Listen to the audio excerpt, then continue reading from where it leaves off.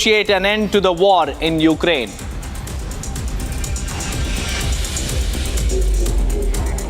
The Supreme Court will hear the petitions filed against the central government's law regarding the appointment of election commissioners.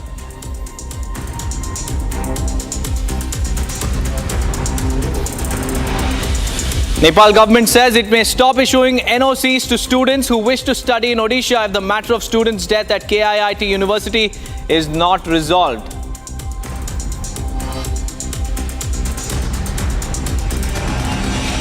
Prime Minister Modi met former UK Prime Minister Rishi Sunak, his wife Akshata and Rajya Sabha MP Sudha Murthy. PM called Sunak great friend of India.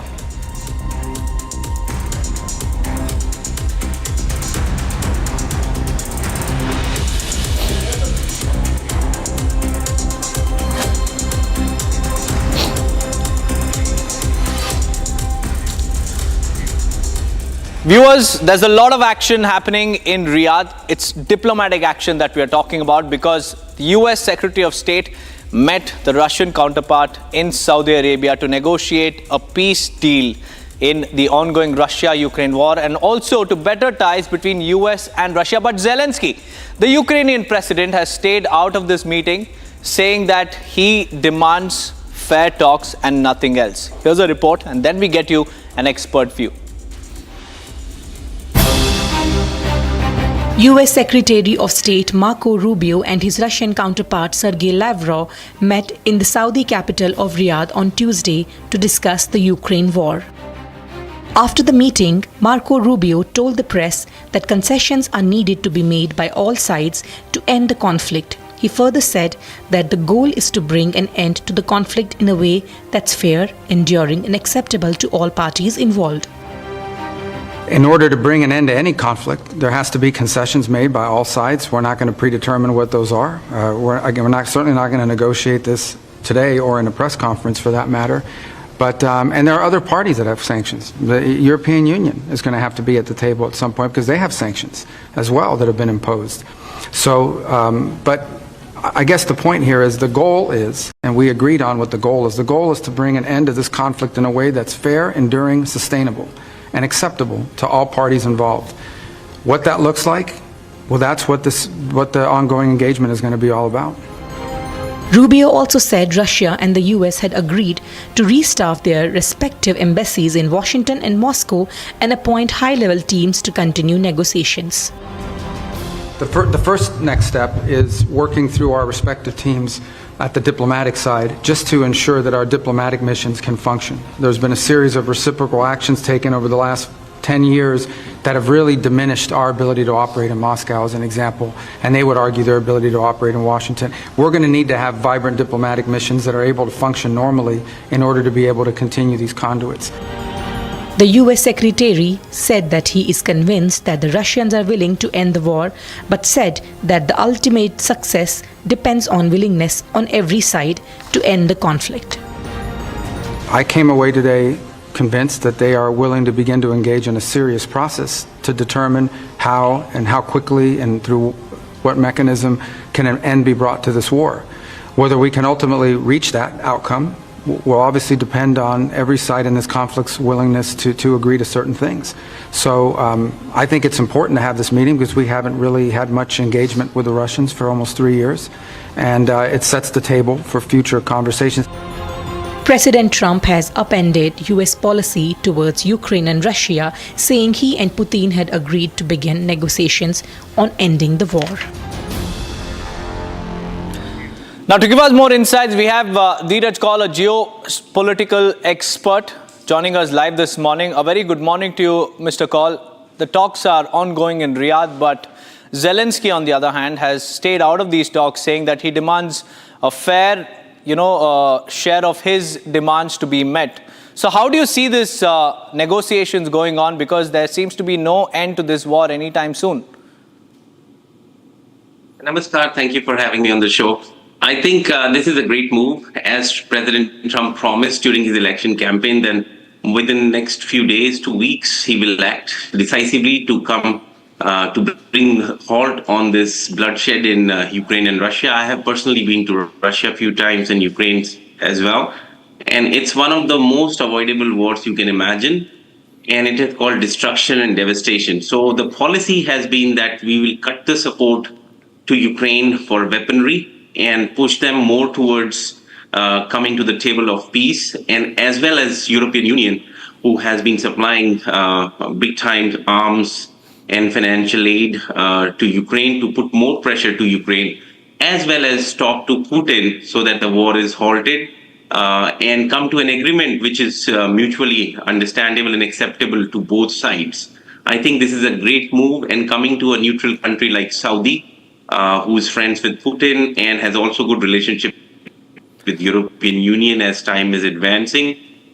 So this could not be better timing and a better location. Also, I think US will be looking forward for some support from India as well for further enhancing the negotiations with Russia as well as Ukraine. So I'm very optimistic that this war will come to a pause, and at some point the reconstruction efforts will be restarted in Ukraine with the aid of European Union and rest of the world. And I think that's the need of the hour, because too many lives, like President said, has been lost on both sides. Mind you, this is Ukraine and Russia is like having a fight between local people. They're same religion, Protestant Christians, same ethnicity, same cultural background, just a little bit of deviation here and there. But there are families which are living, half of them in Russia, half of them in Ukraine. So these are almost similar people. And I think this could not be been asked to be done in a better way than decisively coming to a halt for this war. Well, Mr. Dheeraj Kaul, please stay on with us, because Donald Trump has issued a reaction in the latest saying that Ukraine should be blamed for this entire scenario that has unfolded there. And he's also rejected Zelensky's demand. Let's play that reaction out and then I'll come back to you. Russia wants to do something. They want to stop the savage barbarianism. I mean, what's going on over there? Its soldiers are being killed by the thousands on a weekly basis. It's ridiculous. And they're not American soldiers. They're Russian soldiers, and they're Ukrainian soldiers largely, although a lot of Koreans have been killed, as you know. Quite a bit of them have been killed. They came over to fight, and a large portion have been wiped out. But we want to end it. It's a senseless war. It should have never happened, would have never happened if I was president. Well, coming back to you, Mr. Kaul, now Donald Trump has blamed Ukraine, clearly saying that it is Ukraine that is responsible for the entire war, even though Russia was the one to invade Ukraine.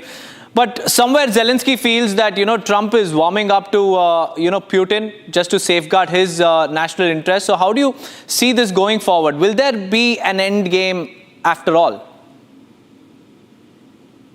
I think to put all the blame on Putin would be a little premature. If you go back and look into the trajectory of this war, it was all about Ukraine trying to be a member of NATO, which Trump has outright rejected as of now, that he doesn't believe that Ukraine needs to be a part of NATO to feel protected. There are different ways and mechanisms by which a country could feel protected. So he does agree and has spoken many times that this war could have been totally prevented if Russia was not, felt to be instigated by West. And do you remember how much energy disruption it had caused to the people of European Union? How expensive the energy became because of the dependency on the Russian gas, as well as for geopolitical changes. So I think there is history will judge, and definitely there will be some blame coming towards the approach of Zelensky, because at the end of the day, as a leader of the nation, you don't want hundreds and hundreds of thousands of your youths to be killed by a preventable war. And I do believe this could have been a preventable war, like President Trump said. And it's one of the most ridiculous wars you could think of. So many young soldiers, young families have been destroyed. The country is almost decimated. Same side with Russia as well. So many young people have died. So I do believe that there is not one-sided blame towards Putin. I think they totally failed in negotiation. Unfortunately, we didn't have a world leader, like Trump to negotiate this. But I do personally believe this war could have been avoided if right steps were taken at the right time. But having said that, do remember that Trump is a very good negotiator, and he's going to negotiate the peace from the both sides, from Russia as well as Ukraine. Now, the next step would be reconstruction efforts in Ukraine, which is highly needed. For that, he has already proposed that for further aid, Ukraine has to put some collateral of rare minerals, which is worth in close to hundreds of billions of dollars, if not trillion, which Ukraine possesses, has to be like mining rights and stuff could be given. So he already is thinking about where the money can come for reconstruction of Ukraine, which will be costing hundreds and hundreds of billions of dollars, and that's a right step towards the progress, because this bloodbath has to end. And I'm very optimistic with the next few weeks, you will see a very decisive move from both sides. Zelensky is already losing support from local leaders as well, if you go dig deep, because even Ukrainian, sane minds and pro-business people, pro-growth people are thinking about how to come to end to this war, how to bring end to this war. And you could not have asked for a better timing. Trump is very well respected by Putin as well when it comes to negotiation, and everybody knows he means business. So we have a very good leverage point here, and like I said, Saudi is in very good relationships with Putin as well as Europe.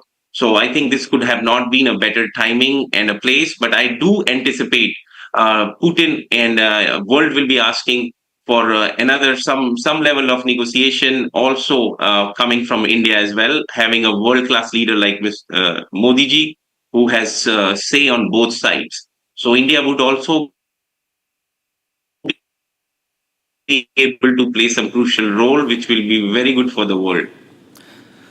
Right, Mr. Kaul, you're optimistic. Donald Trump is optimistic, but it seems like Zelensky is not. We'll have to wait and watch whether or not these talks will bear any fruit going ahead. But many thanks for joining us with all those details. Now let's shift our focus, viewers, to another important issue, another global issue which has made headlines, that is Suchit Balaji's death case. Now, the autopsy report has revealed that it was a case of suicide, but the parents have alleged that there were several inconsistencies, there were allegations of a cover-up, and there were also several lapses that the family alleged. Now, Suchit Balaji's family has dismissed the suicide theory and has sent their son's hair for fresh testing.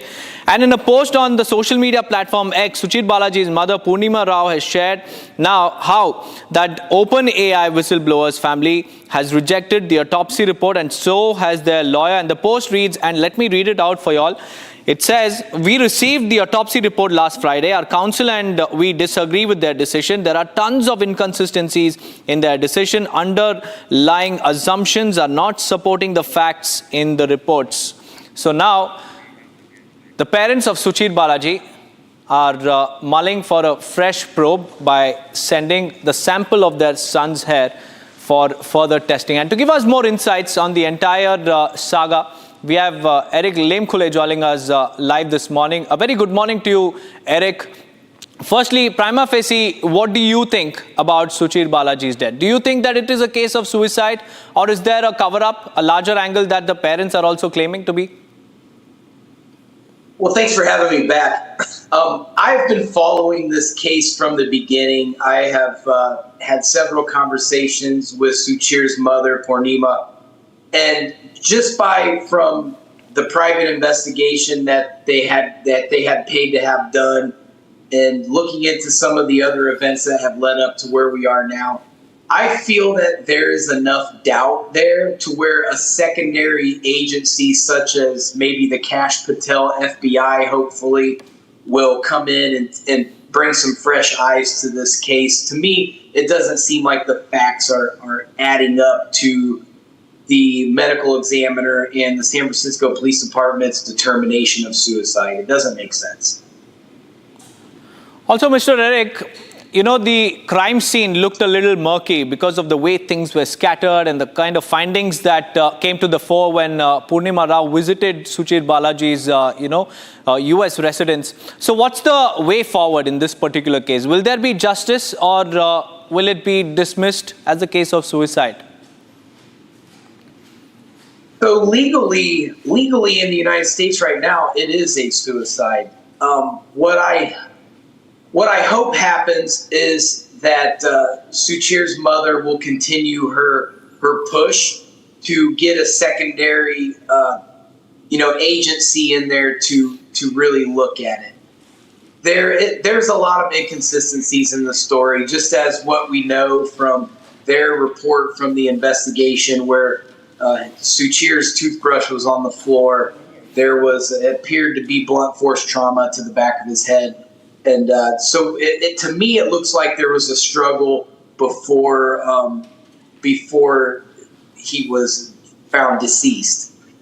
So I think that to at least give Suchir's family some peace of mind, to allow another agency to come in and look at it again and make sure that either they got it right or they got it wrong and they can correct this issue.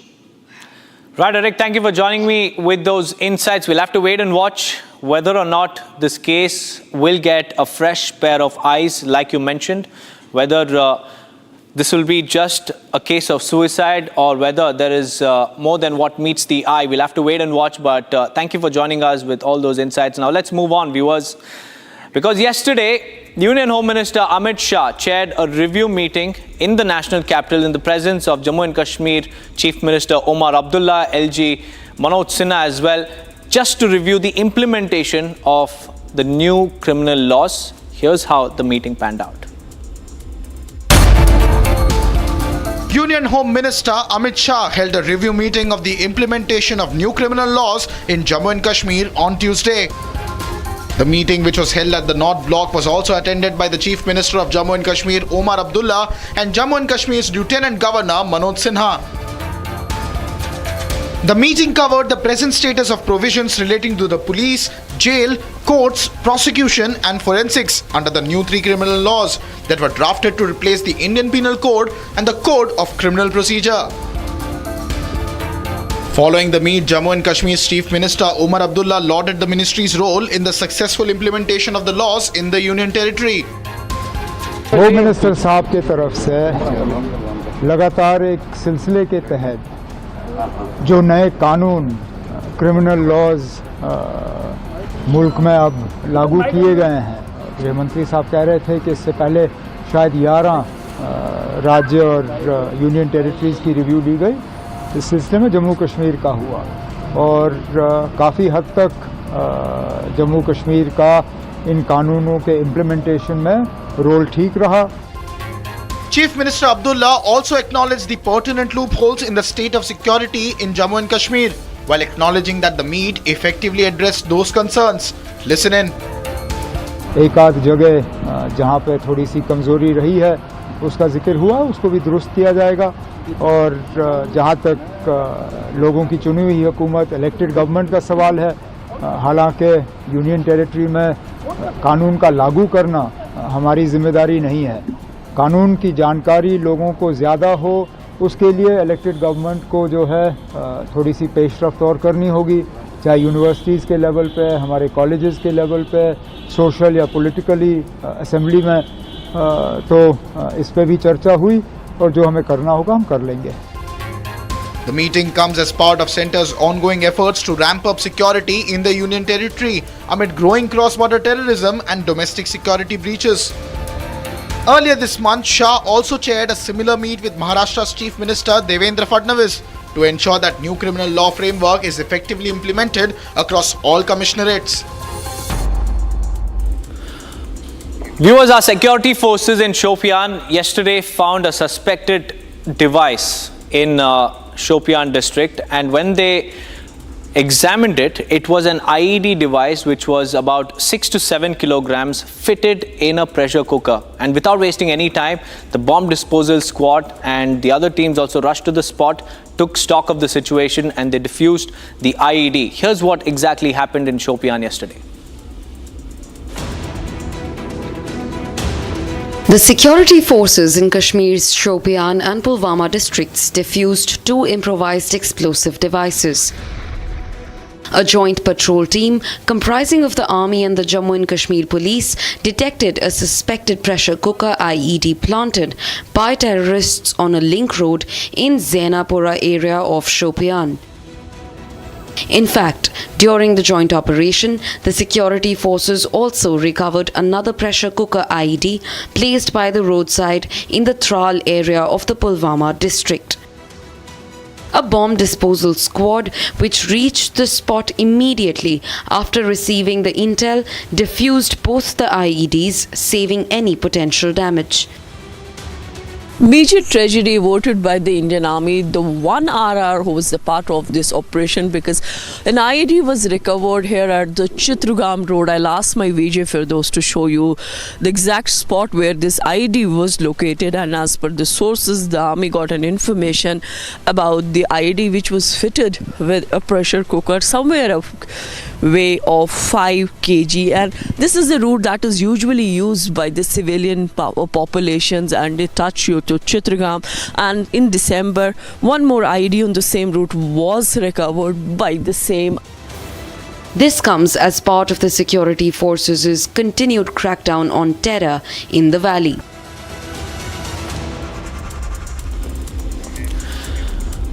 Viewers, KIIT campus or the Kalinga University campus is on the boil, with students now protesting against the death of a 20-year-old Nepali student. There are diplomatic concerns as well over the entire handling of this case by the university. And amidst the investigations, Republic has also accessed details that could be very, very crucial in understanding this case further. Take a look. An alleged suicide of a 20-year-old Nepali girl inside her hostel room in the KIIT campus and the handling of the case has prompted mass anger both in India and Nepal.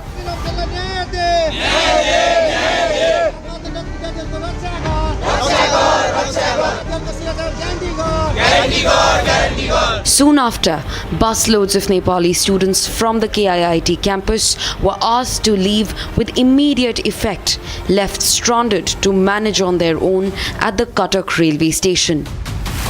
The Prime Minister of Nepal weighed in heavily on the matter, urging the central government to provide full security and assistance to the dispersed students. But what led to the building up of this moment? Republic has exclusive access into what unfolded.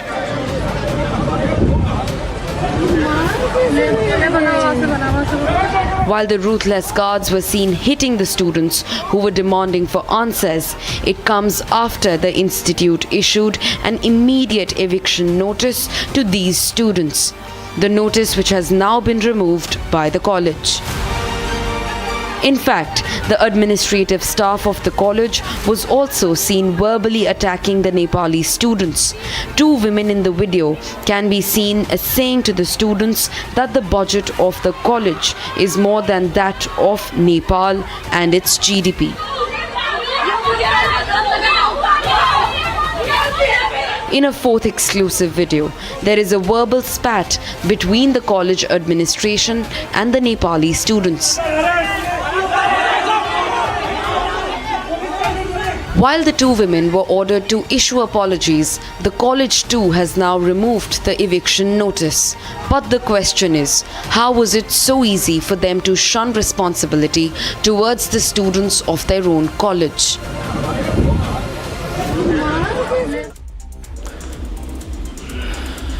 Viewers, the Supreme Court has come down heavily on Ranveer Allahabadiya for his filthy remarks on his on Samay Raina's YouTube show, India's Got Latent. It has called out the filth and the kind of mindset, dirty mindset of Allahabadiya, while also granting him interim protection from arrest in different states. Now, along with that, the Supreme Court has also issued several strict restrictions. That is, he cannot travel abroad, and also no more show business by Ranveer Allahabadiya. Here's the report. In a big blow to Ranveer Allahabadiya, the top court has barred them from posting content on YouTube or any other digital platform until further orders. The Supreme Court of India has ruled that if another FIR is filed on the same allegation, Allahabadiya's arrest will remain stayed. The court has also barred authorities from registering any new FIRs linked to India's Got Latent. This means that Ranveer is protected from multiple FIRs for the same allegations. The court has also permitted Allahabadia to seek police protection in Maharashtra and Assam if he faces any threats during the investigation. In a major restriction, Allahabadia must surrender his passport to the nodal cyber police in Thane and cannot leave the country without prior court permission. With the next hearing scheduled for March 3, the court's restrictions have effectively silenced the YouTuber, at least for now. The next hearing will determine Ranveer Allabadia's fate, whether he gets more relief or faces further restrictions.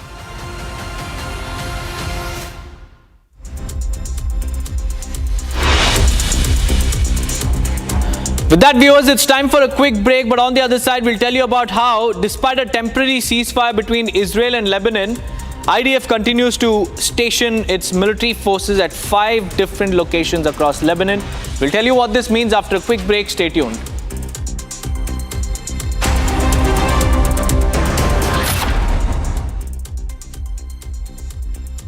इसको घर पे लगाओगे तो शादी का तो पता नहीं, और घर पक्का नहीं टूटेगा। रुंगटा नहीं तो घर स्ट्रॉन्ग नहीं। रुंगटा स्टील TMT बार एकदम सॉलिड। पहाड़ों में एक हाइकिंग शिप भी बन सकती है।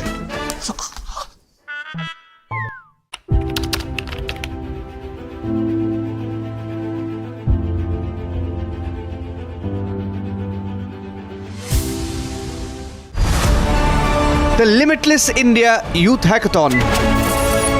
Call for entries. Category 5. Inclusive nation building. If you're under 30 and have a transformative idea to foster unity, drive social cohesion, or reimagine policy for an equitable future, this is your platform. Present your impact-driven idea, and you may earn the opportunity to showcase it before the Honorable Prime Minister of India. Application checklist, statement of purpose, an abstract, pitch deck video or presentation. Application deadline is the 28th of February, the Republic Plenary Summit on the 6th of March. Visit www.summit.republicworld.com or scan to pitch.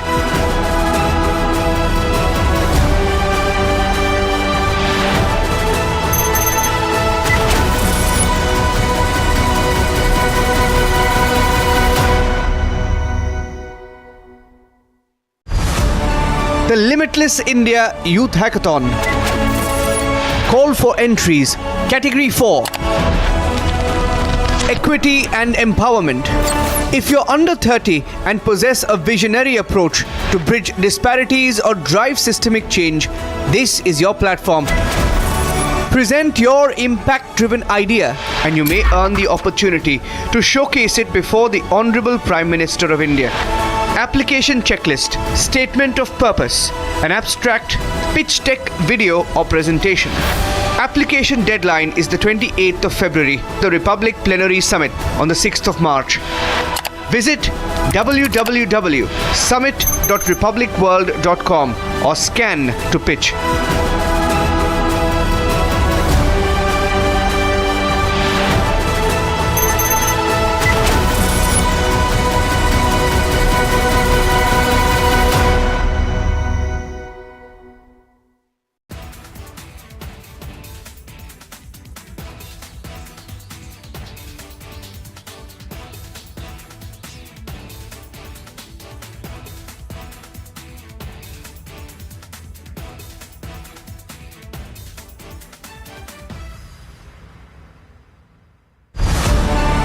The Limitless India Youth Hackathon. Call for entries. Category 1. The Limitless India Youth Hackathon. Call for entries. Category 3. Deep Tech and Semiconductors. Deep Tech, which could be either quantum computing, futuristic materials, genomics, biotech engineering, is what is going to drive India's innovation and change for the next decade. So I'm very excited that Republic Media Network is organizing a hackathon called the Limitless Hackathon for Youth.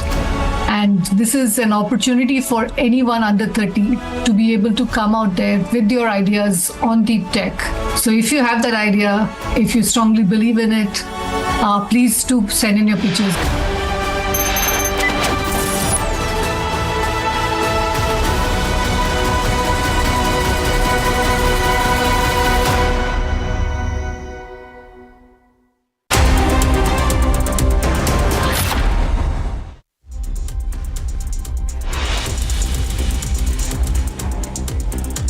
Family of OpenAI whistleblower Suchit Balaji rejects autopsy report, alleges several inconsistencies.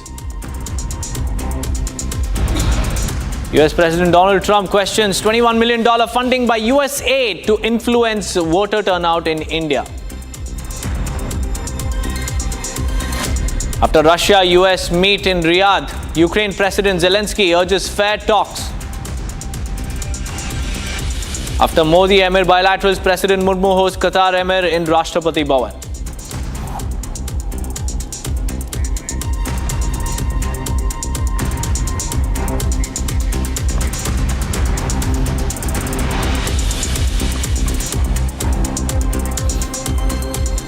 A very good morning, viewers. It's 7:30 and you're watching Republic TV. This segment will get you a roundup of the top international stories, and the first on our list is the Israel and Lebanon confrontations, because as the temporary ceasefire between Israel and Lebanon comes to an end, Israel has come up with a new proposition. That is that the country will be stationing its military forces at 5 spots across Lebanon, whilst the temporary ceasefire was also extended till Tuesday. Lebanon is calling for Israel to vacate immediately, but Israel is unrelenting. Watch this report to know more.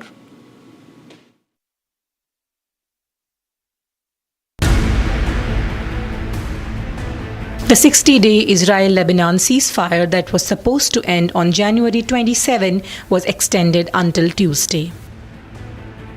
The ceasefire saw an Israeli withdrawal from Lebanon along with Hezbollah, ending their armed presence along the border area. However, Israel said its military will remain in 5 strategic locations across southern Lebanon after Tuesday's deadline. With regard to Lebanon,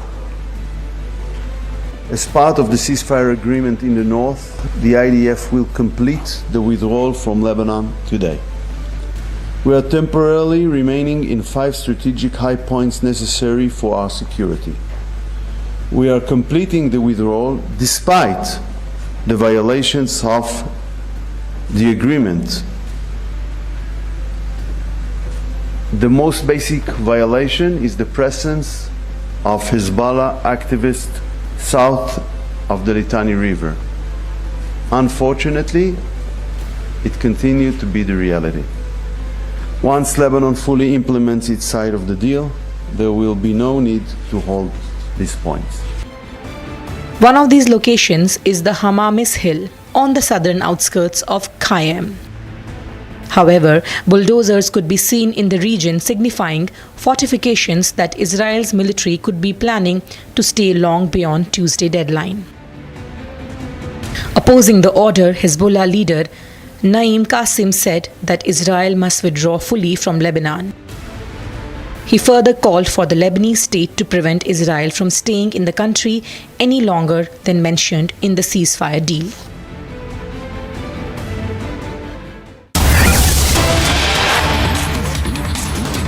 Well, we have some big breaking news coming in. US President Donald Trump blames Ukraine for the Russia-Ukraine war. He says that Ukraine should have never started the war with Russia. Donald Trump pushed back against Ukraine's objections to being excluded from talks between the US and Russia in Riyadh aimed at ending the war in eastern Ukraine. Trump also seemed to suggest that Ukraine was to be blamed for a war that began only after Russia invaded the country. Let's listen in to Donald Trump's reaction.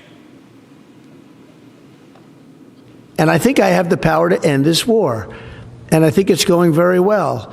But today I heard, oh, well, we weren't invited. Well, you've been there for 3 years. You should have ended it 3 years. You should have never started it. You could have made a deal. I could have made a deal for Ukraine that would have given them almost all of the land, everything, almost all of the land, and no people would have been killed, and no city would have been demolished, and not one dome would have been knocked down. But they chose not to do it that way. And President Biden, in all fairness, he doesn't have a clue. What he was so bad for this. He was so bad, so pathetic, so sad. Now, meanwhile, US Secretary of State Marco Rubio has said that USA and Russia are committed to end the war in Ukraine. And this, he said, after high-level talks with Russian delegation in Riyadh was held. Now, top diplomats from Russia as well as US met at the Saudi capital to end the war in Ukraine. However, there was no Ukrainian delegate present in the meeting. Take a look. US Secretary of State Marco Rubio and his Russian counterpart Sergei Lavrov met in the Saudi capital of Riyadh on Tuesday to discuss the Ukraine war. After the meeting, Marco Rubio told the press that concessions are needed to be made by all sides to end the conflict. He further said that the goal is to bring an end to the conflict in a way that's fair, enduring, and acceptable to all parties involved. In order to bring an end to any conflict, there has to be concessions made by all sides. We're not going to predetermine what those are. We're certainly not going to negotiate this today or in a press conference for that matter. But and there are other parties that have sanctions. The European Union is going to have to be at the table at some point because they have sanctions as well that have been imposed. So, but I guess the point here is the goal is, and we agreed on what the goal is to bring an end to this conflict in a way that's fair, enduring, sustainable, and acceptable to all parties involved. What that looks like, well, that's what the ongoing engagement is going to be all about. Rubio also said Russia and the US had agreed to restaff their respective embassies in Washington and Moscow and appoint high-level teams to continue negotiations. The first next step is working through our respective teams at the diplomatic side just to ensure that our diplomatic missions can function. There's been a series of reciprocal actions taken over the last 10 years that have really diminished our ability to operate in Moscow as an example, and they would argue their ability to operate in Washington. We're going to need to have vibrant diplomatic missions that are able to function normally in order to be able to continue these conduits. The US Secretary said that he is convinced that the Russians are willing to end the war, but said that the ultimate success depends on willingness on every side to end the conflict. I came away today convinced that they are willing to begin to engage in a serious process to determine how and how quickly and through what mechanism can an end be brought to this war. Whether we can ultimately reach that outcome will obviously depend on every side in this conflict's willingness to agree to certain things. So I think it's important to have this meeting because we haven't really had much engagement with the Russians for almost 3 years, and it sets the table for future conversations. President Trump has upended US policy towards Ukraine and Russia, saying he and Putin had agreed to begin negotiations on ending the war. Viewers, amidst a crackdown on illegal immigrants in the United States, Costa Rica has announced that it will accept illegal migrants being deported from the US who are nationals of other countries following similar agreements by Panama and Guatemala as well. The first group, consisting of 200 migrants from Central Asia and India, is set to arrive on a commercial flight from the US on Wednesday. Take a look. With Trump administration deporting illegal immigrants, Central American country Costa Rica has agreed to serve a bridge to repatriate illegal immigrants in the US, including from India and Central Asia. According to a statement by Costa Rican president on Wednesday, the statement says it has agreed to collaborate with the United States in the repatriation of 200 illegal immigrants to their country. The first group of 200 migrants will arrive at the Juan Santa Maria International Airport on a commercial flight. Then these immigrants will be transferred to a temporary migrant care facility in Costa Rica before repatriation to their countries of origin. The US-funded repatriation is being supervised by the International Organization for Migration, which will oversee the migrants' care during their stay in the country. This comes days after Prime Minister Narendra Modi's visit to the US, where he met President Donald Trump to discuss key bilateral issues including immigration. 3 batches comprising a total 332 Indians have already been sent back to India amid an intensified crackdown by the Trump administration against illegal immigrants.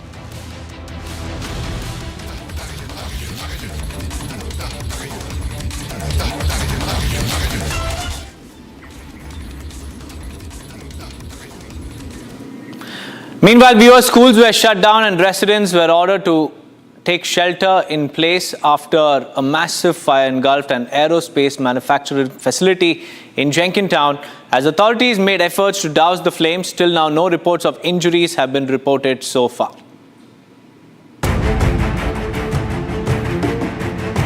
A massive fire struck an aerospace manufacturer's facility in a town north of Philadelphia. Fire was so dense that only plumes of smoke and a huge fire was visible at the site. The fire broke out at SPS Technologies in Jenkintown, which is a developer, manufacturer and global supplier of a line of aerospace fasteners and precision components. Soon after the incident, the building was evacuated with no injuries reported. The fire was so massive that schools were shut down and residents were ordered to shelter in place until the fire was under control. Transportation services were also suspended on 3 regional rail lines. As authorities make all efforts to douse the fire, the cause of the fire remains unknown.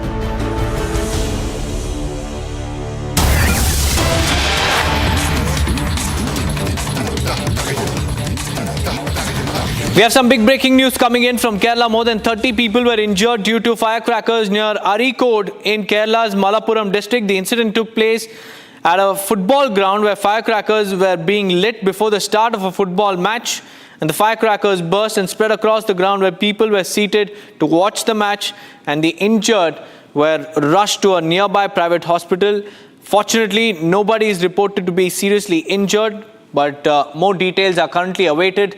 But these are the visuals that we have accessed. Look at the crowd there running for their lives after a mishap during the start of this football match. Ashwin is joining us on the phone line. Ashwin, tell us about what exactly happened in Arikode before the start of a football match. How did it all happen? Deepak, at around 8:30 p.m. Before the football match of the 7th match that was to be scheduled, the finals that was scheduled in Arikode, before it began, the celebration, there was a fireworks celebration that was set. Unfortunately, the fireworks were not kept properly, and because of which these fireworks went in the direction of the large crowd which is sitting in the gallery, and that led to injury of at least 22 people is what we're getting the latest information, and no serious injuries are being reported, but the crowd had a lot of children as well. There were about 500 people who had come to see the match, the final match that was going on, the local match that was going on in Malappuram.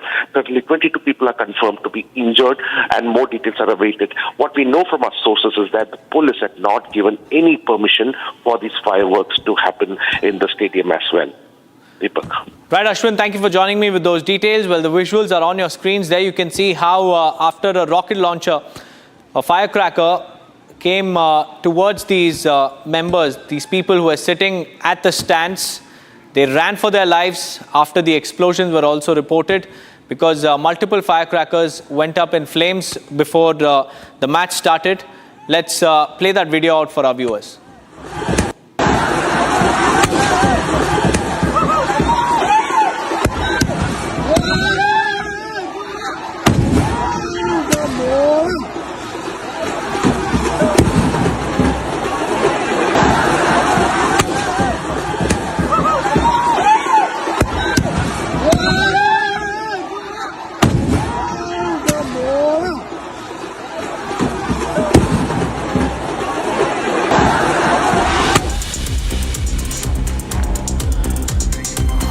With that, viewers, it's time for a quick break. But on the other side, we'll tell you more about how foreign institutional investors have recorded a net buying of 4,787 crore rupees after continuous selling. Stay tuned.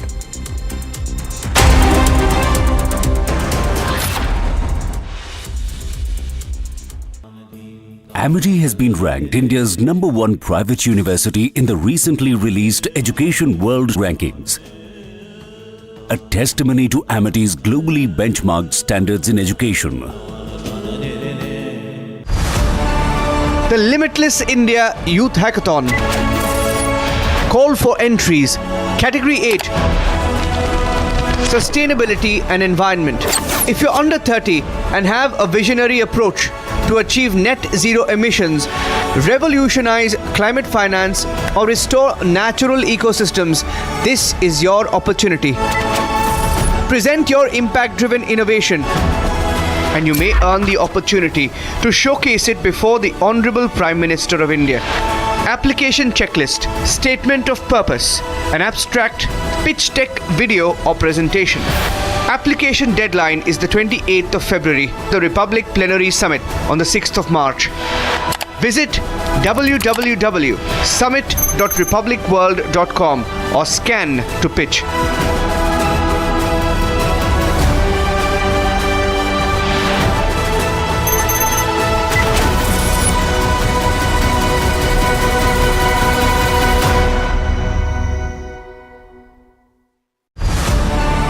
The Limitless India Youth Hackathon. Call for entries. Category 2. Reclaiming history, culture and tradition. If you're under 30 and you have a compelling vision to redefine narratives, restore heritage and advance civilizational thought, this is your platform. Pitch your groundbreaking perspective and you may earn the opportunity to showcase it before the Honorable Prime Minister of India. Application checklist, statement of purpose, an abstract, pitch deck video or presentation. Application deadline is the 28th of February, the Republic Plenary Summit on the 6th of March. Visit www.summit.republicworld.com or scan to pitch.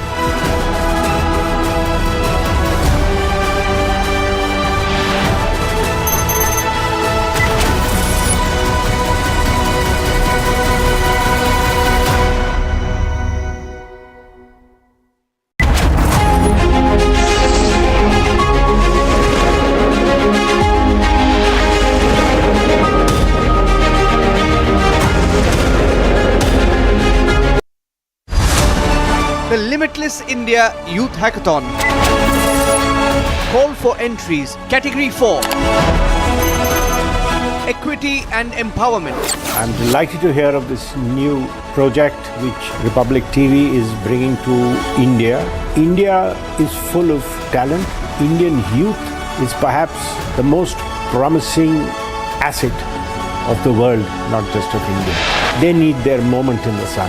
They need to be recognized. They need to be identified, and yes, they need to be praised. And I'm sure that this event organized by Republic will do all three for the younger generation.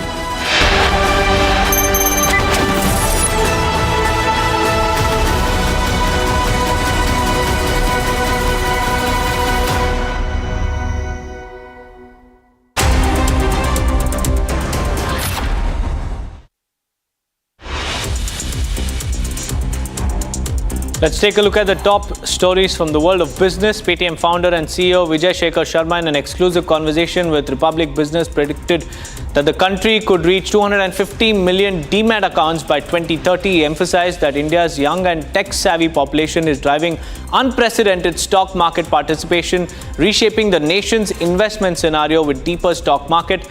Sharma spoke to Republic Business on the sidelines of the India-Qatar Business Forum on Tuesday. After several sessions of continuous selling, foreign institutional investors recorded net buying on Tuesday, according to the data obtained from the BSE in the secondary market. FIIs bounced back with a positive net figure of 4,787 crore rupees, while domestic institutional investors also showed an uptick of 3,072 crore rupees. Tesla started hiring in India, signaling its potential entry into the Indian market. The electric vehicle giant posted job openings for 13 roles, including customer service and operational positions, on LinkedIn. Of these, 5 positions are based in both Mumbai and Delhi. The remaining roles are focused on Mumbai. This came days after its CEO Elon Musk met with Prime Minister Narendra Modi in the United States.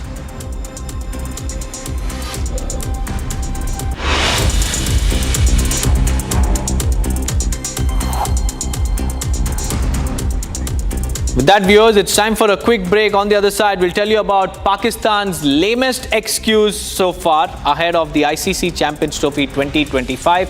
Stay tuned.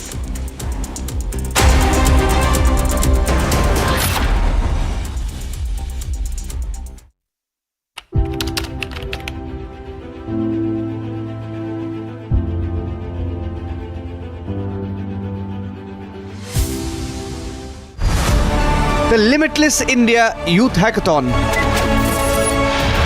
Call for entries. Category 9, AI and Machine Learning.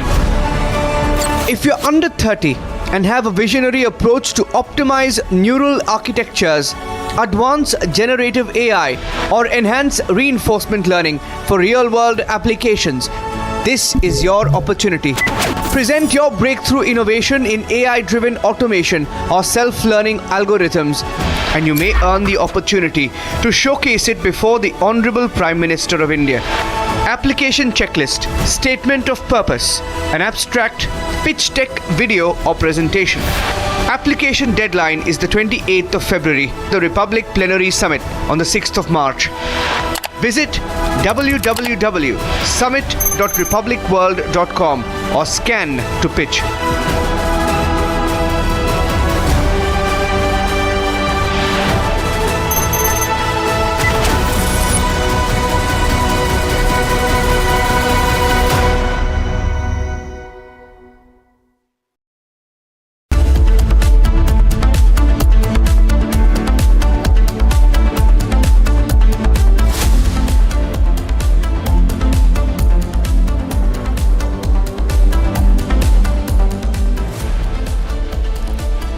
Good evening, ladies and gentlemen.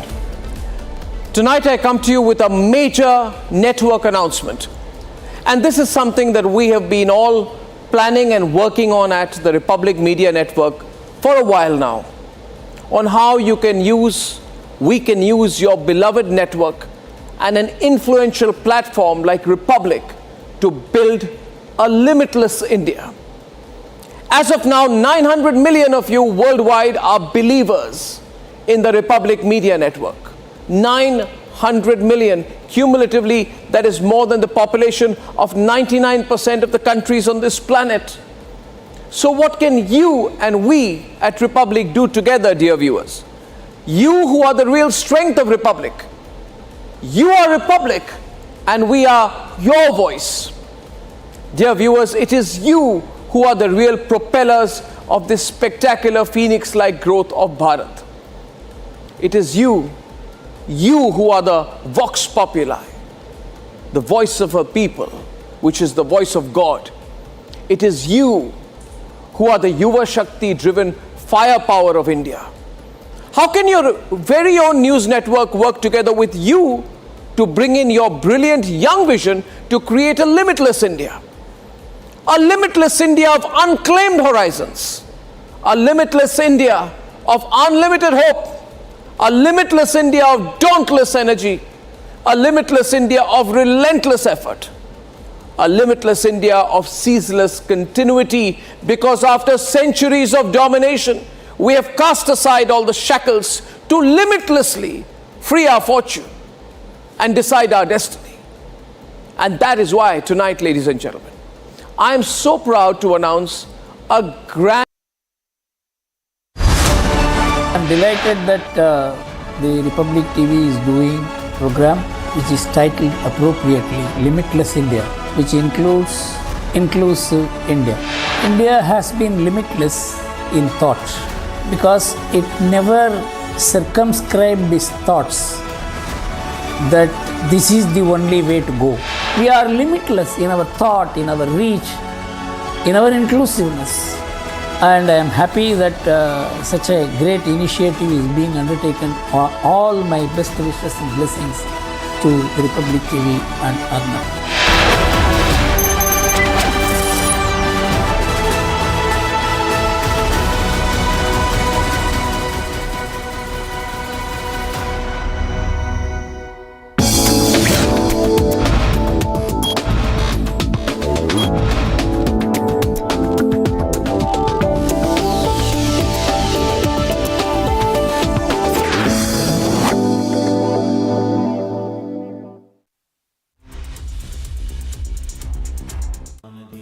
Amity has been ranked India's #1 private university in the recently released Education World Rankings, a testimony to Amity's globally benchmarked standards in education. The Limitless India Youth Hackathon. Call for entries. Category 1. Science, Technology and Space. If you're under 30 and possess a visionary concept to catalyze the next era of technological and scientific evolution, this is your stage. Present your trailblazing innovation, and you may earn the opportunity to showcase it before the Honorable Prime Minister of India. Application checklist, statement of purpose, an abstract, pitch deck video or presentation. Application deadline is the 28th of February, the Republic Plenary Summit on the 6th of March. Visit www.summit.republicworld.com or scan to pitch.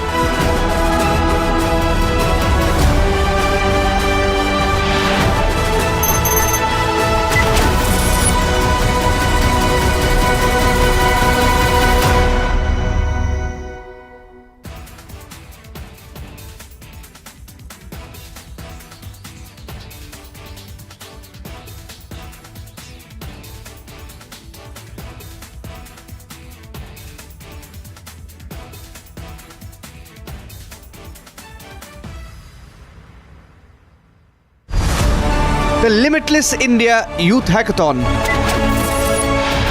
Call for entries. Category 9. AI and Machine Learning. If you're under 30 and have a visionary approach to optimize neural architectures, advance generative AI, or enhance reinforcement learning for real-world applications, this is your opportunity. Present your breakthrough innovation in AI-driven automation or self-learning algorithms, and you may earn the opportunity to showcase it before the Honorable Prime Minister of India. Application checklist, statement of purpose, an abstract, pitch deck video or presentation. Application deadline is the 28th of February, the Republic Plenary Summit on the 6th of March. Visit www.summit.republicworld.com or scan to pitch.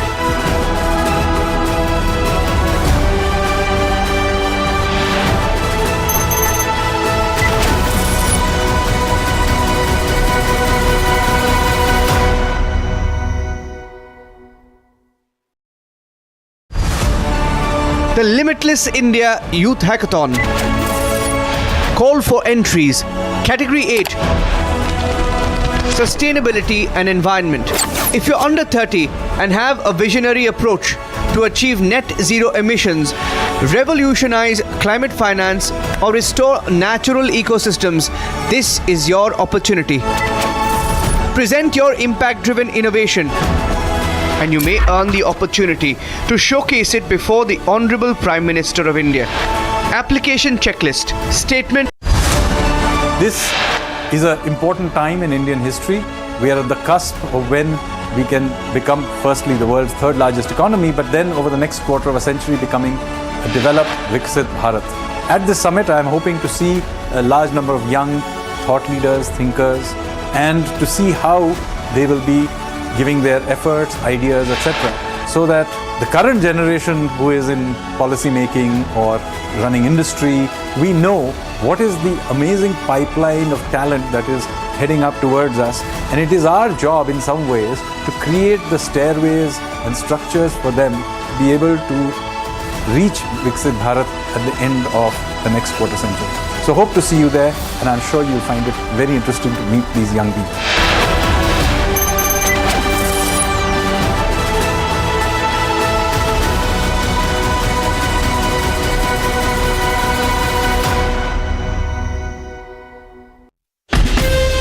From Asia's largest news headquarters, setting the agenda for Bharat.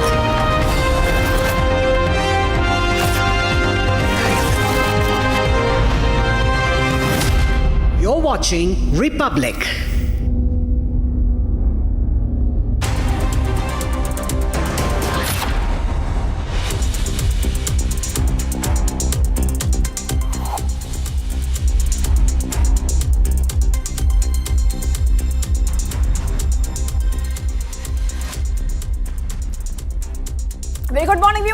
morning. I'm Shivangi Shukla, getting you the latest coming in. And we're counting down to the oath-taking ceremony. Who will be the Delhi CM? Well, that is still a suspense for our viewers. But there will be a meeting which will be taking place today of the BJP legislature meeting, and they will be selecting the leader of the house in that meeting. So we will be waiting for that, and the suspense on who the Delhi CM will be ending hopefully very soon. We'll get to all the details, everything you need to know, but as usual, the headlines coming in. Let's get started.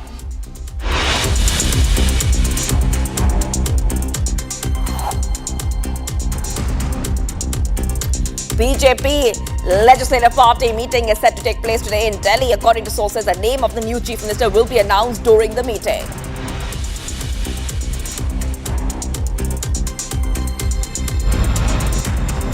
The top diplomats from Russia and the US met in Saudi Arabia to discuss ways to improve ties between the two countries and negotiate an end to the war in Ukraine.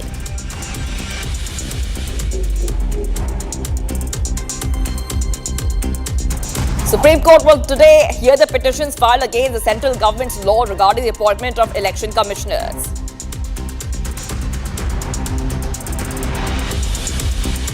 Nepal government says it may stop issuing NOCs to students who wish to study in Odisha if the matter of students' death at KIIT University is not resolved.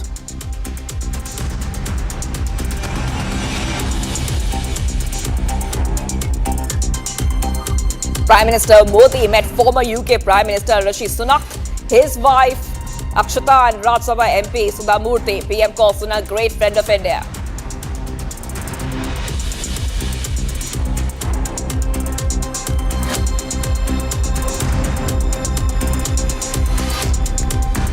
The big breaking news coming in right now. Special Boxco court in Kolkata Tuesday sentenced a man guilty of rape and attempted murder of a 7-month-old child in North Kolkata to death by hanging. The Protection of Children from Sexual Offences Act, Boxco Court, had on Monday convicted the man of kidnapping, rape and attempt to murder of a toddler from city's Bartola area within 75 days of his arrest. The convict, Rajiv Ghosh, was found guilty by under Section 65(2), 144, 137(2) and 118 of the Bharatiya Nyaya Sanhita and Section 6 of the POXO Act.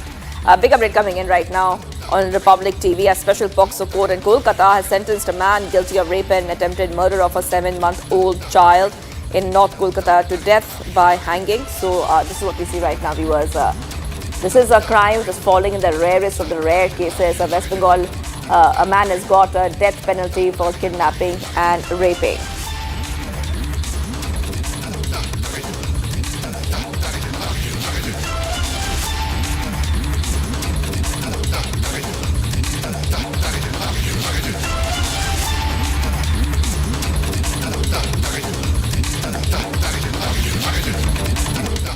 In a crucial step towards strengthening law enforcement in Jammu and Kashmir, Union Home Minister Amit Shah chaired a high-level review meeting in New Delhi on Tuesday. The focus was ensuring the seamless implementation of the newly enacted criminal laws in Jammu and Kashmir. The meeting saw the presence of Jammu and Kashmir Chief Minister Omar Abdullah and Lieutenant Governor Manoj Sinha along with top security and legal officials. Watch a report to know more on this. Union Home Minister Amit Shah held a review meeting of the implementation of new criminal laws in Jammu and Kashmir on Tuesday. The meeting, which was held at the North Block, was also attended by the Chief Minister of Jammu and Kashmir Omar Abdullah and Jammu and Kashmir's Lieutenant Governor Manoj Sinha. The meeting covered the present status of provisions relating to the police, jail, courts, prosecution and forensics under the new 3 criminal laws that were drafted to replace the Indian Penal Code and the Code of Criminal Procedure. Following the meet, Jammu and Kashmir's Chief Minister Omar Abdullah lauded the ministry's role in the successful implementation of the laws in the Union Territory. Home minister साहब के तरफ से लगातार एक सिलसिले के तहत जो नए कानून क्रिमिनल लॉज मुल्क में अब लागू किए गए हैं, गृह मंत्री साहब कह रहे थे कि इससे पहले शायद 11 राज्य और यूनियन टेरिटरीज की रिव्यू ली गई। इस सिलसिले में जम्मू कश्मीर का हुआ और काफ़ी हद तक जम्मू कश्मीर का इन कानूनों के इम्प्लीमेंटेशन में रोल ठीक रहा। Chief Minister Abdullah also acknowledged the pertinent loopholes in the state of security in Jammu and Kashmir, while acknowledging that the meet effectively addressed those concerns. Listen in. एक आध जगह जहां पे थोड़ी सी कमजोरी रही है उसका जिक्र हुआ, उसको भी दुरुस्त किया जाएगा और जहां तक लोगों की चुनी हुई हुकूमत इलेक्टेड गवर्नमेंट का सवाल है, हालांकि यूनियन टेरिटरी में कानून का लागू करना हमारी जिम्मेदारी नहीं है। कानून की जानकारी लोगों को ज़्यादा हो उसके लिए इलेक्टेड गवर्नमेंट को जो है थोड़ी सी पेशरफ्त और करनी होगी, चाहे यूनिवर्सिटीज़ के लेवल पे, हमारे कॉलेजेस के लेवल पे, सोशल या पॉलिटिकली असेंबली में, तो इस पे भी चर्चा हुई और जो हमें करना होगा हम कर लेंगे। The meeting comes as part of Centre's ongoing efforts to ramp up security in the Union Territory amid growing cross-border terrorism and domestic security breaches.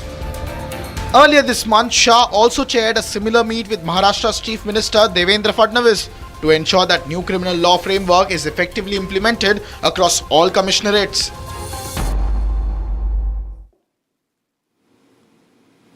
And viewers, just yesterday, security forces were prompted about an improvised explosive device in South Kashmir's Shopian district. The IED, weighing approximately 6 to 7 kilograms, was placed inside a pressure cooker. The bomb disposal squad, acting swiftly, reached to the spot and bomb was successfully defused. Take a look at this report for more.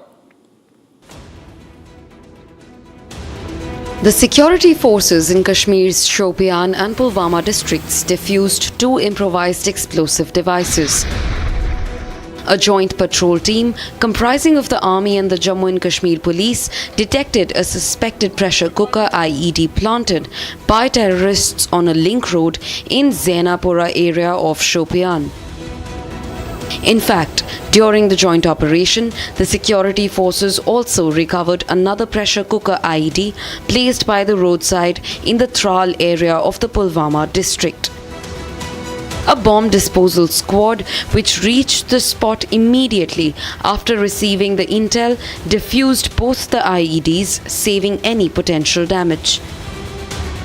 Major tragedy averted by the Indian Army, the one RR who was a part of this operation, because an IED was recovered here at the Chitragam road. I'll ask my VJ Firdaus to show you the exact spot where this IED was located, and as per the sources, the Army got an information about the IED which was fitted with a pressure cooker somewhere way of 5 kg, and this is the route that is usually used by the civilian populations, and they touch you to Chitragam. And in December, one more IED on the same route was recovered by the same. This comes as part of the security forces' continued crackdown on terror in the valley. The horrific case of a 20-year-old Nepali girl's suicide at KIIT has prompted widespread protest, diplomatic concerns and scrutiny of the university's handling of harassment complaints. While the investigation are ongoing, the public has accessed some exclusive details of incidents that are crucial to understanding the case. Take a look at this report for more. An alleged suicide of a 20-year-old Nepali girl inside her hostel room in the KIIT campus and the handling of the case has prompted mass anger both in India and Nepal.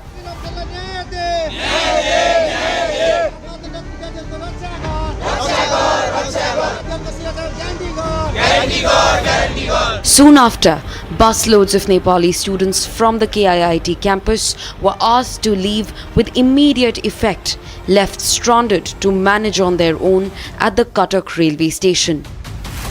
The Prime Minister of Nepal weighed in heavily on the matter, urging the central government to provide full security and assistance to the dispersed students. But what led to the building up of this moment? Republic has exclusive access into what unfolded.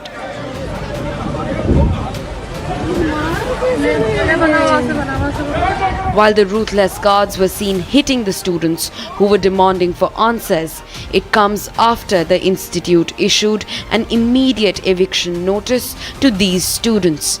The notice which has now been removed by the college. In fact, the administrative staff of the college was also seen verbally attacking the Nepali students. Two women in the video can be seen as saying to the students that the budget of the college is more than that of Nepal and its GDP.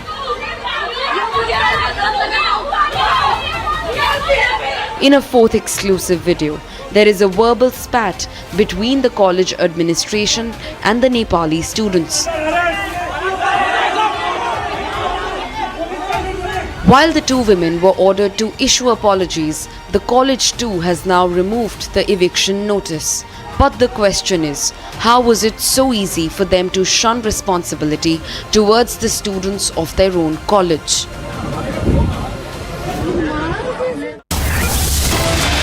News coming in, viewers. The Karnataka CM, Mr. Ramaiah, has stated that a caste census report was conducted scientifically and that his government will definitely implement it, leaving no room for doubt. Speaking at a pre-budget meeting at Vidhan Sauda, the Chief Minister responded when there was unanimous demand for implementing this caste census. Siddaramaiah showed our government is in favor of the caste census. We have accepted the caste census report and it will certainly be implemented in the coming days. So this is what we see right now, viewers. The goal is to uplift poor and backwards. This is what the Karnataka CM is saying. And he has gone ahead and reacted to the caste census implementation. We'll try to go across to my colleague Abhishek on this story from Bengaluru. But this is coming in as we put a focus in Karnataka. This is on the caste census report was conducted scientifically and that is his government will definitely implement, leaving no room for doubt. I want to go ahead to my colleague who's going to talk about us about the caste census and what we can expect next. Let's go across to Abhishek, who's joining us live right now. Abhishek, now Siddaramaiah says his government is committed to implementing the caste census report. If you could take our viewers to the latest coming in, and what does this report really say? Do we have the highlights of this report?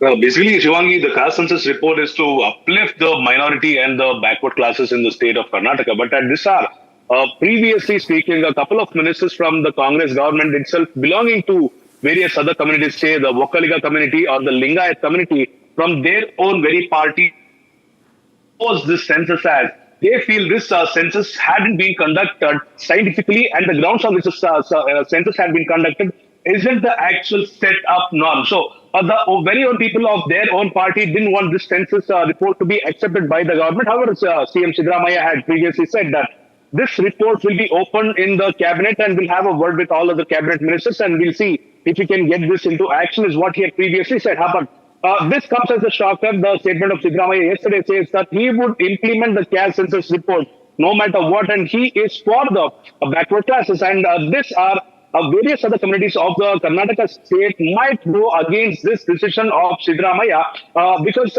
various other communities and sects from several years and months have been complaining that the scientific norms haven't been followed yet as of now.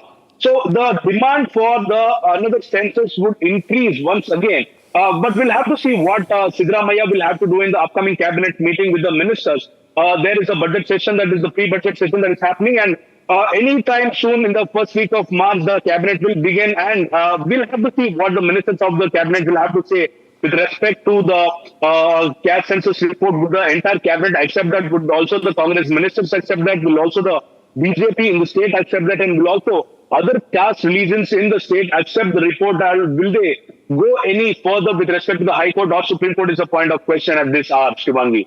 Okay, I'll come back to you on this shortly, Abhishek. We'll be back on the story. We'll track all the stories coming in from Karnataka. We're going to move ahead right now, viewers, to some of the other stories we're tracking. A massive crowd, surging chaos, and a very, very overwhelmed railway system. Patna Junction is struggling to manage the unprecedented rush of passengers heading to the Mahakumbh. With ticketless travelers adding to the congestion, regular commuters are finding it nearly impossible to board trains. Authorities are struggling to control the chaos and manage the railway junction. Watch a report to know more on this.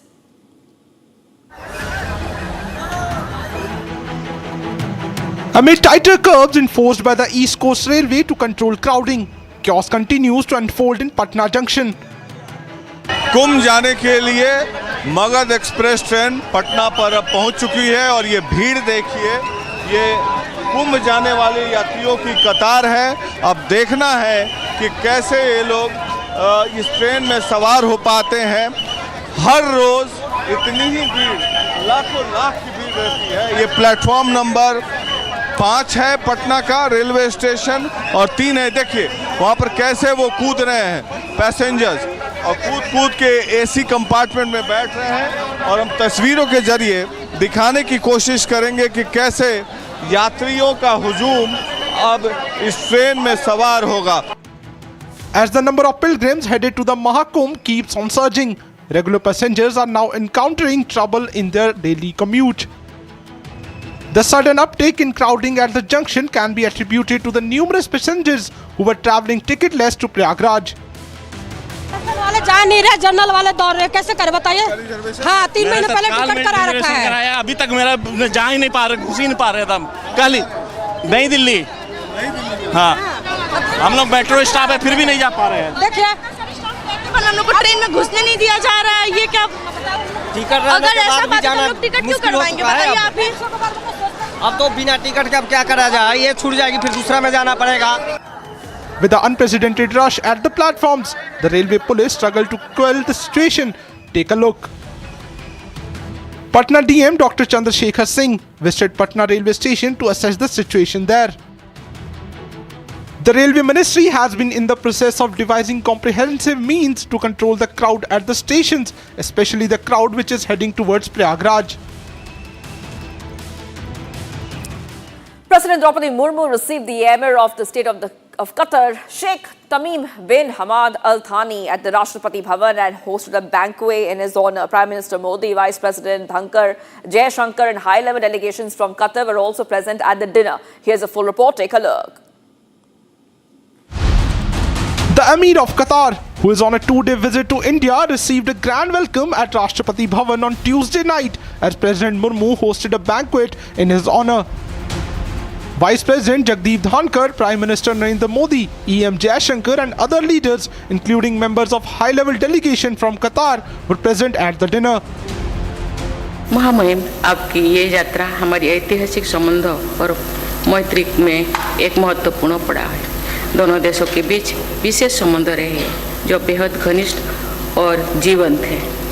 पारंपरिक जोलियानों, जिन्हें ढो के रूप में जाना जाता है, न परंपराएं, वस्तुएं, विचारों और सांस्कृतिक नीतियों के आदान प्रदान द्वारा सदियों से दोनों देशों को आपस में जोड़े रखा है।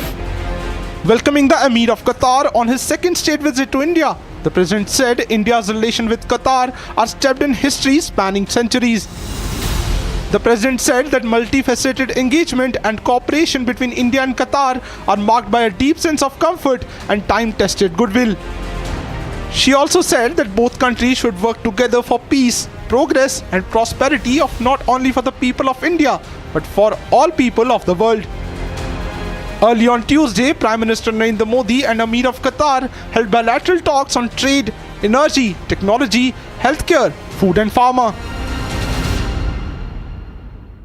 And viewers, the big story which we are tracking as well is the Supreme Court granted interim relief to controversial YouTuber Ranveer Alabadia. However, some conditions come with that interim relief. Here's a report. Take a look as we track the India's Got Latent controversy. In a big blow to Ranveer Alabadia, the top court has barred them from posting content on YouTube or any other digital platform until further orders. The Supreme Court of India has ruled that if another FIR is filed on the same allegation, Alabadia's arrest will remain stayed. The court has also barred authorities from registering any new FIRs linked to India's Got Latent. This means that Ranveer is protected from multiple FIRs for the same allegations. The court has also permitted Alabadia to seek police protection in Maharashtra and Assam if he faces any threats during the investigation. In a major restriction, Alabadia must surrender his passport to the nodal cyber police in Thane and cannot leave the country without prior court permission. With the next hearing scheduled for March 3, the court's restrictions have effectively silenced the YouTuber, at least for now. The next hearing will determine Ranveer Alabadia's fate, whether he gets more relief or faces further restrictions.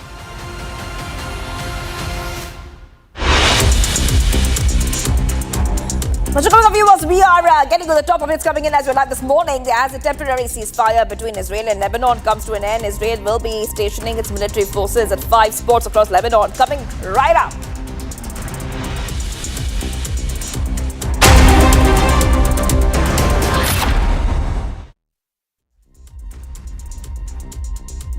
इसको घर पे लगाओगे तो शादी का तो पता नहीं, पर घर पक्का नहीं टूटेगा। रुंगटा नहीं तो घर स्ट्रॉन्ग नहीं। रुंगटा स्टील TMT बार एकदम सॉलिड। पहाड़ों में एक हाइकिंग शिप भी बन सकती है।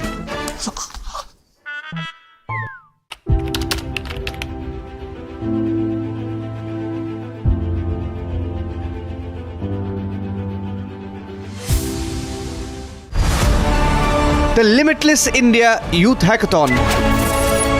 Call for entries. Category 2. Reclaiming history, culture and tradition. If you're under 30 and you have a compelling vision to redefine narratives, restore heritage and advance civilizational thought, this is your platform. Pitch your groundbreaking perspective and you may earn the opportunity to showcase it before the Honorable Prime Minister of India. Application checklist, statement of purpose, an abstract, pitch deck, video or presentation. Application deadline is the 28th of February, the Republic Plenary Summit on the 6th of March. Visit www.summit.republicworld.com or scan to pitch.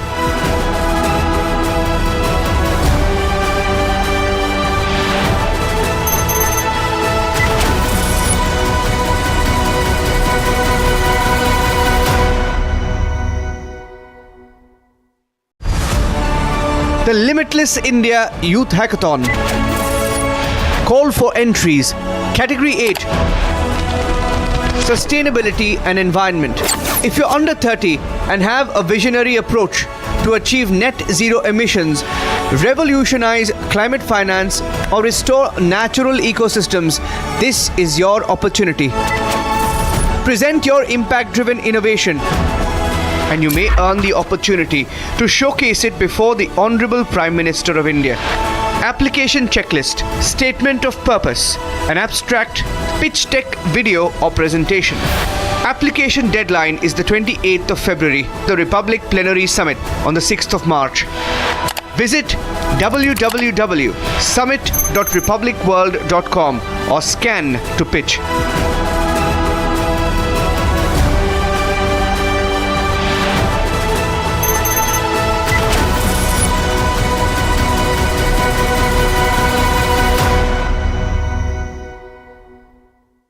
Hi there, we are proud to announce Republic Plenary 2025, a gigantic thought leadership summit for the youth. The theme this year is Limitless India, and you, the youngsters, have an opportunity to be part of the initiative.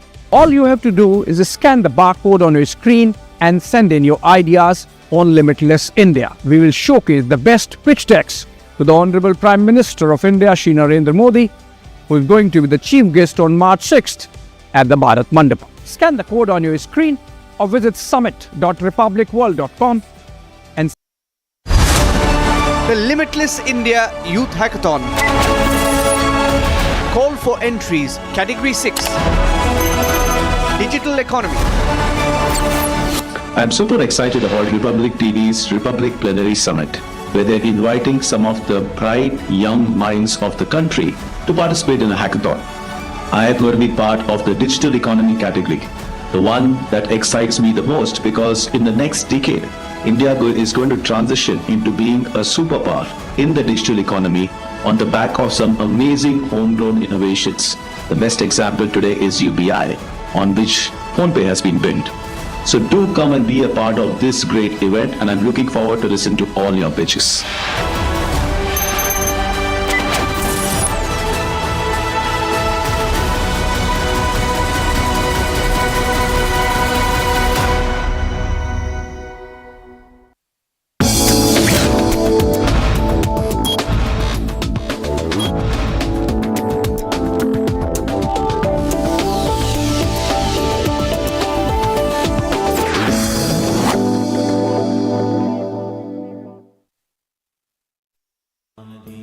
Amity has been ranked India's #1 private university in the recently released Education World Rankings, a testimony to Amity's globally benchmarked standards in education.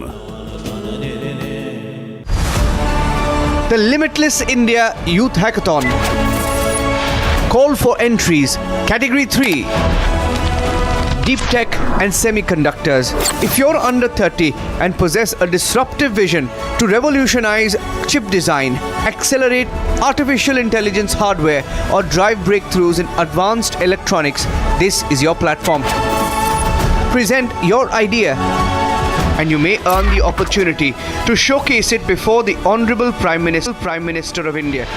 Application checklist, statement of purpose, an abstract, pitch deck video or presentation.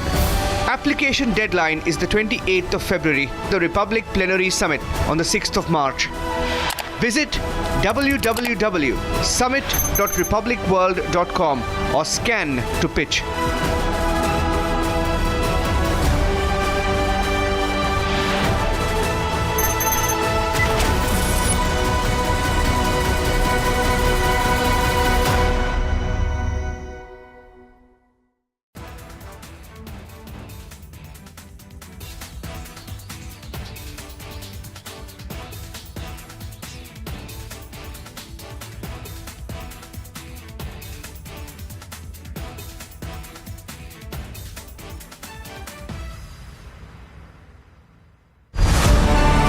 The Limitless India Youth Hackathon.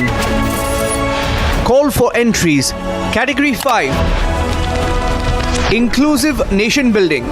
If you're under 30 and have a transformative idea to foster unity, drive social cohesion, or reimagine policy for an equitable future, this is your platform. Present your impact-driven idea and you may earn the opportunity to showcase it before the Honorable Prime Minister of India.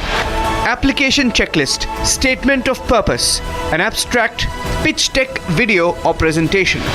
Application deadline is the 28th of February, the Republic Plenary Summit on the 6th of March.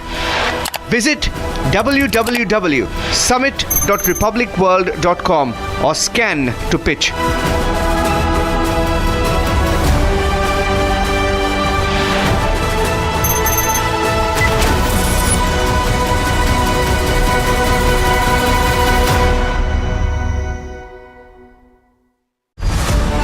The Limitless India Youth.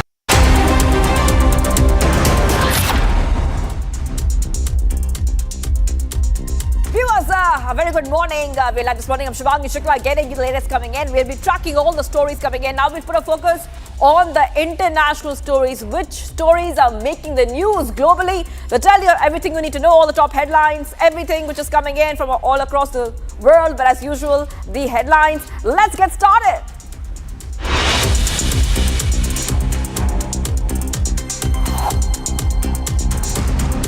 Family of OpenAI whistleblower Suchi Balaji rejects autopsy report, alleges several inconsistencies. US President Donald Trump questions $21 million funding by USA to influence voter turnout in India.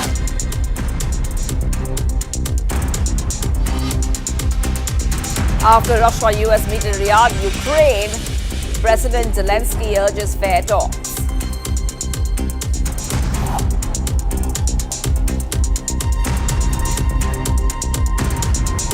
After Modi, Emir bilaterals, President Murmu hosts Qatar, Emir in Rashtrapati Bhavan.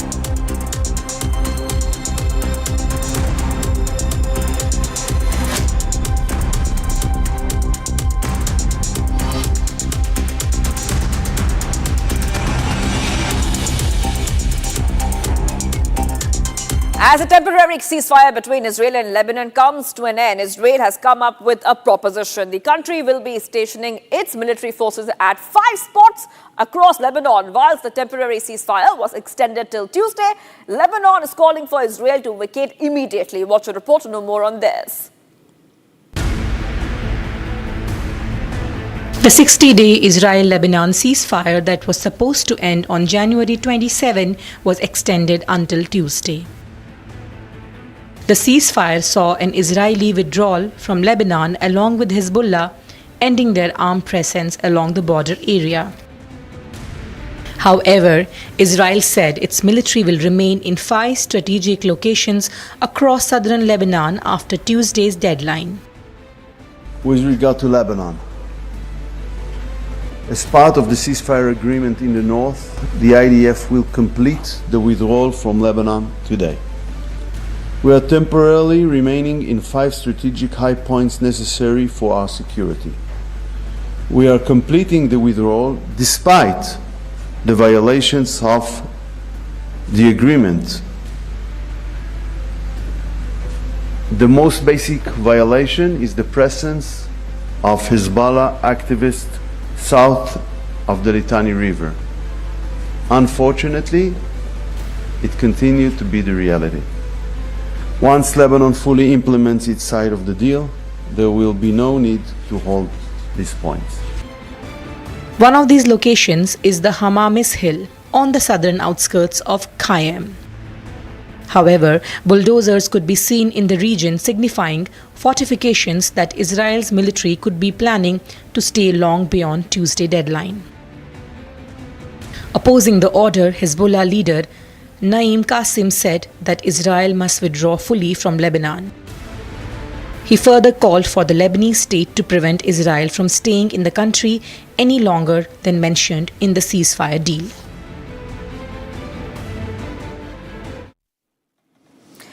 U.S. Secretary of State Marco Rubio has said that USA and Russia committed to end the war in Ukraine. This, he said, after high-level talks with the Russian delegation in Riyadh. Top diplomats from Russia and the U.S. met at the Saudi capital to end to the war in Ukraine. However, there was no Ukrainian delegate present in that meeting. Here's a report. Take a look. U.S. Secretary of State Marco Rubio and his Russian counterpart Sergei Lavrov met in the Saudi capital of Riyadh on Tuesday to discuss the Ukraine war. After the meeting, Marco Rubio told the press that concessions are needed to be made by all sides to end the conflict. He further said that the goal is to bring an end to the conflict in a way that's fair, enduring, and acceptable to all parties involved. In order to bring an end to any conflict, there has to be concessions made by all sides. We're not going to predetermine what those are. We're certainly not going to negotiate this today or in a press conference for that matter. But and there are other parties that have sanctions. The European Union is going to have to be at the table at some point because they have sanctions as well that have been imposed. So, but I guess the point here is the goal is, and we agreed on what the goal is to bring an end to this conflict in a way that's fair, enduring, sustainable, and acceptable to all parties involved. What that looks like, well, that's what the ongoing engagement is going to be all about. Rubio also said Russia and the US had agreed to restaff their respective embassies in Washington and Moscow and appoint high-level teams to continue negotiations. The first next step is working through our respective teams at the diplomatic side just to ensure that our diplomatic missions can function. There's been a series of reciprocal actions taken over the last 10 years that have really diminished our ability to operate in Moscow as an example, and they would argue their ability to operate in Washington. We're going to need to have vibrant diplomatic missions that are able to function normally in order to be able to continue these conduits. The US Secretary said that he is convinced that the Russians are willing to end the war, but said that the ultimate success depends on willingness on every side to end the conflict. I came away today convinced that they are willing to begin to engage in a serious process to determine how and how quickly and through what mechanism can an end be brought to this war. Whether we can ultimately reach that outcome will obviously depend on every side in this conflict's willingness to agree to certain things. So I think it's important to have this meeting because we haven't really had much engagement with the Russians for almost 3 years, and it sets the table for future conversations. President Trump has upended US policy towards Ukraine and Russia, saying he and Putin had agreed to begin negotiations on ending the war. And viewers, Costa Rica has announced that it will accept illegal migrants deported from the US who are nationals of other countries following similar agreements by Panama and Guatemala. Now, the first group, consisting of 200 migrants from Central Asia and India, is set to arrive on a commercial flight from the US on Wednesday. Here's a report. Take a look. With Trump administration deporting illegal immigrants, Central American country Costa Rica has agreed to serve a bridge to repatriate illegal immigrants in the US, including from India and Central Asia. According to a statement by Costa Rican president on Wednesday, the statement says it has agreed to collaborate with the United States in the repatriation of 200 illegal immigrants to their country. The first group of 200 migrants will arrive at the Juan Santa Maria International Airport on a commercial flight. Then these immigrants will be transferred to a temporary migrant care facility in Costa Rica before repatriation to their countries of origin. The US-funded repatriation is being supervised by the International Organization for Migration, which will oversee the migrants' care during their stay in the country. This comes days after Prime Minister Narendra Modi's visit to the US, where he met President Donald Trump to discuss key bilateral issues including immigration. 3 batches comprising a total 332 Indians have already been sent back to India amid an intensified crackdown by the Trump administration against illegal immigrants. Viewers, the schools were shut down and residents were ordered to shelter in place after a massive fire engulfed an aerospace manufacturer facility in Jenkintown. As authorities made efforts to douse the fire, till now no reports of injuries have been reported. Let's have a look at this report, getting you the latest coming in. A massive fire struck an aerospace manufacturer's facility in a town north of Philadelphia. Fire was so dense that only plumes of smoke and a huge fire was visible at the site. The fire broke out at SPS Technologies in Jenkintown, which is a developer, manufacturer and global supplier of a line of aerospace fasteners and precision components. Soon after the incident, the building was evacuated with no injuries reported. The fire was so massive that schools were shut down and residents were ordered to shelter in place until the fire was under control. Transportation services were also suspended on 3 regional rail lines. As authorities make all efforts to douse the fire, the cause of the fire remains unknown. The president took oath for another 5-year term after he won the January elections with a landslide victory. However, his inauguration ceremony was boycotted by the Croatia's Prime Minister as well as any other high-level Croatian Democratic Union Party official. Here's a report coming in from Croatia. All arrangements were in place after Croatia's incumbent president Zoran Milanovic arrived to take oath for the second time. He was inaugurated for another 5-year term after a landslide victory in January's election. Prisežem svojom čašću da ću dužnost predsjednika Republike Hrvatske obavljati savjesno i odgovorno na dobrobit hrvatskog naroda i svih hrvatskih državljana. Milanovic, a critique of the European Union and NATO, overwhelmingly won re-election, defeating a candidate from the ruling Conservative Party in a runoff vote. Prisežem svojom čašću da ću dužnost predsjednika Republike. However, his inauguration ceremony was boycotted by the Croatian Prime Minister as the feud between the socialist president and the centre-right Prime Minister continues over foreign policy issues. He faces opposition for criticism over Western military support for Ukraine in its war against Russia. As the parties boycott Milanovic's inauguration, the result stands as a major boost for him.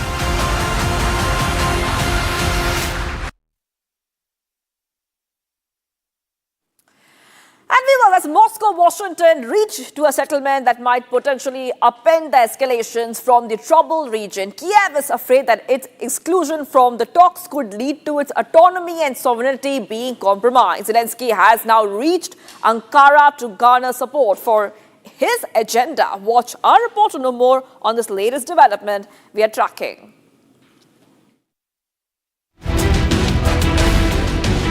As Washington and Moscow head towards reaching an agreement that could potentially halt the war that enters its 3rd year, Zelensky is in unrest. Meanwhile, Kiev and its Western allies are concerned that Washington and Moscow could end up brokering a deal that excludes them altogether. Zelensky and his allies in the West are afraid that the talks that concluded in Riyadh could end up being an extension of Putin's agenda and see the installation of a head of the state in the region that would discount Ukraine's sovereignty altogether. Росія поставила ультиматум в цей момент. Зменшення кількості Збройних сил України, визнання окупованих територій України територіями Росії. Хотіли поставити керівництво держави проросійське, щоб воно повністю було в вертикалі Путіна. І у мене таке враження, що зараз відбуваються якісь перемовини, і вони з таким самим настроєм відбуваються. Але вони відбуваються між представниками Росії і представниками Сполучених Штатів Америки. It is clear that Zelensky wants a seat in the table of the negotiations. To garner support for himself, Zelensky reached Ankara to hold talks with its premier Recep Tayyip Erdogan. He's also set to inaugurate the Ukrainian embassy in Turkey. Turkey has previously played key part in efforts to ease tensions in the region. Working alongside the United Nations, it helped broker the Black Sea Grain Initiative between Russia and Ukraine, which allowed millions of tons of grain exports through the Black Sea until the deal's collapse in July.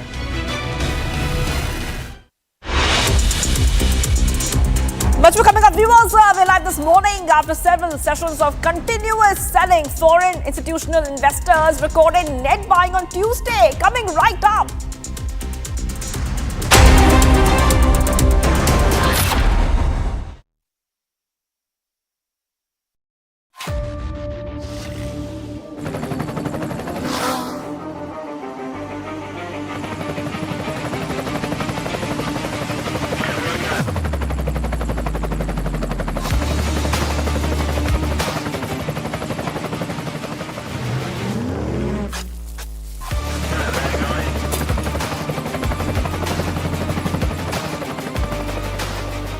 Director, the taste of success.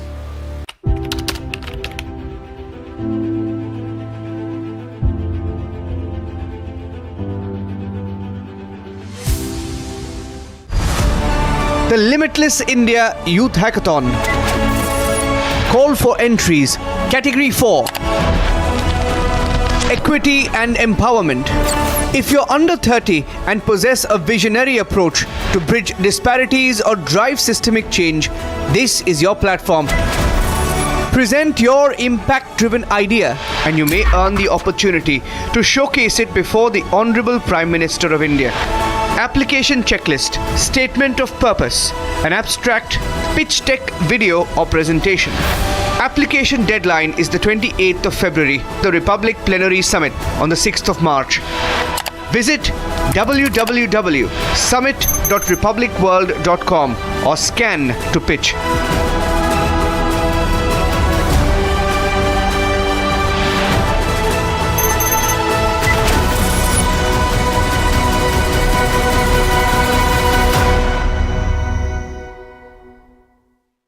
A big shout out to all young Indians. You have the opportunity to be a part of the Republic Plenary Summit 2025, Limitless India. All you have to do is send us your pitch deck with less than 5 minutes and upload it on summit.republicworld.com or simply scan the barcode on your screen and follow the steps.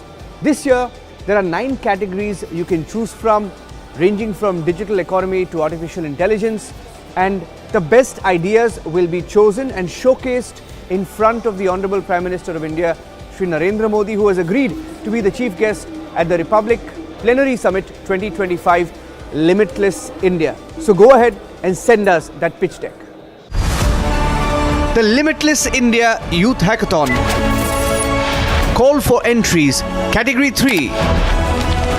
Deep Tech and Semiconductors. If you're under 30 and possess a disruptive vision to revolutionize chip design, accelerate artificial intelligence hardware, or drive breakthroughs in advanced electronics, this is your platform. Present your idea and you may earn the opportunity to showcase it before the Honorable Prime Minister of India. Application checklist, statement of purpose, an abstract, pitch deck video or presentation. Application deadline is the 28th of February, the Republic Plenary Summit on the 6th of March. Visit www.summit.republicworld.com or scan to pitch.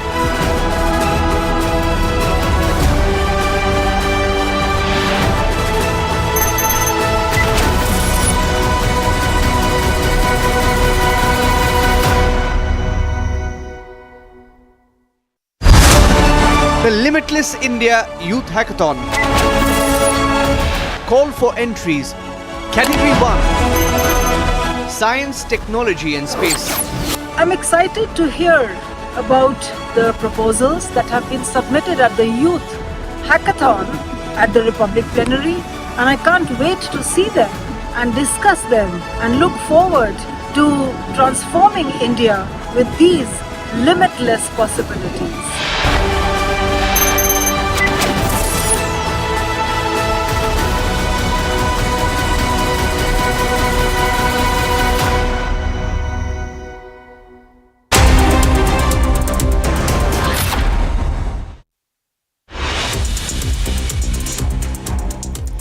Coming up, viewers, we are getting you all the top business updates right now. Paytm founder and CEO Vijay Shekhar Sharma, in exclusive conversation with Republic Business, predicted that the country could reach 250 million demat accounts by 2030. Emphasized that India's young and tech-savvy population is driving unprecedented stock market participation, reshaping the nation's investment scenario with deeper stock market. Sharma spoke to Republic Business on the sidelines of the India-Qatar Business Forum on Tuesday. After several sessions of continuous selling, foreign institutional investors recorded net buying on Tuesday. According to the data obtained from the BSE in the secondary market, we see that the FIIs bounced back with a positive net figure of 4,787 crore, while domestic institutional investors also showed an uptick of rupees 3,072 crores. Tesla has started hiring in India, signaling its potential entry into the market. Electric vehicle giant posted job openings for 13 roles, including customer service and operational positions on LinkedIn. Of these, 5 positions are based in both Mumbai and Delhi. The remaining roles are focused in Mumbai. This comes days after CEO Elon Musk met with Prime Minister Modi in the United States.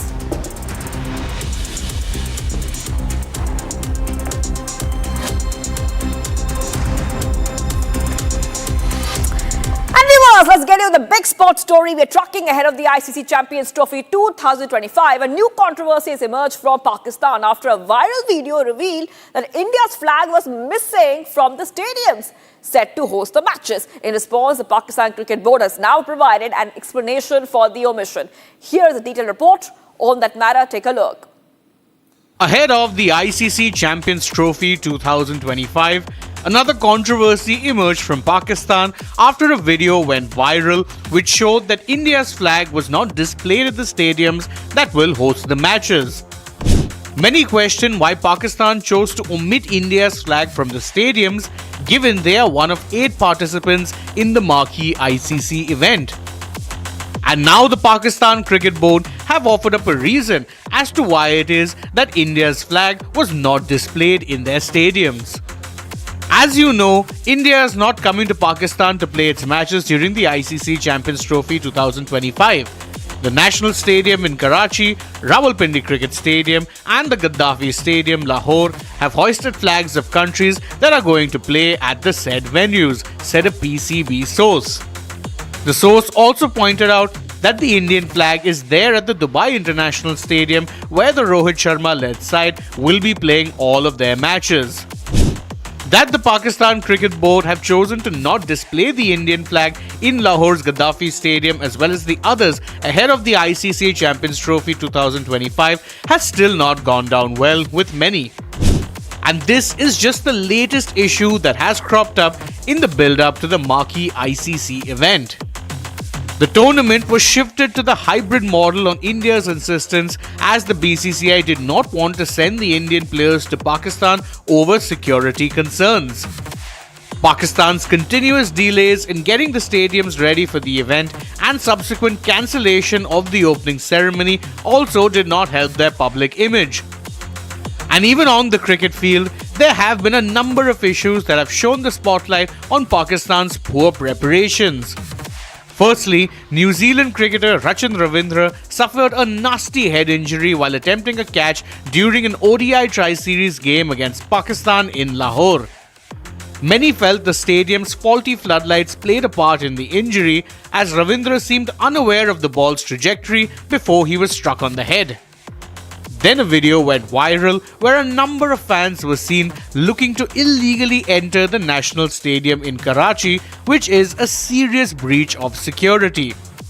To then make things worse, another incident took place at Karachi that saw a man arrested for trying to enter the stadium using a fake accreditation card. The tournament will get underway on February 19th when Pakistan face New Zealand. But the controversies in the build-up have been never-ending for the host nation and should lead to major questions being raised for such events even being hosted by Pakistan in the future.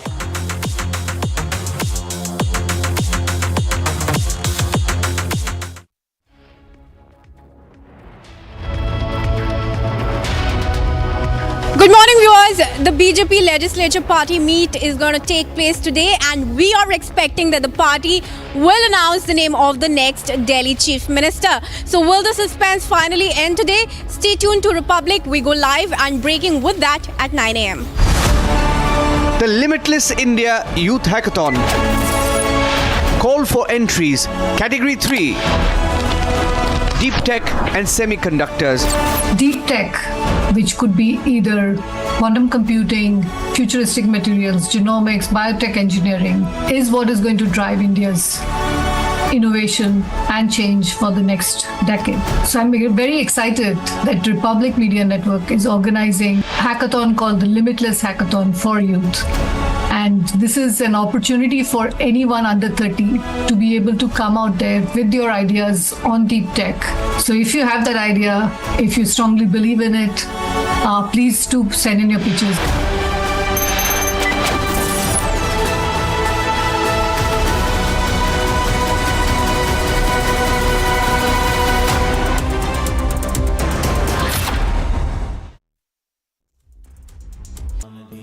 Amity has been ranked India's #1 private university in the recently released Education World Rankings, a testimony to Amity's globally benchmarked standards in education.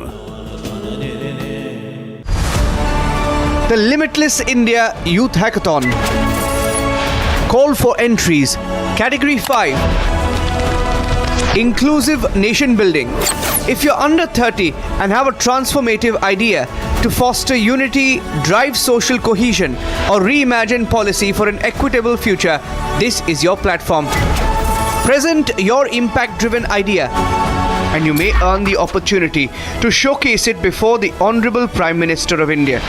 Application checklist, statement of purpose, an abstract, pitch deck, video or presentation. Application deadline is the 28th of February, the Republic Plenary Summit on the 6th of March. Visit www.summit.republicworld.com or scan to pitch.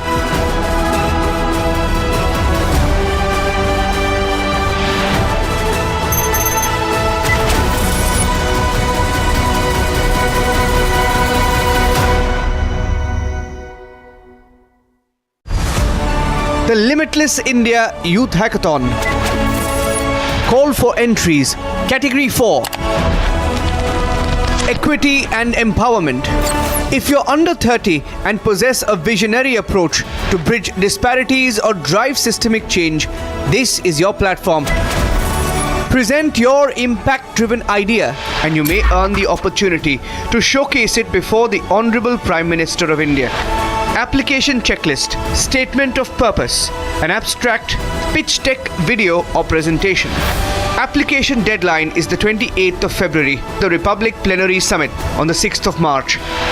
Visit www.summit.republicworld.com or scan to pitch.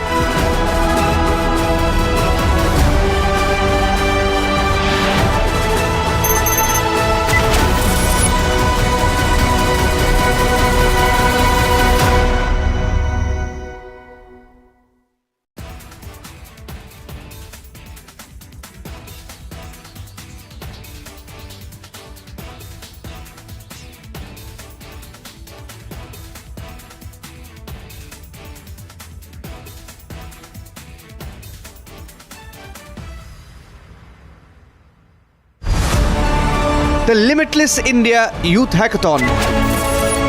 Call for entries. Category 1. Science, Technology and Space. If you're under 30 and possess a visionary concept to catalyze the next era of technological and scientific evolution, this is your stage. Present your trailblazing innovation, and you may earn the opportunity to showcase it before the Honorable Prime Minister of India. Application checklist, statement of purpose, an abstract, pitch deck video or presentation. Application deadline is the 28th of February, the Republic Plenary Summit on the 6th of March. Visit www.summit.republicworld.com or scan to pitch.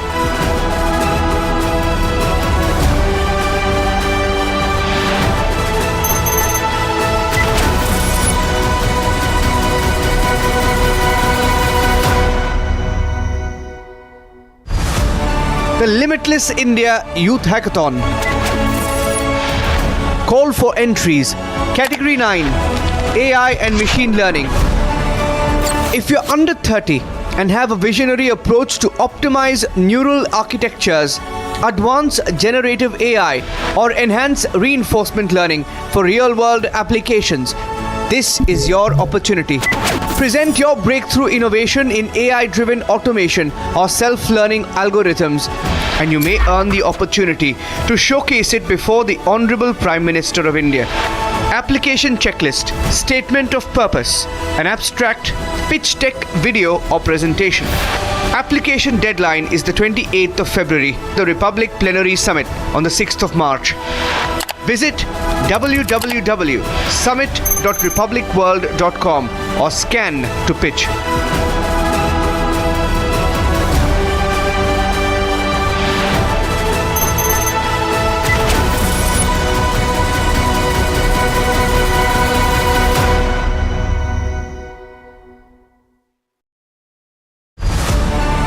The Limitless India Youth Hackathon. Call for entries. Category 8.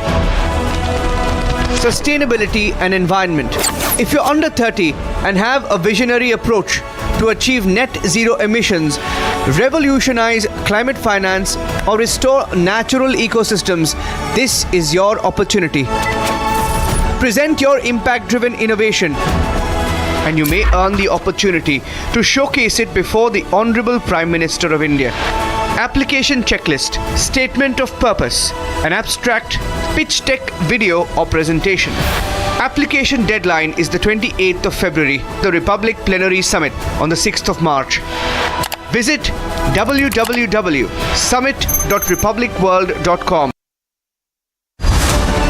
The Limitless India Youth Hackathon. Call for entries. Category 4. Equity and Empowerment. I'm delighted to hear of this new project which Republic TV is bringing to India. India is full of talent.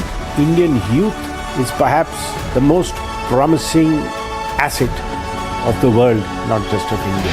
They need their moment in the sun. They need to be recognized, they need to be identified, and yes, they need to be praised. And I'm sure that this event organized by Republic will do all three for the younger generation.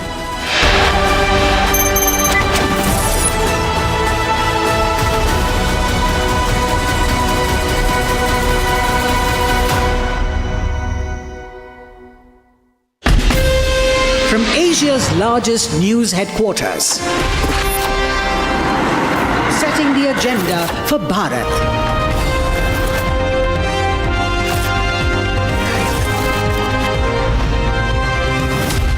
You're watching Republic.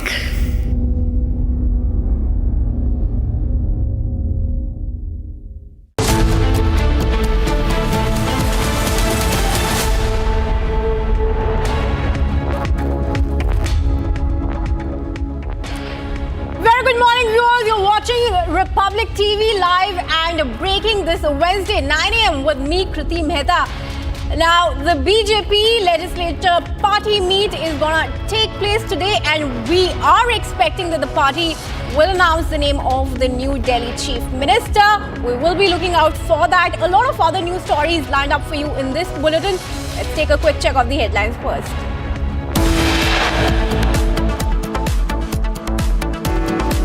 BJP Legislative Party meeting set to take place today in Delhi. According to sources, the name of the new Chief Minister will be announced after the meeting. Supreme Court to hear the petitions filed against the central government's law regarding the appointment of election commissioners. Nepalese students' death in KIIT University sparks anger. Nepal government says it may stop issuing NOCs to students who wish to study in Odisha if the matter of students' death at KIIT University is not resolved.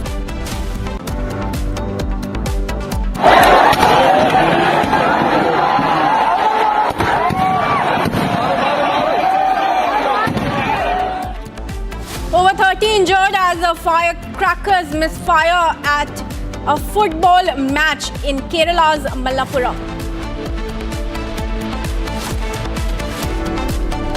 Well, you've been there for 3 years. You should have ended it 3 years. You should have never started it. You could have made a deal. I could have made a deal for Ukraine. Trump rejects Ukraine's fair talks demand amid negotiations, blames Ukraine for the war.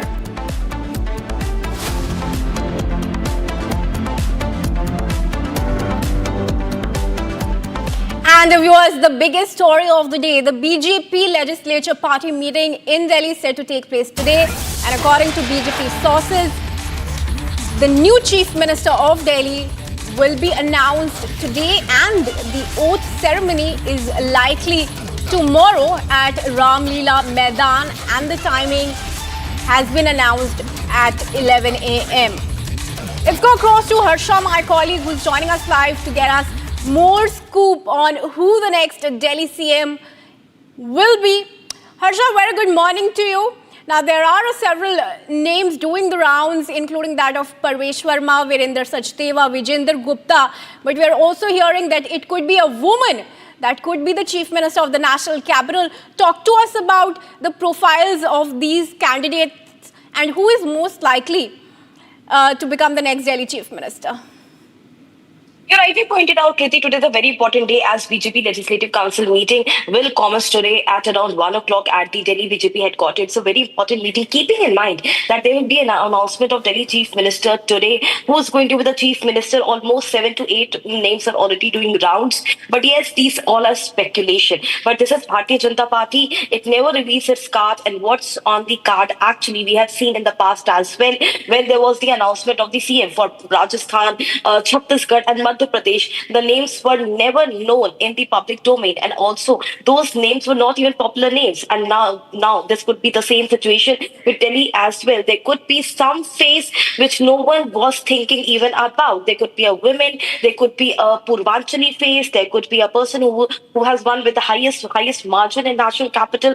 Also the face who has defeated Arvind Kejriwal. Almost 7 to 8 names are doing rounds, and it could be anyone. All these speculation will end today once the Legislative Council meet will begin at around 1:30, and we are expecting that by 3:30 there will be announcement of Chief Minister who will be taking oath tomorrow in national capital, because everyone is eyeing it's an auspicious day today and tomorrow, and that is why BJP wants to make the major to have the whole office today and tomorrow, and that is the reason why the speculations will end today. And the name will also be someone who in fact will be in the upcoming Bihar election as well, which is scheduled to happen in October and November. And therefore, this all we can say manthan was done, and the brainstorming was done with the BJP themselves, between the top brass. We saw yesterday there was a meeting, day before yesterday there was a meeting. So top brass have been meeting now and then continuously. But one thing, Kriti, we want to tell all our viewers that till now,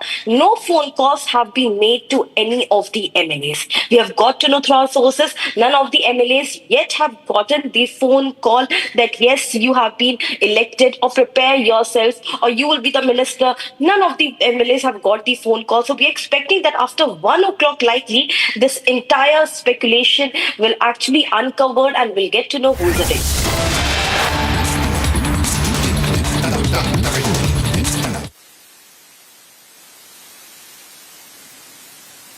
right, viewers, that's the new Chief Election Commissioner Gyanesh Kumar, who is taking over today.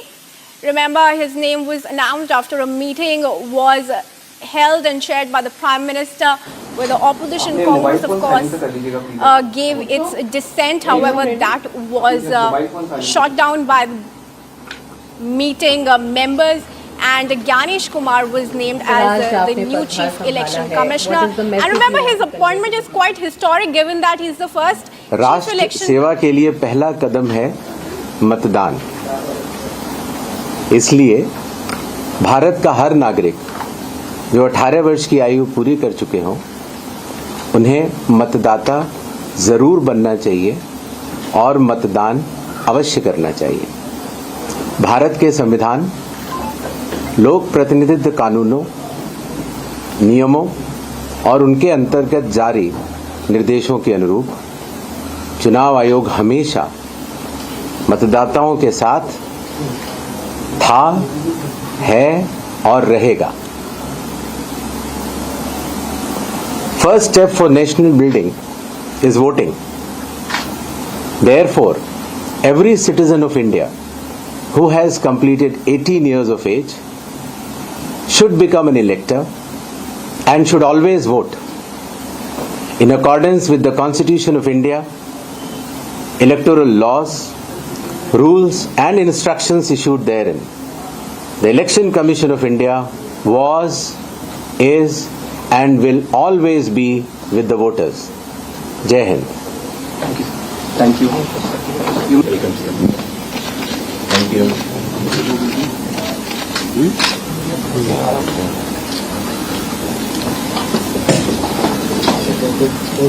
All right, Senior Executive Editor Abhishek Kapoor now joins us on the phone line.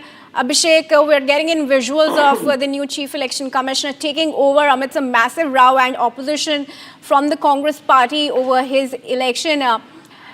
What are the challenges that he now faces after taking over as the Chief Election Commissioner? And also crucial to note that the matter is pending in the Supreme Court. Well, good question to ask. Gyanesh Kumar, a competent IS officer of the Kerala cadre of the 1988 batch, is taking over at a difficult time for the Election Commission, because the constitutional body has seen sharp, sustained, consistent attacks coming in from opposition. In fact, from the time that the opposition tried to, have a toe in the selection of the election commissioners, to challenging the parliamentary law in the court, and to subsequently, if nothing had worked, to publicly attack the election commission. And we have seen very acerbic attacks coming in directly on the election commissioners, on the outgoing CEC Rajiv Kumar, for example, with Arvind Kejriwal, who just lost the election, saying that he should be contesting from some constituency in Delhi, to even the Congress party attacking the new CEC Gyanesh Kumar yesterday with a 420 meme. I mean, it cannot get lower than that, hitting a new low, so to say, in terms of opposition attacks and the kind of politicization we have seen, where a concerted attempt has been made to compromise the integrity of the election commission in the eyes of the people, the dignity and standing of election commission in the eyes of the people. So obviously, Gyanesh Kumar takes over as chief election commissioner in those difficult times. It would be he would be closely watched, and so obviously he's going to have to do some tightrope walking, as they say. But the matter in the court is again another example of how the opposition and those elements who really want to target the Modi government and Prime Minister Modi directly are not even stepping back from attacking constitutional bodies charged with holding India's core of democracy together by way of holding those free and fair elections, and the proof of which we have seen recently. For example, the Congress party and its alliance winning in Jammu and Kashmir, losing in Haryana, winning in Jharkhand, losing in Maharashtra, and despite that, the kind of attacks that have come. Gyanesh Kumar comes with a merit of having worked in the Home Ministry for a long time. He's someone who, in many ways, played the nuts and bolts role in the abrogation of Article 370 and whatever happened in Jammu and Kashmir thereafter. So a very competent officer there, and now becoming Chief Election Commissioner with tremendous political headwinds that he will have to handle. Right, absolutely. Well, that's something that will be looked out for. But for now, thank you for joining us, Abhishek, and speaking to us. With that, viewers, we're getting in some more breaking news updates from Odisha, where the police handed over the body of the Nepali girl student to her father after post-mortem at AIIMS Bhubaneswar. In fact, my colleague Riyanka is joining me live to get us more details on this.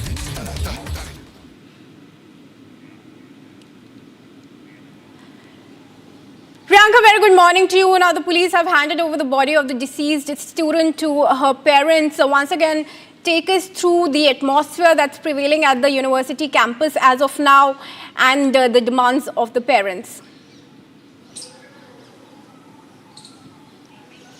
Well, as per the latest developments that we are tracking from Odisha's the KIIT University, we are getting to know that after the post-mortem which was conducted at the AIIMS Bhubaneswar, the body of the Nepali girl who allegedly died of suicide has now been handed over to her parents. Her parents had come in on 2 days ago to Bhubaneswar from Nepal, and as per the sources, we are getting to understand they have taken the body of their deceased daughter for last rites and they are en route Nepal at the moment. On the other hand, what we saw was a late night silent protest that covered the streets of Bhubaneswar near KIT. In fact, the students who are still agitated wanting justice for the girl have been, raising placards for justice. In fact, they have been moving, they were seen moving with candles in their hand, and some students who were even more agitated, they were seen destroying or somewhere showing their agitation through destroying a few of the things that they had come in to protest with. On the other hand, the committee which has been formed by the government in Odisha, that committee is going to be involved in looking into the reasons for why the university had gone ahead and asked the Nepali students to leave the premises. And also, on the other hand, the committee which has been formed by the government will be taking note of what led to the girl committing suicide. On the other hand, the accused in this case, who apparently harassed the girl, after which she went on and committed suicide. The accused has been sent to judicial custody yesterday itself. So all of these developments are coming in from KIT University, although the KIT University had apologized to the students for misbehaving with them and asking them to leave the premise. Stay on with us, Riyanka. I'm getting in some more breaking news updates in connection to the story itself. Now, we're learning that few protesters vandalized a signboard outside KIIT where the Nepalese student committed suicide in her hostel. Now, alongside the damage to the property, they raised slogans and protests, expressing their anger and frustration over the incident. And in fact, in response to the growing unrest, the authorities deployed a heavy police presence on campus to ensure that the situation does not escalate further and law and order situation is maintained. I want to come back to you, Riyanka, on this. Now, the Odisha government has also submitted and put out an action taken report. Take us through the pointers.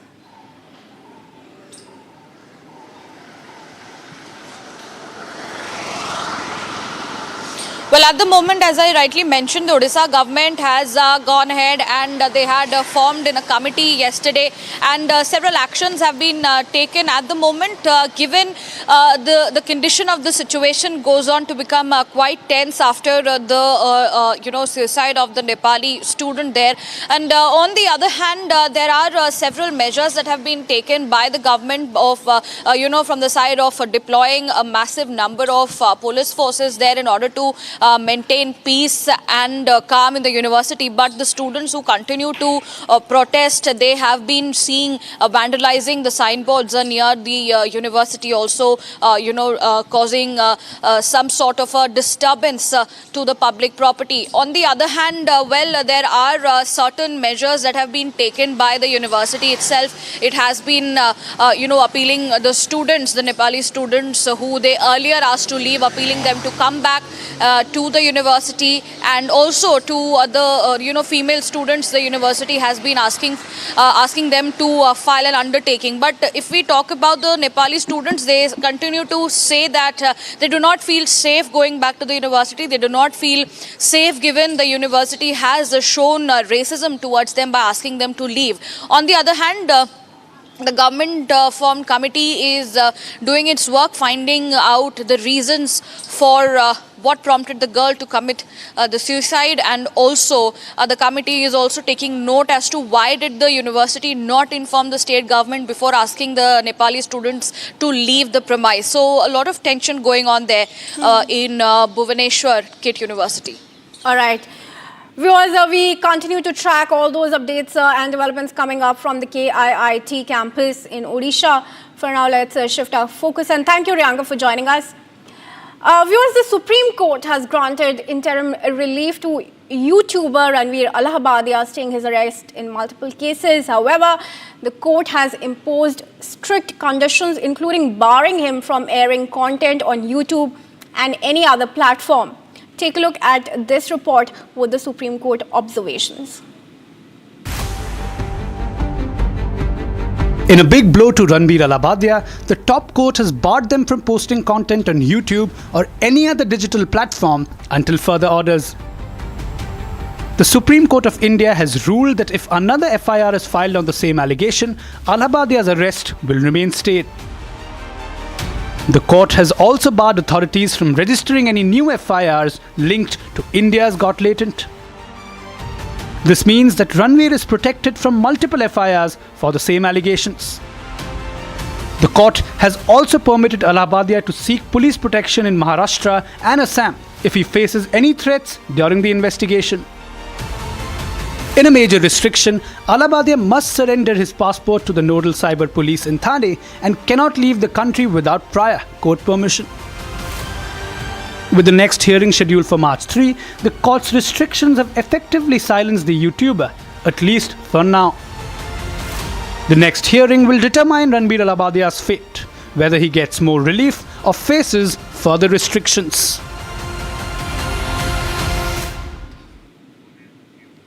Now moving on, viewers, let's tell you that in a crucial step towards strengthening law enforcement in Jammu and Kashmir, Union Home Minister Amit Shah chaired a high-level review meeting in Delhi on Tuesday. The focus was ensuring the seamless implementation of the newly enacted criminal laws in Jammu and Kashmir.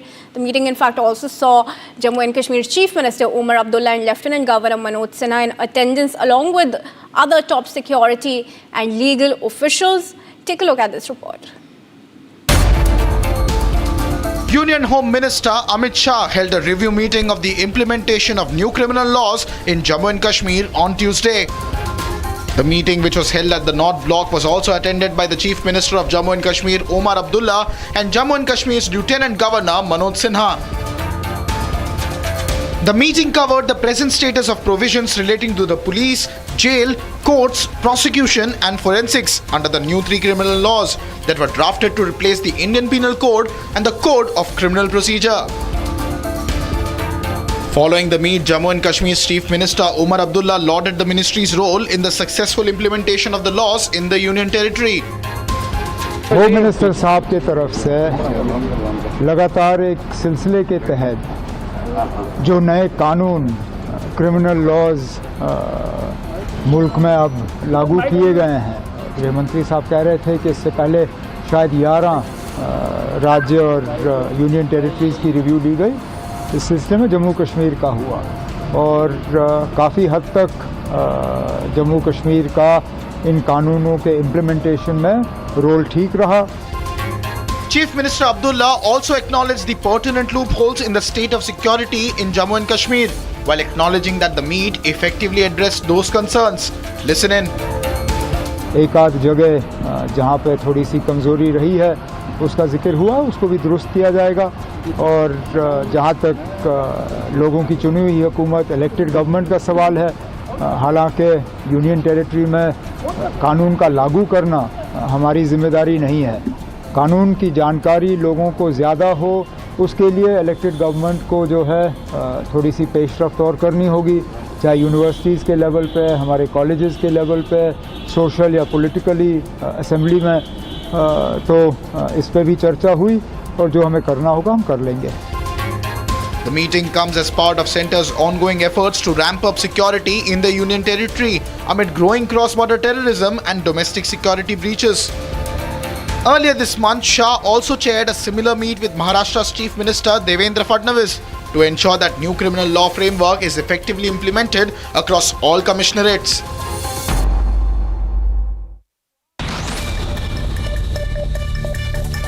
And let's take a check of some top business stories. Paytm founder and CEO Vijay Shekhar Sharma, in an exclusive conversation with Republic Business, predicted that the country could reach 250 million demat accounts by 2030. He emphasized that India's young and tech-savvy population is driving unprecedented stock market participation, reshaping the nation's investment scenario with deeper stock market. Vijay Shekhar Sharma also spoke to Republic Business on the sidelines of India-Qatar Business Forum on Tuesday.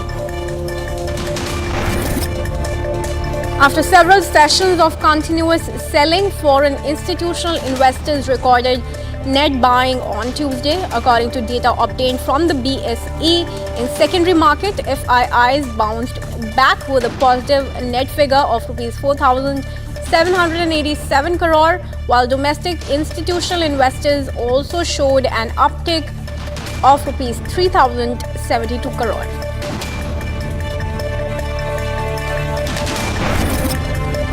Tesla has started hiring in India, signaling its potential entry into the market. The electric vehicle giant posted job openings for 13 roles, including customer service and operational positions on LinkedIn. Of these, 5 positions are based in both Mumbai and Delhi. The remaining roles are focused on Mumbai. Remember, this comes days after its CEO Elon Musk met with Prime Minister Narendra Modi in the US on February 14.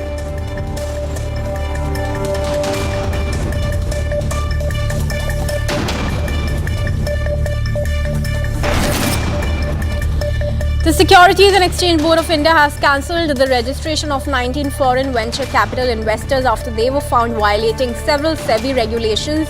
These 19 firms are foreign investors based in countries like Mauritius, Cyprus and Singapore. FVCIs are foreign companies that invest in India, but they must comply with SEBI's 2000 regulations to continue their investment activities. These regulations require them to submit quarterly reports to SEBI and inform it about any changes to their operational status, including address changes or discontinuation of activities. US President Donald Trump's plan to impose reciprocal tariffs on Indian exports from April has raised serious concerns in India, especially in industries ranging from automobiles to agriculture. According to Citi Research, the move could lead to losses of up to $7 billion annually for India's economy. While officials are still waiting for details on how these tariffs will be calculated, they are already preparing countermeasures and working on a trade deal proposal to reduce tariffs and boost two-way trade. Several sectors in India are particularly vulnerable. Chemicals, metal products and jewellery are at the highest risk, followed by automobiles, pharmaceuticals and food products. India's total merchandise exports to the US in 2024 are estimated at $74 billion, with pearls, gems and jewellery worth $8.5 billion, pharmaceuticals at $8 billion and petrochemicals around $4 billion.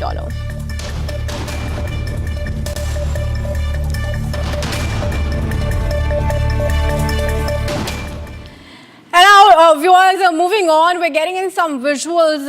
2 TGSRTC buses were gutted in a fire mishap at Kushaigura bus depot. The vehicles were parked in the depot when the fire first started in a bus and later spread to another bus near it. On information, the fire officials reached the spot and doused the flames.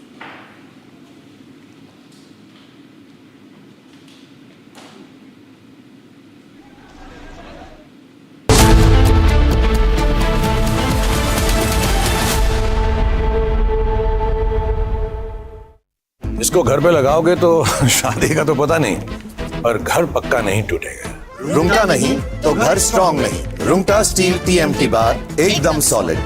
पहाड़ों में एक hiking ship भी बन सकती है।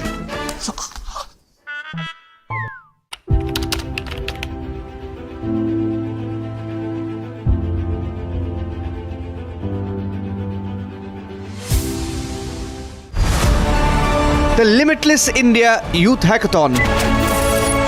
Call for entries. Category 8. Sustainability and environment.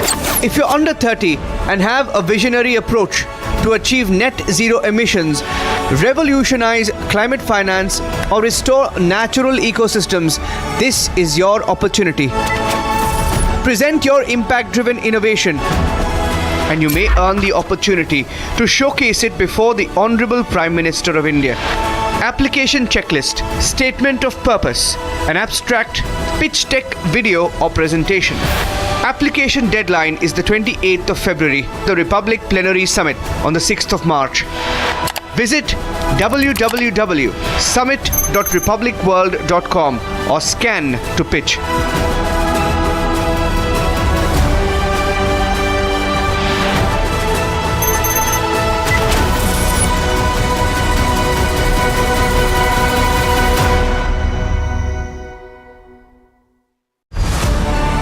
The Limitless India Youth Hackathon. Call for entries. Category 2. Reclaiming history, culture and tradition. If you're under 30 and you have a compelling vision to redefine narratives, restore heritage and advance civilizational thought, this is your platform. Pitch your groundbreaking perspective and you may earn the opportunity to showcase it before the Honorable Prime Minister of India. Application checklist, statement of purpose, an abstract, pitch deck, video or presentation. Application deadline is the 28th of February, the Republic Plenary Summit on the 6th of March. Visit www.summit.republicworld.com or scan to pitch.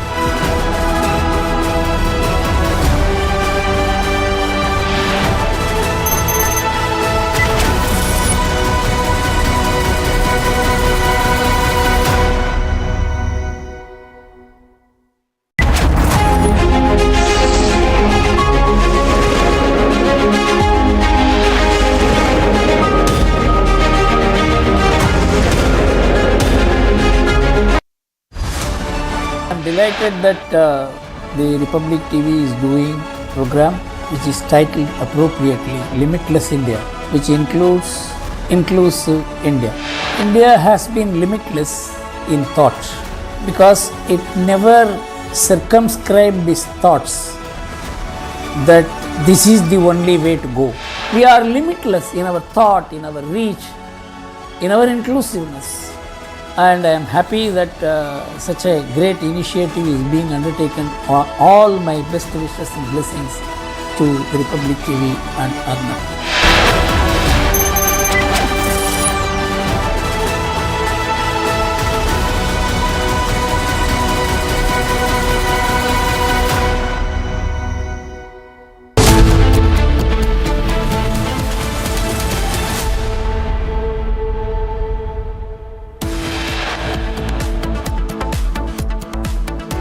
Viewers, top headlines are tracking right now.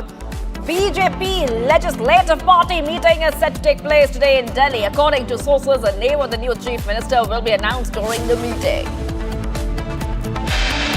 The Supreme Court will today hear the petitions filed against the central government's law regarding the appointment of election commissioners. Nepalese students' death in KIIT University sparks anger. Nepal government says it may stop issuing NOCs to students who have wished to study in Odisha if the matter of students' death at KIIT University is not resolved.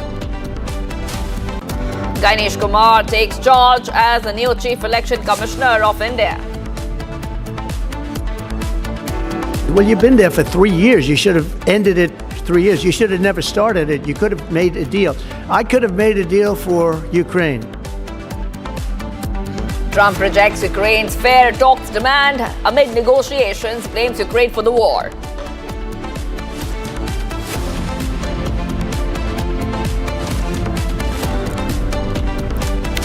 Viewers, we're live and breaking. I'm Shivangi Shukla getting you latest coming in. Okay, big update right now. Supreme Court will today hear the petitions filed against the central government's law regarding the appointment of election commissioners. Gyanesh Kumar is the first CEC to be appointed under the new law who has taken charge as Chief Election Commissioner of India. Big update coming in right now here, Republic TV viewers. Just a day after the appointment of the new Chief Election Commissioner, the petitioners who have challenged the law on the appointment of election commissioners today have gone ahead and requested the Supreme Court to hear the matter on top priority. And just after that, we come to know that the Supreme Court will hear the petitions filed against the central government's law regarding the appointment of election commissioners. Gyanesh Kumar is the first CEC to be appointed under the new law who has taken charge or as the Chief Election Commissioner of India. All right, let's go straight across to my colleague who's joining us right now. Yes, Riyanka is joining us. Riyanka, after the election commissioner Gyanesh Kumar was elevated as a chief election commissioner, there was a bit of controversy over his appointment. And now the Apex Court will be hearing petitions in connection to that. If we could take our viewers through all the details and when has this matter been listed?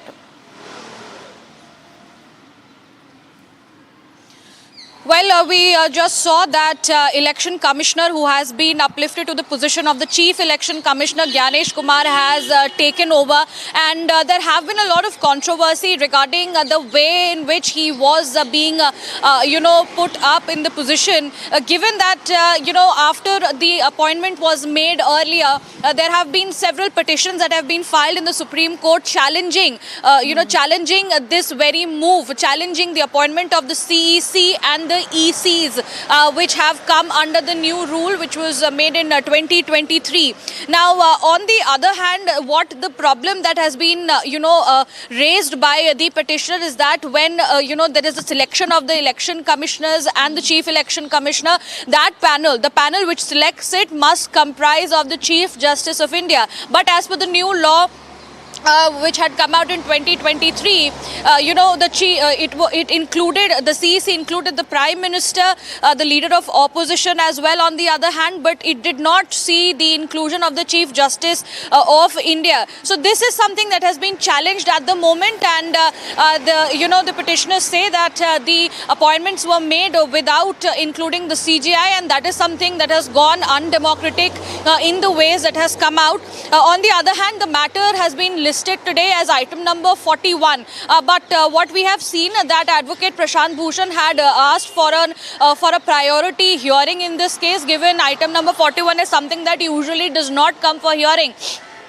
So the Supreme Court has assured that this particular hearing will be taken up on priority basis after, they conclude hearing the matters that have been listed as urgent basis. After that, this matter will be taken up for hearing. On the other hand, the Supreme Court has also assured that the verdict will be given on basis of the merit of the case. So yes, we have to wait and see what happens next as the bench of Justices Suryakant and Justice Koteshwar, will be taking up this matter today, and it is likely that post around 11 when the bench sits, post that we will be seeing how soon this matter comes up, as assured by the Supreme Court, will be taken up on priority basis post the hearings on the urgent matters. Right, Riyanka, coming back to you, Supreme Court to hear the plea on the CEC appointment. We'll be watching out for that story. It's a very big story we're tracking here. But Riyanka, I have to move ahead because we're getting some breaking updates coming in right now. 7 students were suspended for allegedly ragging a junior student at the government college, and this is coming in from Thiruvananthapuram, viewers. 7 students suspended for ragging juniors, and this is a story tracking all the way from Kerala. We're all getting some reactions on the story. We'll go play out what the reactions are saying, and then we'll try to connect to our colleague Ashwin, who will join us live from Thiruvananthapuram.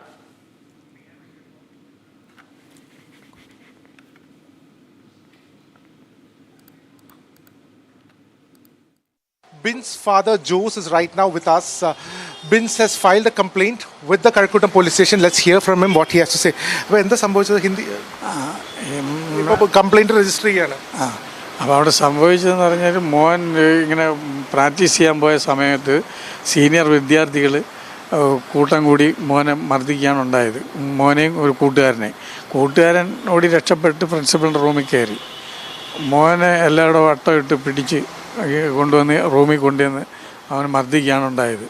റൂമിൽ കൊണ്ടുവന്ന് പിടിച്ചുകൊണ്ടുപോയി പൂട്ടിയിട്ട് മർദ്ദിക്കുകയാണ് ഉണ്ടായത്. ഇതിന് കാരണമുണ്ടോ? കാരണം പ്രത്യേകിച്ചൊന്നുമില്ല, പ്രകോപിതമായി തന്നെ ചെയ്തത്. കാരണം മുൻവൈരാഗ്യം പിന്നെ.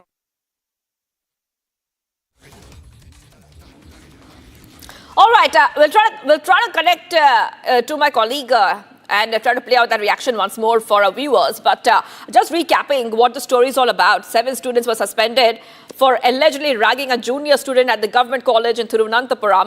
And we'll try to get you all those reactions which are coming in. Ashwin is joining us live. Ashwin, you were speaking to the father of that student. You were speaking to the family members because of the and this is a ragging case which has come out. If you could take our viewers through the latest details we are learning of in this development. Well, the ragging saga in Kerala continues, and that is what is horrific. I mean, last week, these visuals that we are showing right now is of an issue that happened last week of a ragging. But continuing to this kind of an ragging incident that shocked Kerala, yesterday another ragging incident that came to light is of Bin's Jose, and who has now come to claim that seven of his senior students dragged him out from the college compound, dragged him into the college compound and took him into the SFI unit office and tortured him for 1 hour, and then again locked him up and again removed his dress, and then he was made to kneel down, and even he has stated that he was forced to drink water in which these seniors. So this ragging saga is something which is now caught Kerala government in a bind, and certainly it is a with Bin's Jose complaining to the police last evening, and his father also speaking to the Republic, stating that they are going ahead with the complaint. I'm delighted that the Republic TV is doing program which is titled appropriately Limitless India, which includes inclusive India. India has been limitless in thought because it never circumscribed its thoughts that this is the only way to go. We are limitless in our thought, in our reach, in our inclusiveness. And I am happy that such a great initiative is being undertaken. All my best wishes and blessings to the Republic TV and Arnab.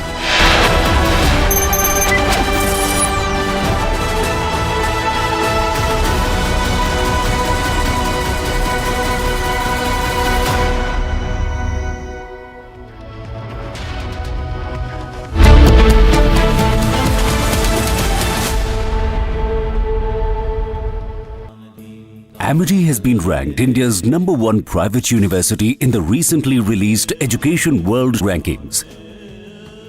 A testimony to Amity's globally benchmarked standards in education.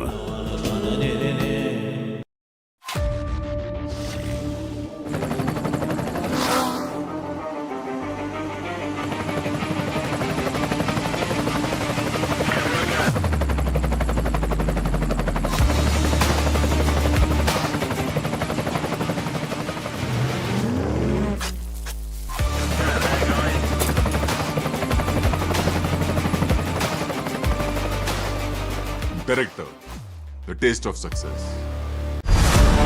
The Limitless India Youth Hackathon. Call for entries. Category 9, AI and Machine Learning. If you're under 30 and have a visionary approach to optimize neural architectures, advance generative AI, or enhance reinforcement learning for real-world applications, this is your opportunity. Present your breakthrough innovation in AI-driven automation or self-learning algorithms, and you may earn the opportunity to showcase it before the Honorable Prime Minister of India. Application checklist, statement of purpose, an abstract, pitch deck video or presentation. Application deadline is the 28th of February, the Republic Plenary Summit on the 6th of March. Visit www.summit.republicworld.com or scan to pitch.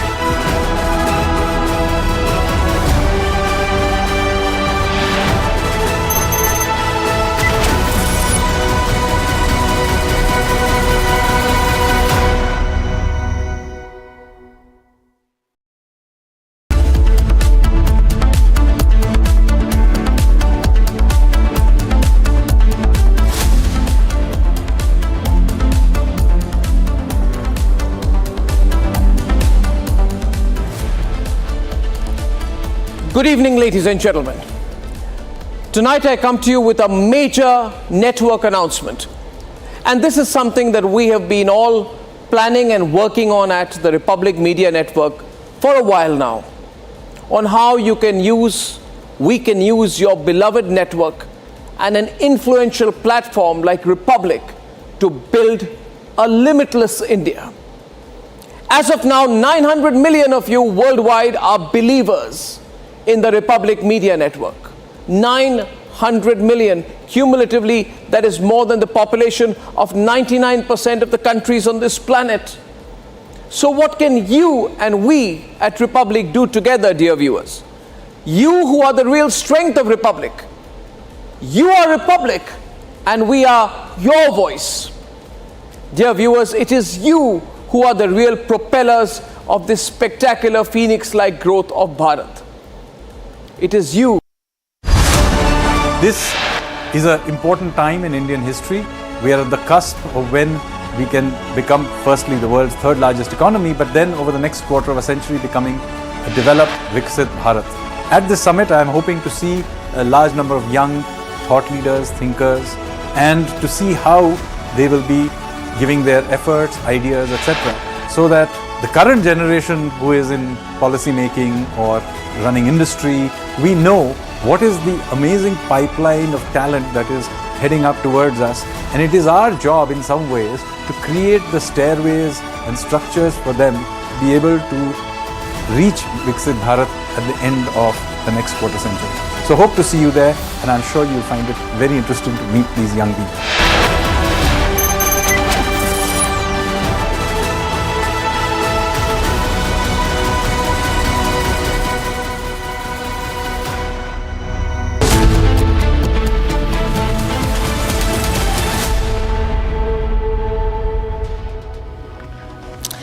Viewers, we are live and breaking. The big story which we are also tracking is what the Supreme Court has said. Supreme Court has granted interim relief to YouTuber Ranveer Alabadia and stayed his arrest in multiple cases. However, the court has imposed very strict conditions, including barring him from airing content on YouTube and other platforms. Watch this report for more.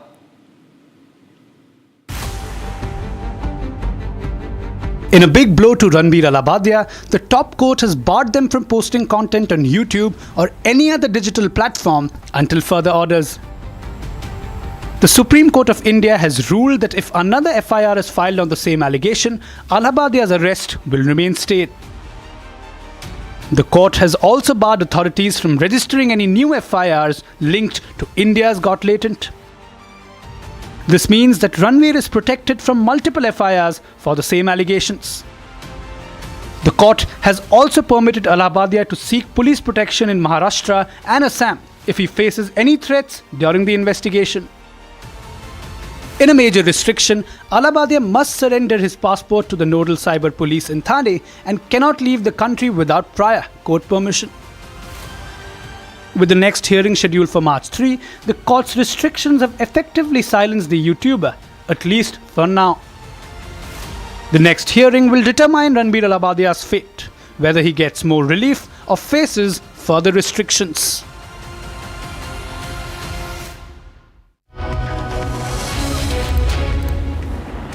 And more than 30 people were injured after firecrackers exploded at a football ground. And this happened somewhere close to Kerala's Malappuram on Monday. Watch this report as we track this new development coming in.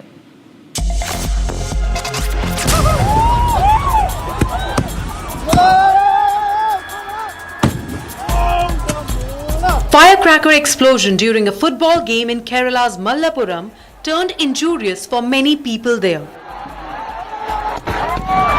More than 30 people were injured due to firecrackers near Arikode. The incident took place at a football ground where firecrackers were lit before the start of a football match. The firecrackers burst and spread across the ground where people were seated to watch the match. The injured were rushed to a nearby private hospital. Fortunately, no one is reported to be seriously injured. The Arikode police have initiated an investigation into the incident.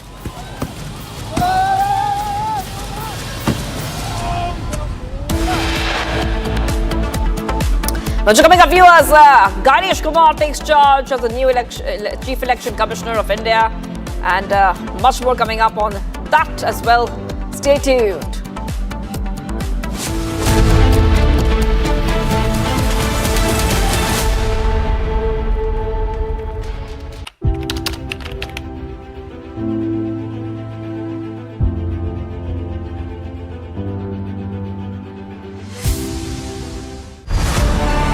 The Limitless India Youth Hackathon.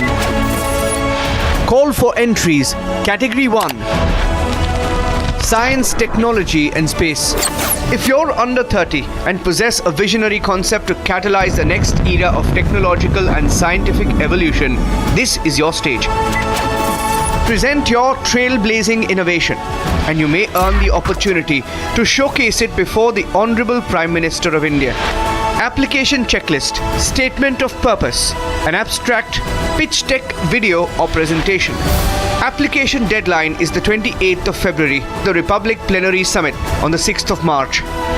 Visit www.summit.republicworld.com or scan to pitch.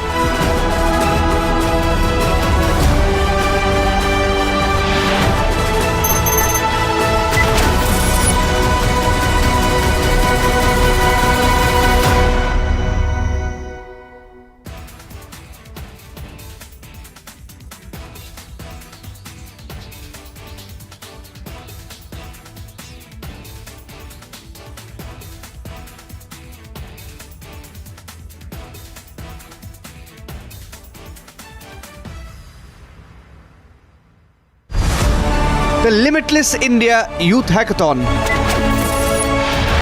Call for entries. Category 9. AI and Machine Learning. If you're under 30 and have a visionary approach to optimize neural architectures, advance generative AI, or enhance reinforcement learning for real-world applications, this is your opportunity. Present your breakthrough innovation in AI-driven automation or self-learning algorithms, and you may earn the opportunity to showcase it before the Honorable Prime Minister of India. Application checklist, statement of purpose, an abstract, pitch deck, video or presentation. Application deadline is the 28th of February, the Republic Plenary Summit on the 6th of March. Visit www.summit.republicworld.com or scan to pitch.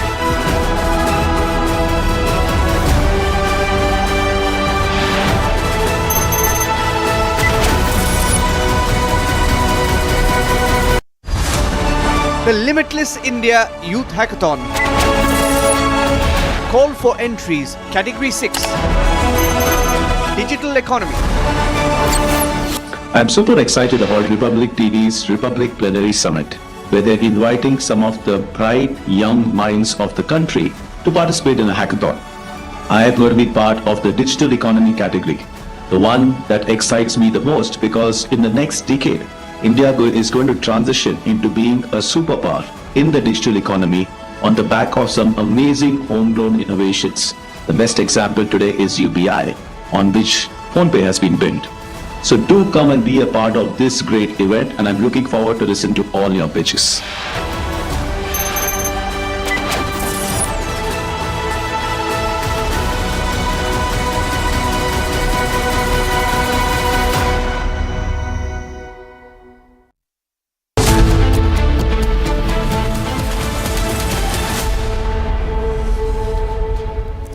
Viewers, welcome back. We are live and breaking in a crucial step towards strengthening law enforcement in Jammu and Kashmir. Union Home Minister Amit Shah chaired a high-level review meeting in New Delhi on Tuesday. Now, the focus was ensuring the seamless implementation of the newly enacted criminal laws in Jammu and Kashmir. The meeting saw the presence of Jammu and Kashmir Chief Minister Omar Abdullah and Lieutenant Governor Manoj Sinha, along with top security and legal officials. Watch our report to know more on this. Union Home Minister Amit Shah held a review meeting of the implementation of new criminal laws in Jammu and Kashmir on Tuesday. The meeting, which was held at the North Block, was also attended by the Chief Minister of Jammu and Kashmir Omar Abdullah and Jammu and Kashmir's Lieutenant Governor Manoj Sinha. The meeting covered the present status of provisions relating to the police, jail, courts, prosecution and forensics under the new 3 criminal laws that were drafted to replace the Indian Penal Code and the Code of Criminal Procedure. Following the meet, Jammu and Kashmir's Chief Minister Omar Abdullah lauded the ministry's role in the successful implementation of the laws in the Union Territory. Home minister साहब के तरफ से लगातार एक सिलसिले के तहत जो नए कानून क्रिमिनल लॉज मुल्क में अब लागू किए गए हैं, गृह मंत्री साहब कह रहे थे कि इससे पहले शायद 11 राज्य और यूनियन टेरिटरीज़ की रिव्यू ली गई। इस सिलसिले में जम्मू कश्मीर का हुआ और काफ़ी हद तक जम्मू कश्मीर का इन कानूनों के इम्प्लीमेंटेशन में रोल ठीक रहा। Chief Minister Abdullah also acknowledged the pertinent loopholes in the state of security in Jammu and Kashmir, while acknowledging that the meet effectively addressed those concerns. Listen in. एक आध जगह जहां पे थोड़ी सी कमजोरी रही है उसका जिक्र हुआ, उसको भी दुरुस्त किया जाएगा और जहां तक लोगों की चुनी हुई हुकूमत, इलेक्टेड गवर्नमेंट का सवाल है, हालांकि यूनियन टेरिटरी में कानून का लागू करना हमारी जिम्मेदारी नहीं है। कानून की जानकारी लोगों को ज़्यादा हो, उसके लिए इलेक्टेड गवर्नमेंट को जो है थोड़ी सी पेशरफ्त और करनी होगी, चाहे यूनिवर्सिटीज़ के लेवल पे, हमारे कॉलेजेस के लेवल पे, सोशल या पॉलिटिकली असेंबली में, तो इस पे भी चर्चा हुई और जो हमें करना होगा हम कर लेंगे। The meeting comes as part of Centre's ongoing efforts to ramp up security in the Union Territory amid growing cross-border terrorism and domestic security breaches. Earlier this month, Shah also chaired a similar meet with Maharashtra's Chief Minister Devendra Fadnavis to ensure that new criminal law framework is effectively implemented across all commissionerates.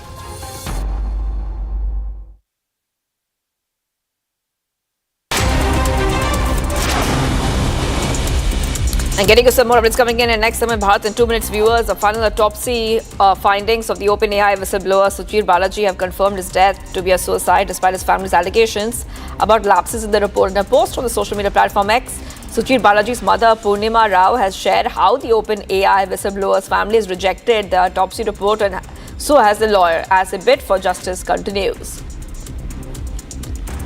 Following the tragic death of a Nepalese student in Odisha, the Nepal government has now issued a statement saying that the government might stop issuing no objection certificate to students who wish to pursue education in Odisha. This comes amid reports of mistreatment of Nepalese students on the KIIT campus.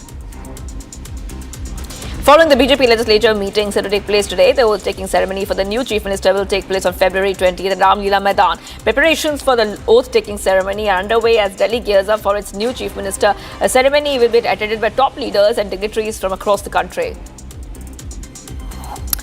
Patna police detained 4 individuals in connection with a firing in Patna's Kankarbaag area. Teams have been formed to nab those who are absconding. The police have also been conducting raids at multiple locations to track down the accused. 4 individuals opened fire outside a house, though no casualties were reported.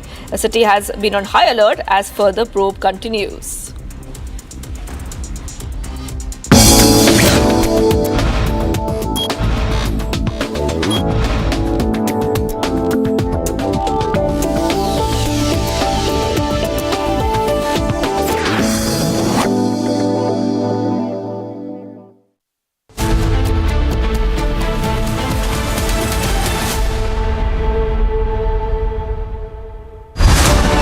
The Limitless India Youth Hackathon. Call for entries. Category 4. equity and empowerment. I'm delighted to hear of this new project which Republic TV is bringing to India. India is full of talent. Indian youth is perhaps the most promising asset of the world, not just of India. They need their moment in the sun. They need to be recognized, they need to be identified, and yes, they need to be praised. And I'm sure that this event organized by Republic will do all three for the younger generation.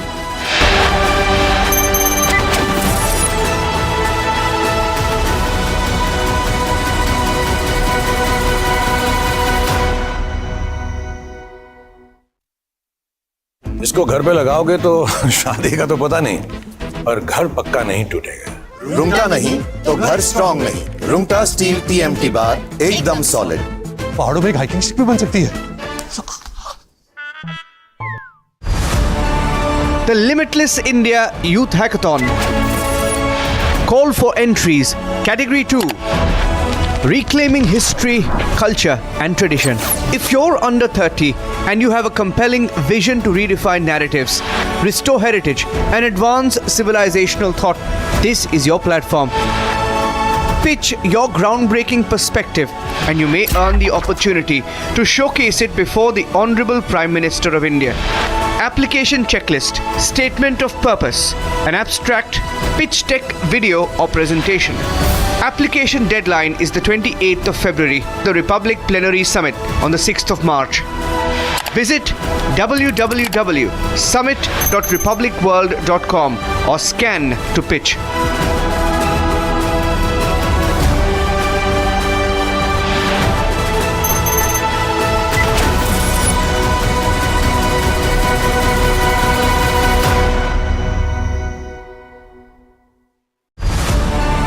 The Limitless India Youth Hackathon. Call for entries. Category 8. Sustainability and environment. If you're under 30 and have a visionary approach to achieve net zero emissions, revolutionize climate finance, or restore natural ecosystems, this is your opportunity. Present your impact-driven innovation and you may earn the opportunity to showcase it before the Honorable Prime Minister of India.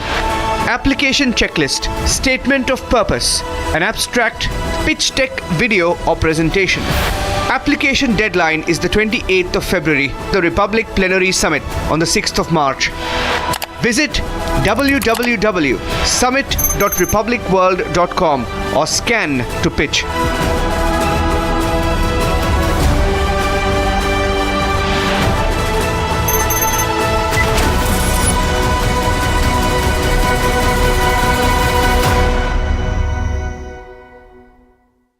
Hi there, we are proud to announce Republic Plenary 2025, a gigantic thought leadership summit for the youth. The theme this year is Limitless India, and you, the youngsters, have an opportunity to be part of the initiative. All you have to do is scan the barcode on your screen and send in your ideas on Limitless India. We will showcase the best pitch decks to the Honorable Prime Minister of India, Shri Narendra Modi, who is going to be the chief guest on March 6th. At the Bharat Mandap. Scan the code on your screen or visit summit.republicworld.com and send in your pitch deck videos of under 5 minutes. The clock is ticking. The Limitless India Youth Hackathon. Call for entries. Category 5. Inclusive Nation Building. If you're under 30 and have a transformative idea to foster unity, drive social cohesion, or reimagine policy for an equitable future, this is your platform. Present your impact-driven idea and you may earn the opportunity to showcase it before the Honorable Prime Minister of India. Application checklist, statement of purpose, an abstract. The Limitless India Youth Hackathon. Call for entries. Category 1. Science, Technology and Space. I'm excited to hear about the proposals that have been submitted at the Youth Hackathon at the Republic Plenary, and I can't wait to see them and discuss them and look forward to transforming India with these limitless possibilities.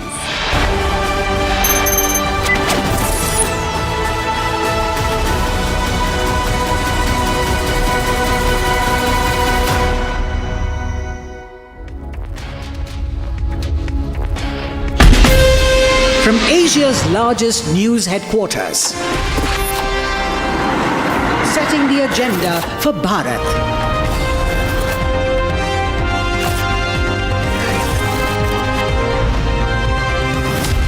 You're watching Republic.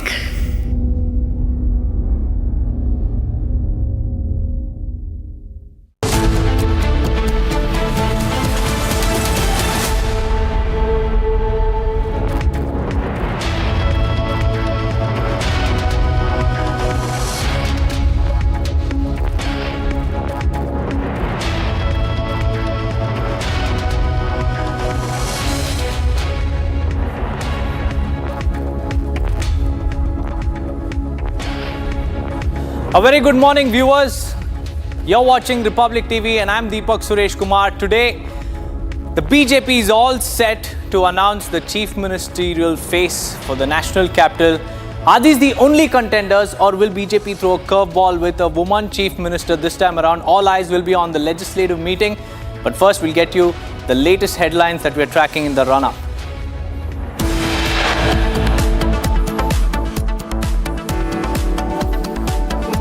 BJP Legislative Party meeting is set to take place today in Delhi. According to sources, the name of the new chief minister will be announced today after the meeting.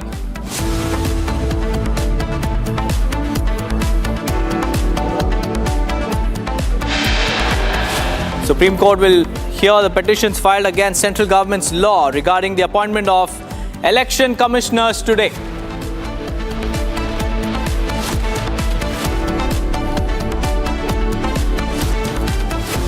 Nepali students' death in KIIT University sparks anger. Nepal government says it may stop issuing NOCs to students who wish to study in Odisha if the matter of the student's death is not resolved.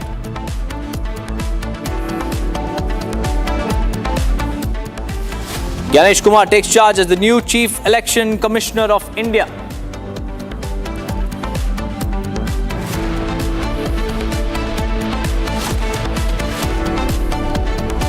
Well, you've been there for 3 years. You should have ended it 3 years. You should have never started it. You could have made a deal. I could have made a deal for Ukraine. US President Donald Trump rejects Ukraine's fair talks demand amid negotiations, blames Ukraine for the war.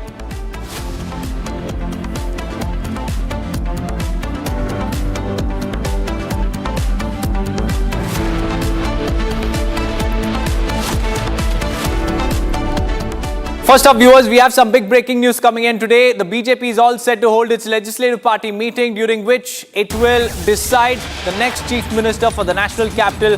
The much-awaited announcement is expected to be made after this particular meeting. And there have been a series of meetings that have been held in the run-up to this legislative party huddle that will be held in the national capital today. The top brass of the BJP will be taking the final call on the chief ministerial face today, and tomorrow the all-important oath-taking ceremony will be held at the Ram Leela Maidan. So all eyes will be on today's legislative party meeting.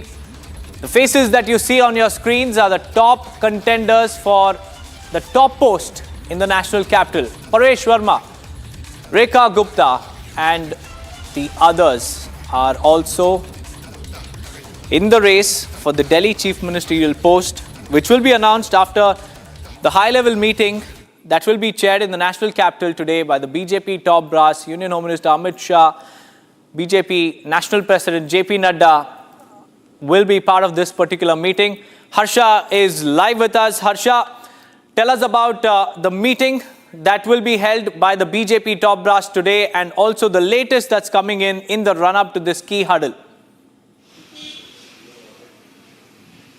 So yes, Deepak, you rightly pointed out today all these speculations will end as today is the very important BJP Legislative Council meeting, and ahead of this meeting, BJP is also meeting, the senior top brass is also meeting to decide on the observers. There will be 2 observers who will be in evening going to the Legislative Council meeting with the names of who are the top contenders, and among them who is the one who has been chosen to be the Chief Minister of Delhi. And all these speculation, Deepak, will end at around 7 o'clock, because what we are learning from our BJP sources is that at 7 o'clock in the evening, there will be a BJP Legislative Council meeting at the Delhi BJP headquarters, and all the MLAs will be present there along with the top brass of BJP leaders. The name will be announced, and thereafter tomorrow we'll see the oath ceremony of the BJP of the Delhi Chief Minister at Ramlila Maidan.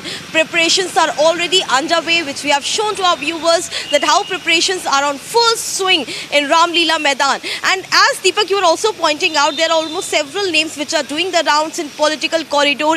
Exactly who is going to be the Chief Minister of National Capital. But yes, we can't say that is it going to be Pravesh Verma, or it has been decided that whether it will be Pawan Sharma or Pankaj Singh, Rekha Gupta, or it's going to be OBC face, women face, keeping in mind the upcoming Bihar elections as well. So BJP is going to focus on all these dynamics, and thereafter the Delhi Chief Minister will be chosen. So it's not something that is out in the public, but yes, BJP top brass have kept in mind all these dynamics of the upcoming election, of the Delhi geographic, and also how coming forth, which will be the important phase to handle the national capital, because as we have clearly seen, the UT Delhi is very different. The politics of Delhi is very different as compared to other states, and therefore keeping in mind all the names like Pravesh Verma, Pawan Sharma, Pankaj Singh, Rekha Gupta, Shikha Rai, all the names are doing round, but today all the speculation will end. We are waiting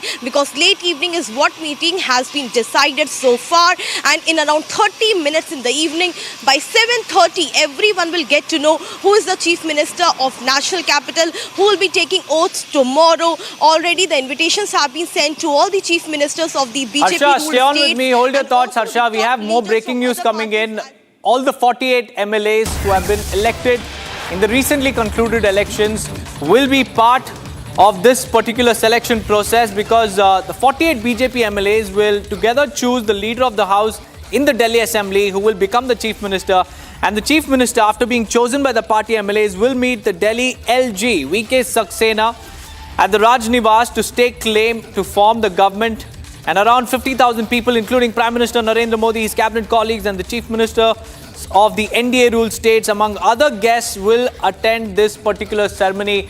Harsha, you know, the consensus of all these 48 MLAs will have to be taken into consideration, and an apt name which is acceptable by all these 48 MLAs will have to be chosen. Initially, Harsha, there were rumors doing the rounds that Pravesh Verma could become the Chief Minister, since he's the giant slayer in this particular election. So tell us about this particular development that we are tracking, that all 48 MLAs will be part of this particular process.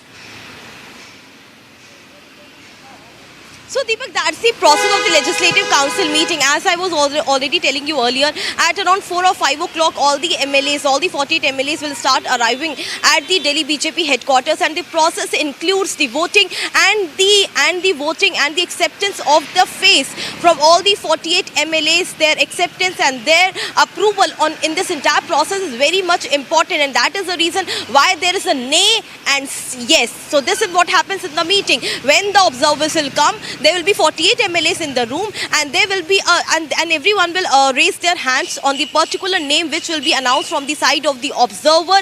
But this name is already decided. The name happens to be in the chit with the observers take along with them in the meeting, Legislative Council meeting. The 48 MLAs gives their yes to the name, and thereafter the name is announced in the entire meeting. All the 48 MLAs along with the name who is going to take oath as the Chief Minister of Delhi will be going to the LG late in the evening and will be giving the entire acceptance and signatories from the side of 48 MLAs that yes, now BJP is ready to stake claim and form the government in national capital, and thereafter tomorrow there will be oath ceremony. So one-on-one, Deepak, this is the entire process. First the selection of observer, then the 48 MLAs giving acceptance to the name which has been decided by the top brass of BJP, and then all together going to LG House with the letter of the approval and to stake claim to form the government. That's the entire process. It takes almost 2 to 3 hours in this entire process.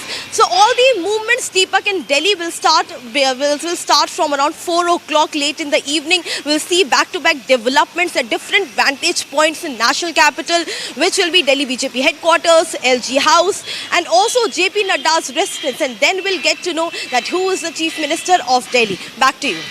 That's right, Harsha. The chief guests have been now selected. The traffic diversions have been announced by the Delhi Traffic Police. But what's impending is the announcement that everybody is waiting for, which will take place today evening after the high-level meeting. But let's shift our focus to what's happening in the KIIT University case. Viewers, there's a massive security deployment at the university following the death of a Nepali student. And the outrage continues to grow, and the security deployment has been heightened at the Kalinga Institute of Industrial Technology in Bhubaneswar for the third consecutive day after a Nepali girl student died by suicide after allegedly being harassed by a third-year mechanical engineering student of the university. Now, this student was found dead in her hostel room, and following that, several heads have rolled. The security personnel, 2 of them at the hostel, have now been terminated. 2 officials in charge of the hostel have now been suspended. An administrative official of the IRO has also been suspended. So right now the crackdown has begun. The outrage continues to grow. Students have hit the streets and security has been heightened at the KIIT University.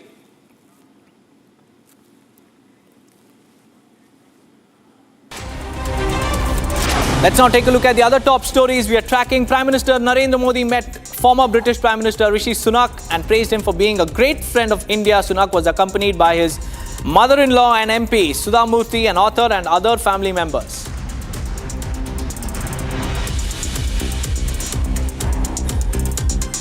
President Draupadi Murmu hosted a ceremonial banquet for the Emir of Qatar, Sheikh Tamim bin Hamad Al Thani, at the Rashtrapati Bhavan and expressed happiness over the establishment of strategic partnership between the two nations.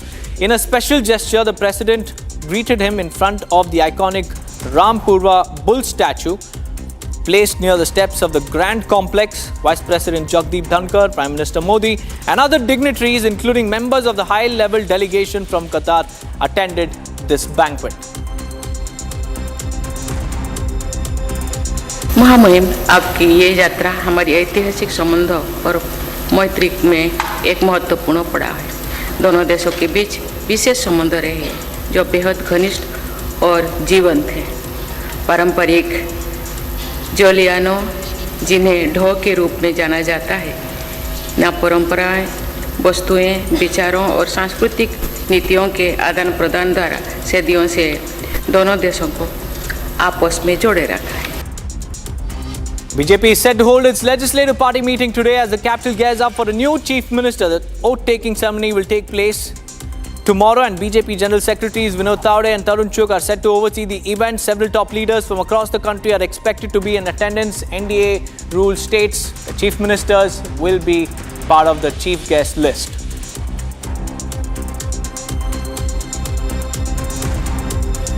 The Supreme Court is set to hear the pleas against the appointment of the Chief Election Commissioner and Election Commissioners on priority basis. A 2-judge bench will hear the matter today.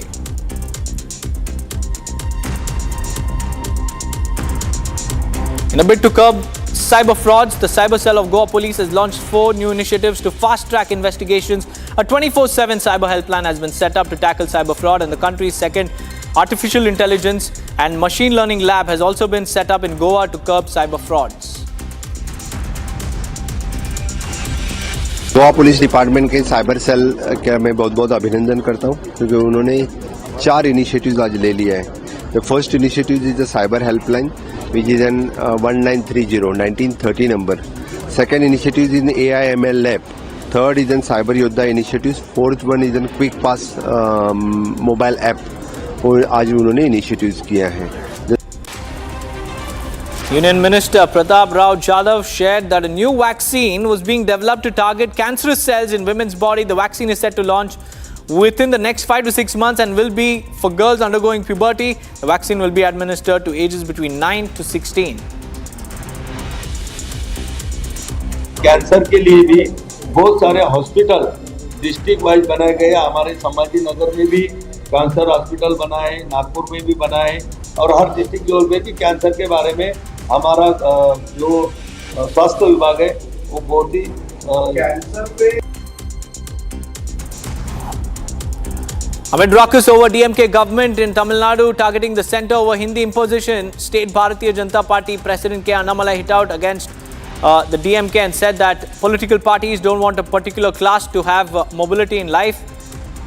He said that BJP would start a campaign and visit all houses asking people to sign for a third language. The BJP leader further accused the DMK of denying a third language in government schools while adding that the matriculation board under the state government doesn't mandate Tamil.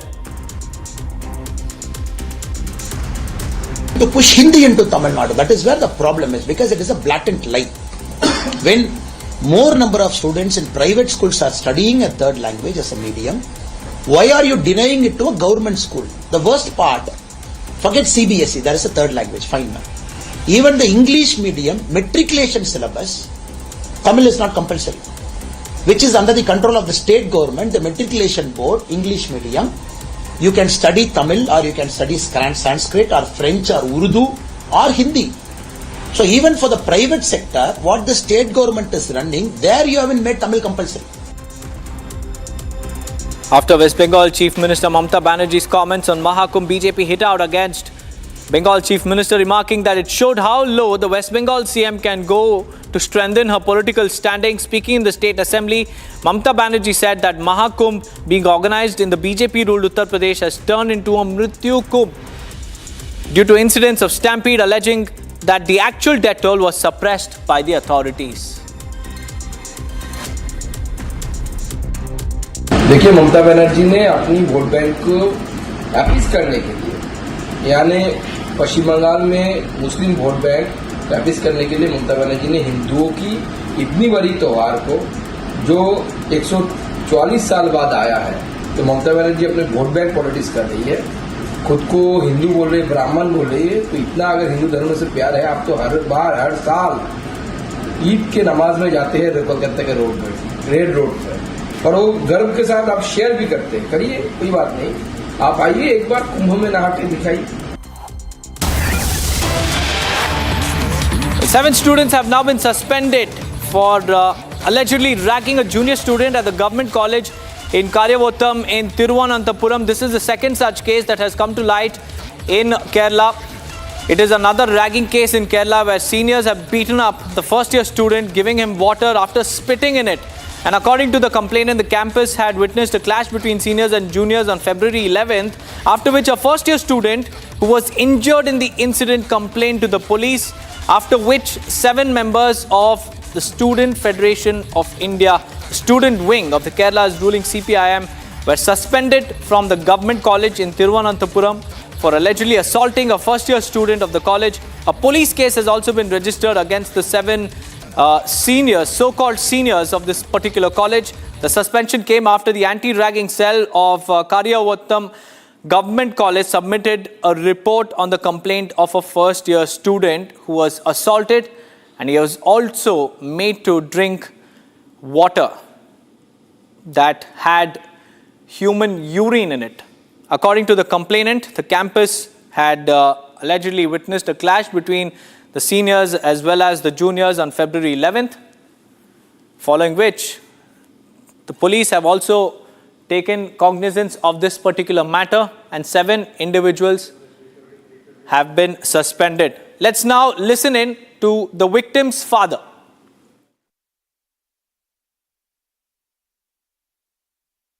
Bin's father, Jose, is right now with us. Bins has filed a complaint with the Karkutam police station. Let's hear from him what he has to say. എന്താ സംഭവിച്ചത്? Hindi complaint register ചെയ്യാണ്. അപ്പോൾ അവിടെ സംഭവിച്ചതെന്ന് പറഞ്ഞാൽ മോൻ ഇങ്ങനെ practice ചെയ്യാൻ പോയ സമയത്ത് സീനിയർ വിദ്യാർത്ഥികൾ കൂട്ടം കൂടി മോനെ മർദ്ദിക്കുകയാണ് ഉണ്ടായത്. മോനെയും ഒരു കൂട്ടുകാരൻ ഓടി രക്ഷപ്പെട്ട് പ്രിൻസിപ്പലിൻ്റെ റൂമിൽ കയറി. മോനെ എല്ലായിടവും വട്ടമിട്ട് പിടിച്ച് കൊണ്ടുവന്ന് റൂമിൽ കൊണ്ടുവന്ന് അവൻ മർദ്ദിക്കുകയാണ് ഉണ്ടായത്. റൂമിൽ കൊണ്ടുവന്ന് പിടിച്ചുകൊണ്ടുപോയി പൂട്ടിയിട്ട് മർദ്ദിക്കുകയാണ് ഉണ്ടായത്. ഇതിന് കാരണമുണ്ടോ? കാരണം പ്രത്യേകിച്ചൊന്നുമില്ല, പ്രകോപിതമായി തന്നെ ചെയ്തത്. കാരണം മുൻവൈരാഗ്യം പിന്നെ ഉണ്ടോയെന്ന് അറിയത്തില്ല. നേരത്തെ ഇനി ഏതെങ്കിലും കാര്യത്തിൽ അവർ ഒരു ഫസ്റ്റ് ഇയർ സ്റ്റുഡൻ്റ് അല്ലേ, സീനിയർ റാഗിങ് തന്നെയായിരുന്നു. കാരണം എന്ന് പറഞ്ഞാൽ റൂമിൽ പൂട്ടിയിട്ട് മർദ്ദിക്കുകയാണ് ഉണ്ടായത്. മർദ്ദിച്ച് ഷർട്ട് വലിച്ചു കയറി മുട്ട് കുത്തിക്കാൻ പറഞ്ഞെന്നൊക്കെ മോൻ പറഞ്ഞു എൻ്റെ അടുത്ത്. അങ്ങനെയൊക്കെ ഉപദ്രവിച്ചു ശരിക്കും മോനെ. ഈ ഉപദ്രവിച്ച ആൾക്കാർ ഏതെങ്കിലും പാർട്ടി, SFI പാർട്ടി അവരുടെ യൂണിറ്റിൽ കൊണ്ടിട്ട് മർദ്ദിച്ചതെന്ന് പറയണ്ടല്ലോ. അല്ല, അത് യൂണിറ്റ് അവിടെ എനിക്കറിയില്ല കോളേജിലെ സിറ്റുവേഷൻ. പക്ഷെ അവിടെ ആ ഒരു യൂണിറ്റേ ഉള്ളൂ, പിന്നെ വേറെ യൂണിറ്റ് ഉണ്ടെന്നുള്ള എനിക്കറിയില്ല. ആ ഒരു യൂണിറ്റേ ഉള്ളൂ. അപ്പോൾ ചെയ്തിരിക്കുന്നത് ചിലപ്പോൾ അവർ തന്നെ ആയിരിക്കണം. നിങ്ങൾ കംപ്ലൈൻറ്റിൽ ഉറച്ചു നിൽക്കുക തന്നെയാണ്? അതെ, കംപ്ലൈൻറ്റിൽ ഉറച്ചിരിക്കുക. നമുക്ക് കോളേജിൽ നിന്ന് ഫുൾ സപ്പോർട്ടുണ്ട്, പ്രിൻസിപ്പളിൻ്റെയും ടീച്ചേഴ്സിൻ്റെയും ഫുൾ സപ്പോർട്ടുണ്ട്. മകൻ എങ്ങനെയാണ്? പേടിച്ചിട്ടാണോ? നിങ്ങൾക്കും അതിൻ്റെ ആശങ്ക ഉണ്ടായിരുന്നു? അതെ, പേടിച്ച്. കാരണം ഷർട്ട് വലിച്ച് കയറിയ സമയത്ത് 1 മണിക്കൂറോളം 2 മണിക്കൂറോളം അവിടെ കുത്തിയിരുന്ന് ബസ് സ്റ്റോപ്പ്. മകൻ എന്താ സംഭവിച്ചത് സത്യത്തിൽ? എത്ര നേരം ഈ മർദ്ദത്തിലുണ്ടായത്? 1 മണിക്കൂറോളം. അതിന് മുന്നേ ശരിക്കും മർദ്ദിച്ച് അതിന് ശേഷമാണ് റൂമിൽ കൊണ്ടുവരുന്നത്. റൂമിൽ കൊണ്ടുവന്ന് 1 മണിക്കൂറോളം പൂട്ടിയിട്ട് മർദ്ദിച്ചു. അതാണ് സംഭവം ഉണ്ടായത്. We are planning to form a state-level anti-ragging cell for prevention of ragging activities in campuses. Now we have only a 3-tier system. We have anti-ragging cells at the college level, at the university level, and at the UGC level. Now, certain incidents are being reported from campuses, so we have decided to form a state-level cell for ensuring anti-ragging. I have sought reports from Director of Collegiate Education, and the anti-ragging cell at the college level has also started procedures related to this. Strict action will be taken in this regard.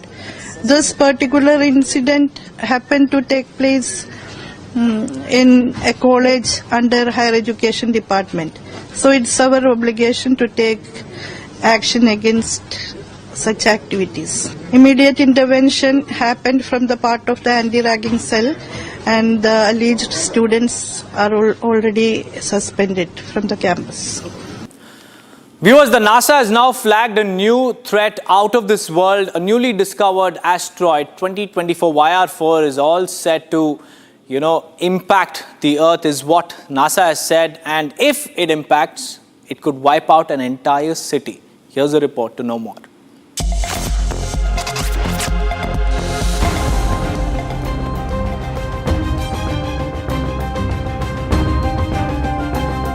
NASA has indicated that there exists a 2.3% chance of asteroid 2024 YR4 hitting the Earth on 22nd December 2032. Earlier, NASA predicted that the probability of collision was about 1.2%. However, the American Space Agency has modified their estimation of a probable collision.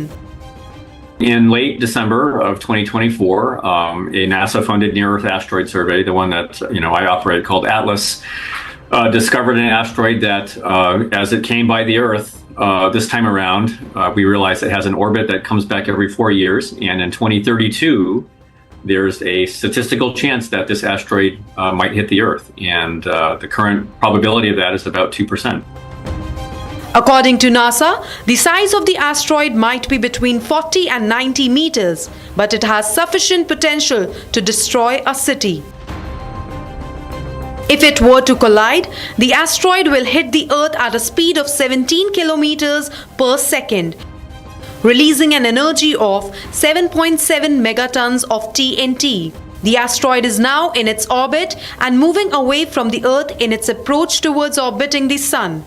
However, the scientific community has made it clear that a detailed study of asteroid's orbit may rule out the chances of collision.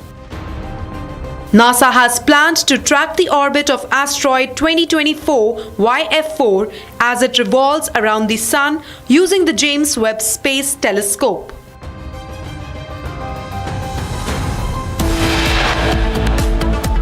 That, viewers, it's time for a quick break. On the other side, we'll tell you more about the Supreme Court, which is all set to hear pleas filed against the appointment of CEC. Stay tuned.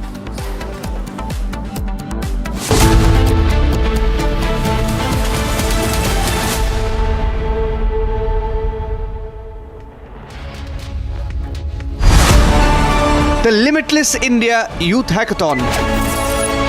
Call for entries. Category 3. Deep Tech and Semiconductors. Deep Tech, which could be either quantum computing, futuristic materials, genomics, biotech engineering, is what is going to drive India's innovation and change for the next decade. So I'm very excited that Republic Media Network is organizing a hackathon called the Limitless Hackathon for Youth. And this is an opportunity for anyone under 30 to be able to come out there with your ideas on deep tech. So if you have that idea, if you strongly believe in it, please do send in your pictures.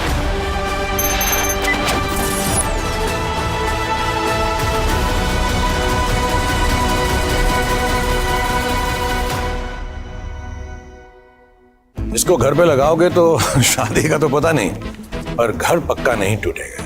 Rungta नहीं तो घर strong नहीं। Rungta steel TMT बार एकदम solid. पहाड़ों में एक hiking stick भी बन सकती है।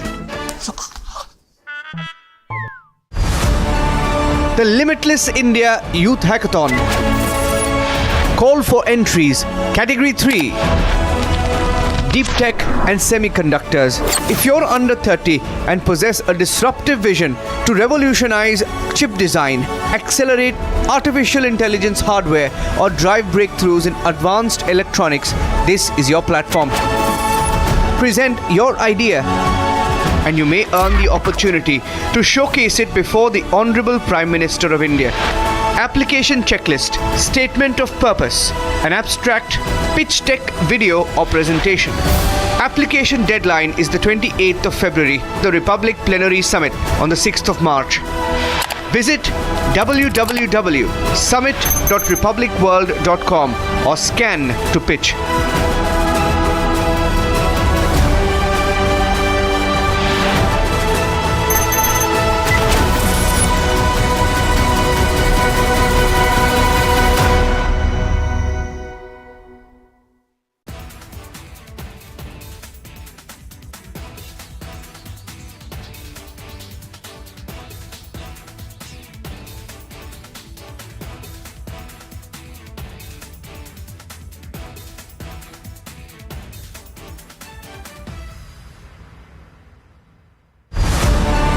The Limitless India Youth Hackathon.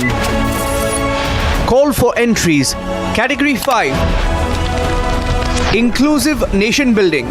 If you're under 30 and have a transformative idea to foster unity, drive social cohesion, or reimagine policy for an equitable future, this is your platform. Present your impact-driven idea and you may earn the opportunity to showcase it before the Honorable Prime Minister of India. Application checklist, statement of purpose, an abstract, pitch deck video or presentation. Application deadline is the 28th of February, the Republic Plenary Summit on the 6th of March. Visit www.summit.republicworld.com or scan to pitch. The Limitless India Youth Hackathon. Call for entries. Category 4. Equity and Empowerment. I'm delighted to hear of this new project which Republic TV is bringing to India. India is full of talent. Indian youth is perhaps the most promising asset of the world, not just of India. They need their moment in the sun. They need to be recognized they need to be identified, and yes, they need to be praised. And I'm sure that this event organized by Republic will do all three for the younger generation.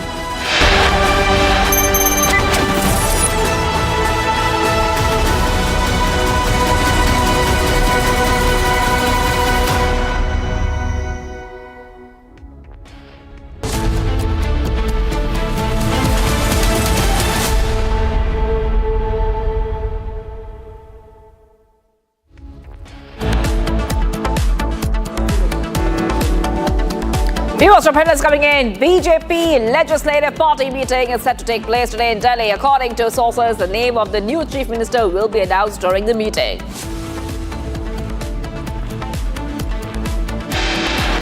Supreme Court will today hear the petition filed against the central government's law regarding the appointment of election commissioners. Nepalese students' death in KIIT University sparks anger. Nepalese government says it may stop issuing NOCs to students who wish to study in Odisha if the matter of students' death at KIIT University is not resolved.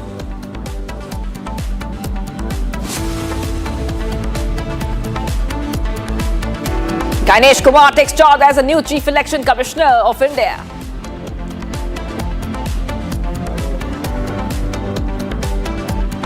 Trump rejects Ukraine's fair talks demand amid negotiations, blames Ukraine for the war. Well, you've been there for 3 years. You should have ended it 3 years. You should have never started it. You could have made a deal. I could have made a deal for Ukraine.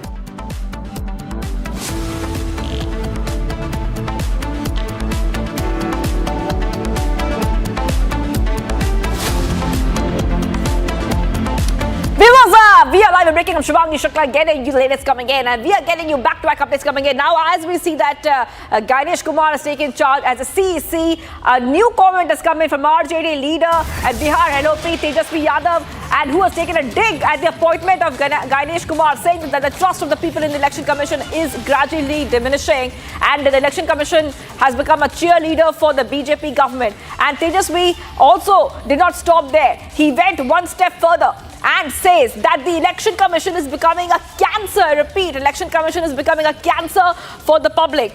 Back-to-back updates coming in here, Republic TV viewers. RJD leader has made these comments, taking a dig at the Election Commission of India. DVC RJD leader Tejasvi Yadav says that the poll body has become a cheerleader for the ruling BJP, and it's turning into a cancer. This is exactly what he has said. And in fact, we also, for our viewers, have the exact statement of Tejasvi Yadav. Let's go ahead and play it out.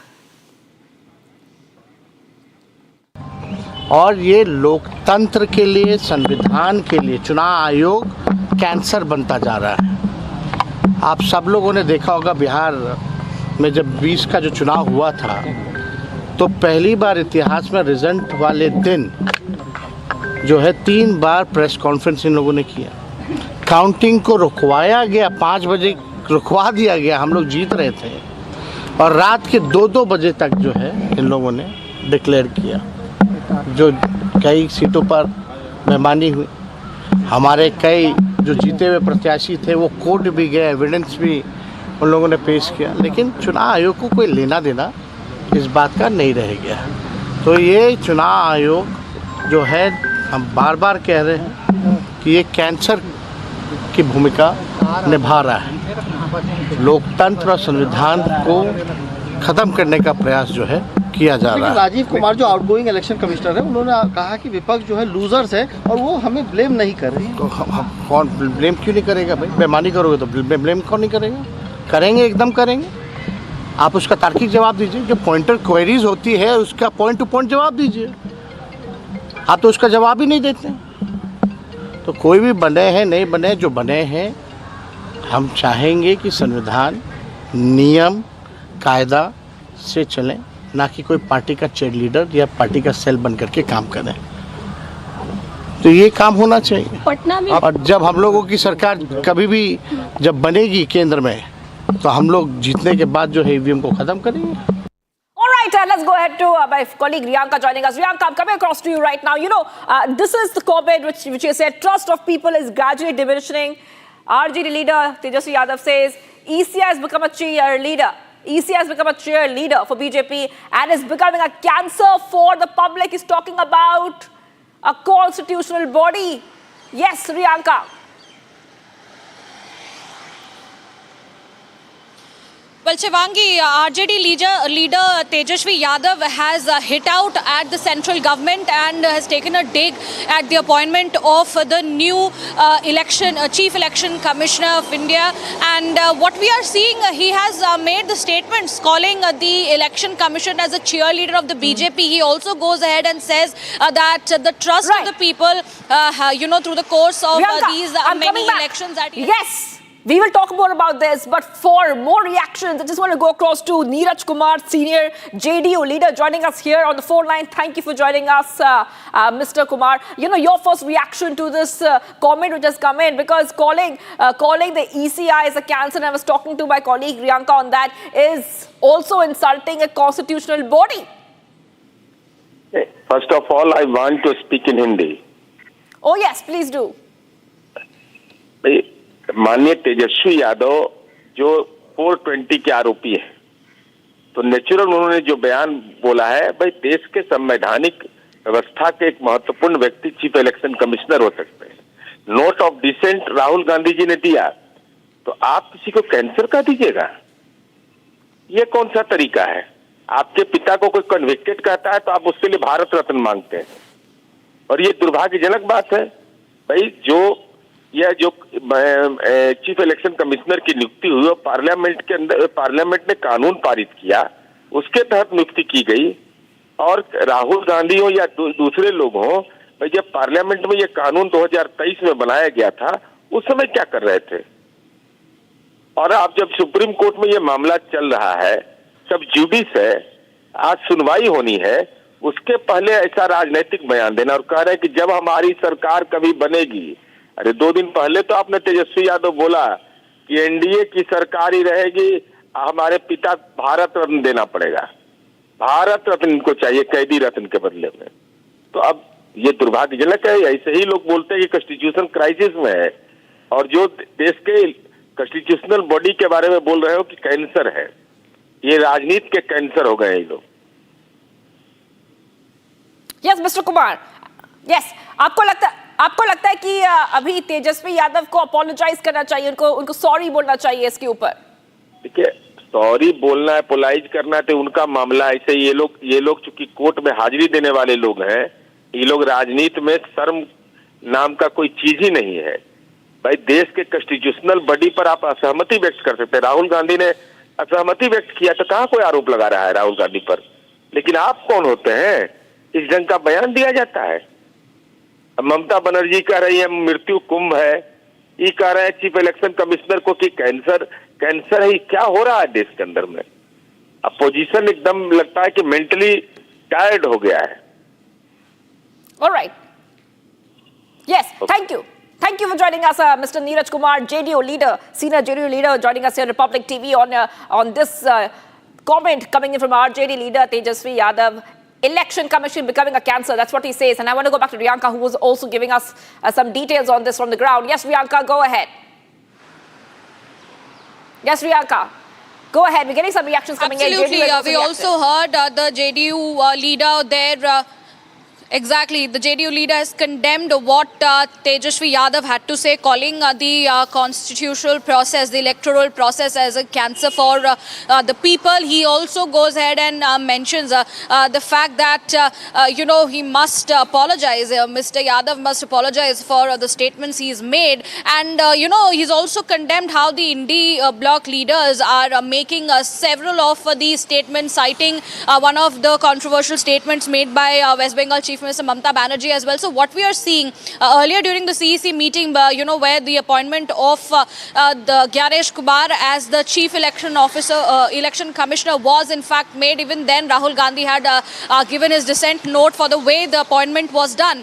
Because in fact there is the hearing in the Supreme Court also that is going to be taking place today once the bench assembles, where there has been petitions given forward in order to challenge the the appointment of the CEC and the ECs, saying that the panel which has elected appointed them did not comprise of the Chief Justice of India, something that had given out that the order which was given out by a constitutional bench earlier back in 2023 that said the bench must comprise of the CJI. But on the other hand, there was a new law that was brought out by the parliament which, somehow changed the composition of the panel. This time it included the Prime Minister, Union Minister, Home Minister Amit Shah, as well as Leader of Opposition Rahul Gandhi, which saw the exclusion of the CJI. So challenging this composition, the change that was made in the parliament, the pleas will be heard today in the Supreme Court by Justices Suryakant as well as N. Koteshwar. So we have to wait and see what happens next in this very regard legally. But on the other hand, we are witnessing the India Alliance leaders hitting out at the BJP, hitting out at the Election Commission, calling it a cheerleader for the BJP. That is right. Priyanka, we're being joined by one more guest. Ajay Alok, BJP spokesperson, joining us on the phone line for more on this. Mr. Alok, what is your first reaction to this? And I was talking about this with the JDU leader as well, Mr. Neeraj Kumar, that Tejasvi Yadav has insulted a constitutional body. This is very important, a constitutional body, and he has called it a cancer. Well, there's no doubt about it that they don't respect any of the constitutional bodies. Forget about Election Commission, they don't respect even Supreme Court if the Supreme Court doesn't deliver the judgment in their favor. So it's nothing new. I have a rather bright suggestion for people like Tejasvi Yadav. Resign from the democracy. Don't participate in election. Get out. Because if Election Commission is cancer, what are you doing with the cancer? You don't have to deal with the cancer. Save your life. Run. I mean, this is an act of uttermost desperation, calling Election Commission as the cancer for this country. I mean, do you want these kind of people to participate in our democracy? They are not worth it. This ninth fail idiot calls Election Commission as a cancer. The biggest blot on the democracy. All right. Thank you for joining us, Mr. Ajay Alok, BJP spokesperson, joining us here on Republic TV. Getting these first reactions coming in from the JDU and the BJP on the comment which our JD leader has made. We'll follow that story closely. Let's move ahead to some of the other stories we're tracking in the next segment, Bharat in 5 minutes. Let's get started.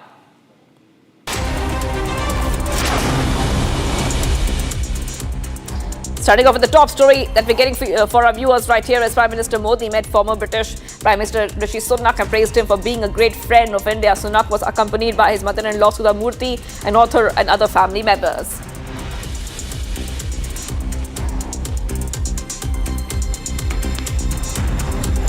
President Draupadi Murmu hosted a ceremonial banquet for the Emir of Qatar, Sheikh Tamim bin Hamad Al Thani, at the Rashtrapati Bhavan, and expressed happiness over the establishment of strategic partnership between the two countries. A special gesture, the president greeted him in the front of the iconic Rampurva bull statue placed near the steps of the Grand Complex. Vice President Jagdeep Dhankar, Prime Minister Modi, and other dignitaries, including members of the high-level delegation from Qatar, attended the banquet. महामहिम, आपकी ये यात्रा हमारी ऐतिहासिक संबंध और मैत्री में एक महत्वपूर्ण पड़ाव है। दोनों देशों के बीच विशेष संबंध रहे जो बेहद घनिष्ठ और जीवंत हैं। पारंपरिक जोलियानो, जिन्हें ढो के रूप में जाना जाता है, न परंपराएं, वस्तुएं, विचारों और सांस्कृतिक नीतियों के आदान प्रदान द्वारा सदियों से दोनों देशों को आपस में जोड़े रखा है। BJP set to hold its legislative party meeting today as capital gears up for a new chief minister. The oath-taking ceremony will take place on February 28th. The BJP General Secretaries Vinod Tavade and Tarun Chugh are set to oversee the event. Several top leaders from across the country are expected to be in attendance. Supreme Court is set to hear the plea against appointments of Chief Election Commissioner and Election Commissioners on priority basis. A two-judge bench will also oversee the judgment.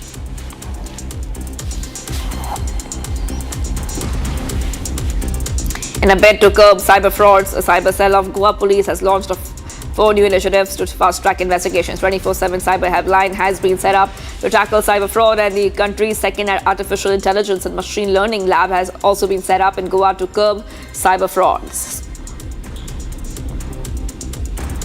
Goa police department के cyber cell का मैं बहुत बहुत अभिनंदन करता हूं, क्योंकि उन्होंने 4 इनिशिएटिव्स आज ले लिया है. The first initiative is the cyber helpline which is an 1930 number. Second initiative is in AI/ML lab. Third is an cyber Yoddha initiative. Fourth one is an quick pass mobile app. और आज उन्होंने initiatives किया है. Union Minister Pratap Rao Jadhav shared the new vaccine was being developed to target cancerous cells in women's body. The vaccine is set to launch within the next 5 to 6 months and will be for girls undergoing puberty. The vaccine will be administered to ages between 9 to 16. Cancer के लिए भी बहुत सारे hospital district wise बनाए गए. हमारे संभाजी नगर में भी कैंसर हॉस्पिटल बना है, नागपुर में भी बना है, और हर डिस्ट्रिक्ट लेवल पे कि कैंसर के बारे में हमारा जो स्वास्थ्य विभाग है वो बहुत ही कैंसर पे. Amid ruckus over the DMK government in Tamil Nadu targeting the centre over Hindi imposition, state BJP President K. Annamalai hit out against protests and said that political parties do not want a particular class to have mobility in life. He said that BJP would start a campaign and visit all houses asking people to sign for a third language. The BJP leader further accused the DMK government of denying a third language in government schools, while adding that the matriculation board under the state government does not mandate Tamil. To push Hindi into Tamil Nadu, that is where the problem is, because it is a blatant lie. When more number of students in private schools are studying a third language as a medium, why are you denying it to a government school? The worst part, forget CBSE, there is a third language, fine man. Even the English medium matriculation syllabus, Tamil is not compulsory, which is under the control of the state government, the matriculation board, English medium. You can study Tamil, or you can study Sanskrit or French or Urdu or Hindi. So even for the private sector, what the state government is running, there you haven't made Tamil compulsory. Following the West Bengal Chief Minister Mamata Banerjee's comments on Mahakum, BJP hit sour at Banerjee, remarking that it showed how low the West Bengal CM can go to strengthen her political standing. Speaking in the State Assembly, Banerjee says Mahakum being organized in the BJP rule UP has turned into Mrityu Kumbh due to incidents of stampede, alleging that the actual death toll was gone ahead and it was suppressed by the authorities.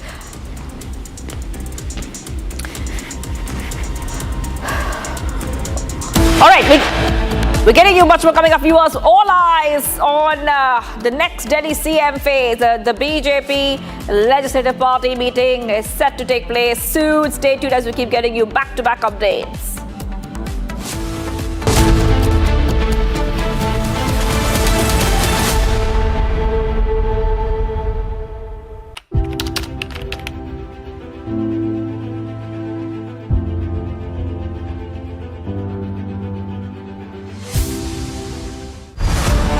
The Limitless India Youth Hackathon. Call for entries. Category 4. Equity and Empowerment.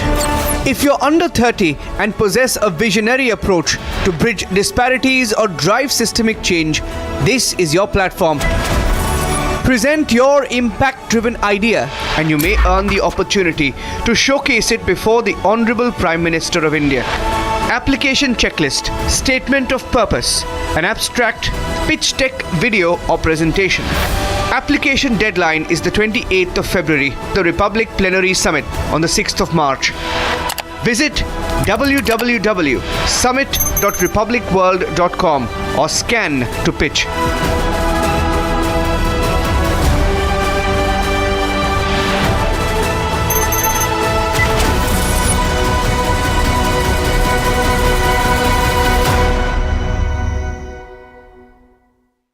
A big shout out to all young Indians. You have the opportunity to be a part of the Republic Plenary Summit 2025, Limitless India. All you have to do is send us a pitch deck with less than 5 minutes and upload it on summit.republicworld.com or simply scan the barcode on your screen and follow the steps.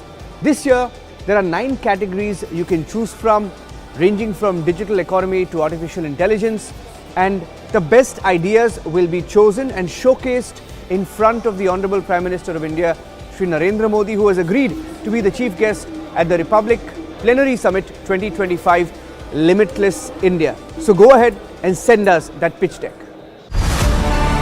The Limitless India Youth Hackathon. Call for entries. Category 3.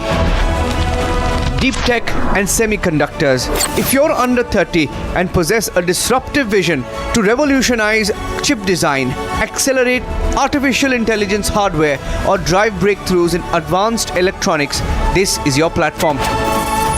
Present your idea and you may earn the opportunity to showcase it before the Honorable Prime Minister of India. Application checklist, statement of purpose, an abstract, pitch deck video or presentation. Application deadline is the 28th of February, the Republic Plenary Summit. I'm delighted that the Republic TV is doing a program which is titled appropriately Limitless India, which includes Inclusive India. India has been limitless in thought because it never circumscribed its thoughts that this is the only way to go. We are limitless in our thought, in our reach, in our inclusiveness. And I am happy that such a great initiative is being undertaken. All my best wishes and blessings to the Republic TV and Arnab.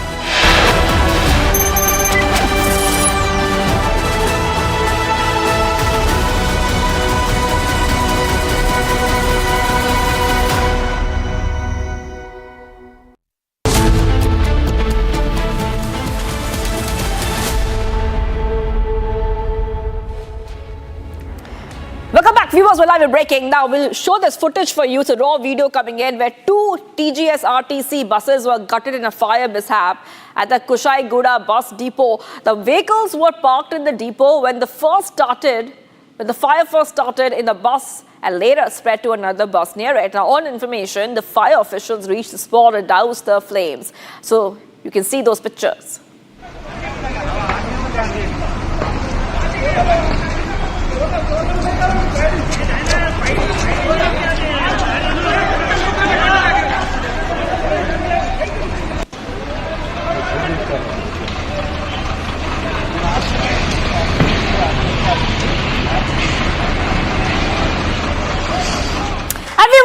That's all we have in this bulletin, but we're coming up next. We're still live and breaking and getting you the biggest updates, especially the story where the suspense remains over the new Delhi CM face. Stay tuned, viewers.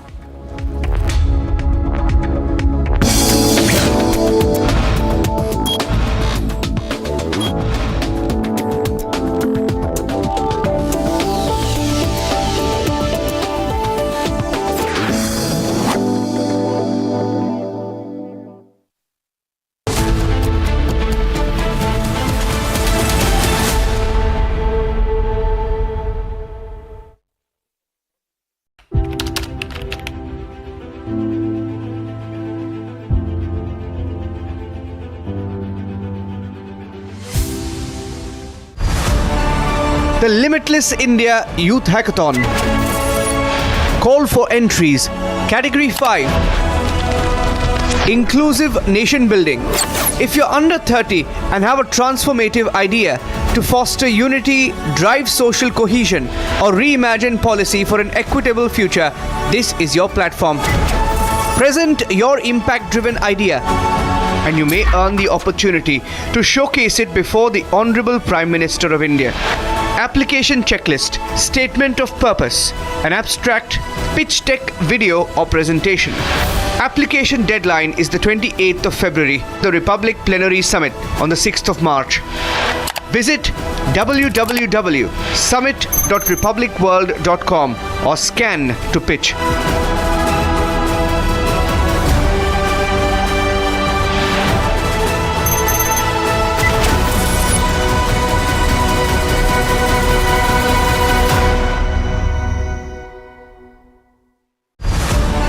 The Limitless India Youth Hackathon.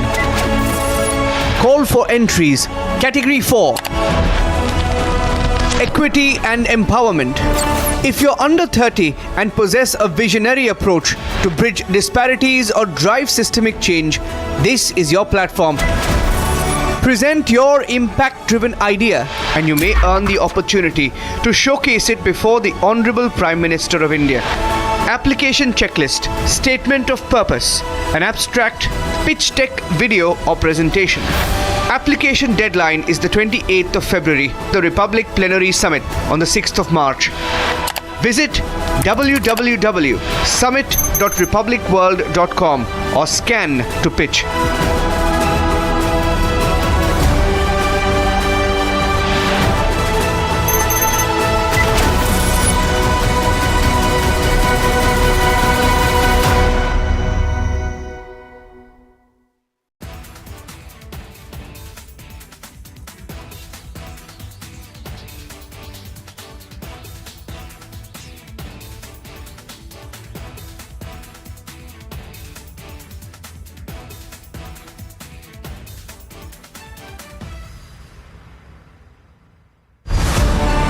The Limitless India Youth Hackathon.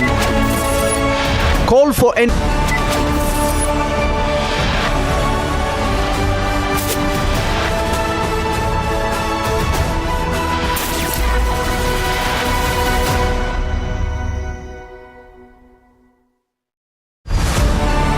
The Limitless India Youth Hackathon. Call for entries. Category 8. Sustainability and environment. If you're under 30 and have a visionary approach to achieve net zero emissions, revolutionize climate finance, or restore natural ecosystems, this is your opportunity. Present your impact-driven innovation and you may earn the opportunity to showcase it before the Honorable Prime Minister of India. Application checklist, statement of purpose, an abstract, pitch deck, video or presentation. Application deadline is the 28th of February, the Republic Plenary Summit on the 6th of March. Visit www.summit.republicworld.com or scan to pitch.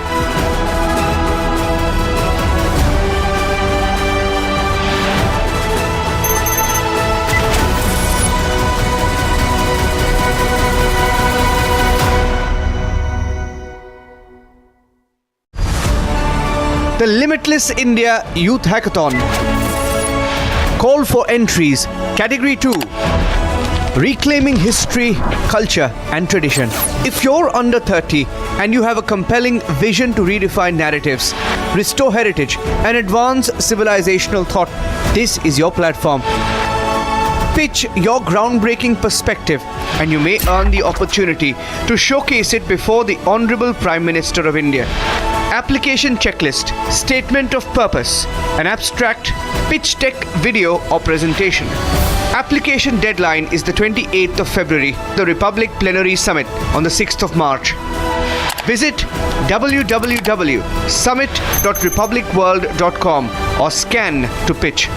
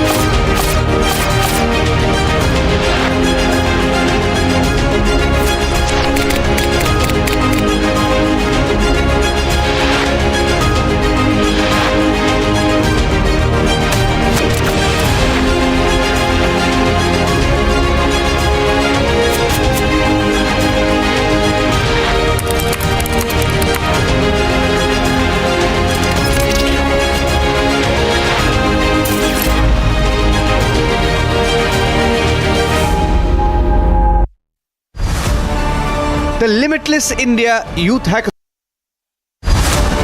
This is an important time in Indian history.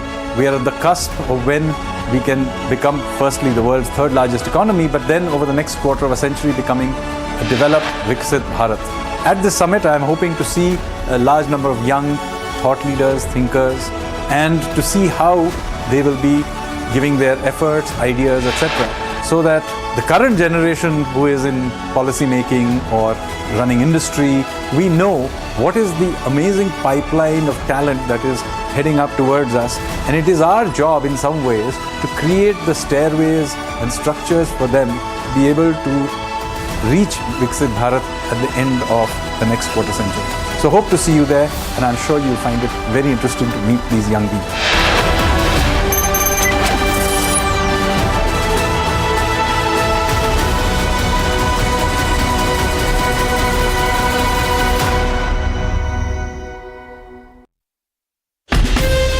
From Asia's largest news headquarters,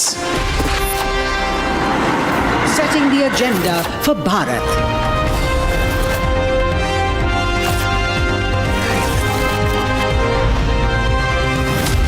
You're watching Republic.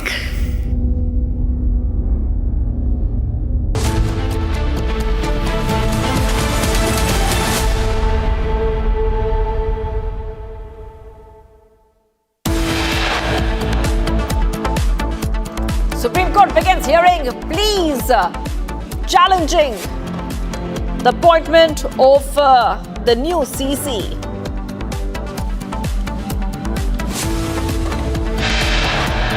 चुनाव आयोग जो है, हम बार बार कह रहे हैं कि ये कैंसर की भूमिका निभा रहा है। लोकतंत्र और संविधान को खत्म करने का प्रयास जो है किया जा रहा है। RJD leader and former Bihar Deputy CM Tejasvi Yadav calls Election Commission a cancer. The BJP Legislative Party meeting is set to take place today in Delhi. According to sources, the name of the new Chief Minister will be announced during the meeting. Nepalese student death in KIIT University sparks anger. Nepal government says it may stop issuing NOCs to students who wish to study in Odisha if the matter of students' death at KIIT University is not resolved. Trump rejects Ukraine's fair talks demand amid negotiations and blames Ukraine for the war.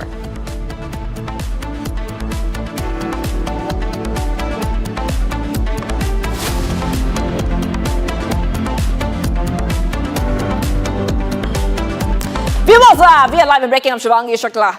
Getting you some big updates coming in. Supreme Court is currently hearing the petitions filed against the central government's law regarding the appointment of election commissioners. Gyanesh Kumar is the first CEC to be appointed under the new law, who has taken charge as Chief Election Commissioner of India. So the hearing has already begun, viewers, from what we understand. And I just want to go ahead to my colleague who's joining us right now. Riyanka. Riyanka, I'm coming across to you right now. You know, we'll try to put out for our viewers what is happening inside the court.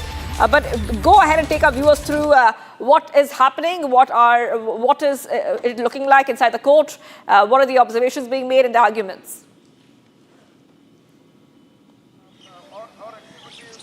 Well, the hearing into the petitions that was challenging the appointment of the CEC and the ECs have already begun. But during the hearing, we saw that the Supreme Court asked the justices, I beg your pardon, the advocates to wait after another hearing. Their number would come. But on the other hand, we also saw Solicitor General Tushar Mehta saying that today he is busy in front of the Constitutional Bench, which is why he demanded or asked for another date for this very hearing. But this was in fact challenged by Advocate Prashant Bhushan, who is appearing for the petitioners. He said that matters cannot be adjourned this way if the Solicitor General is busy in other courts. He demanded that the matter be taken up on priority. On this, the Supreme Court responded to, Solicitor General Tushar Mehta that to inform the court as and when he gets free, then accommodations and arrangements will be made looking at the situation then. So for now, the matter has been stopped there. The matter will resume once the Solicitor General gets free, whether it's going to happen today or the Supreme Court will be giving out another date for the hearing in this case, that is something that needs to be seen. Let us also give a background to what this case actually is. There were several petitions that challenged the appointment of the Chief Election Commissioner as well as the election commissioners under the new law that was brought in by the Parliament. And this, the petitioners had said, was in fact something that did not go as far as the Supreme Court's verdict by a constitutional bench earlier that said that a panel including the Prime Minister, the Leader of Opposition as well as the Chief Justice of India should be the ones electing and appointing the CEC as well as the ECs. But what we saw as per a new law that came up in the Parliament, the Chief Justice of India was not included. Rather, there was a change in the composition where there was inclusion of the Union Home Minister Amit Shah. So this is something that was challenged. But for now, the hearing is set to resume once there is a confirmation from the Solicitor General as and when he gets free from other court, or whether there will be another date given to this. That is something that we will be updating and keeping a very close eye on. All right, thank you for getting us all those details. I will be coming back to you very soon, Riyanka, on this story. We have to move ahead right now because we're getting some more breaking updates coming in. And a recent UN Security Council meeting chaired by China, India's permanent representative to the UN, Ambassador Parva Theneni Harish, responded strongly to remarks made by Pakistan's Deputy Prime Minister and Minister of Foreign Affairs, Mohammad Ishaq Dar.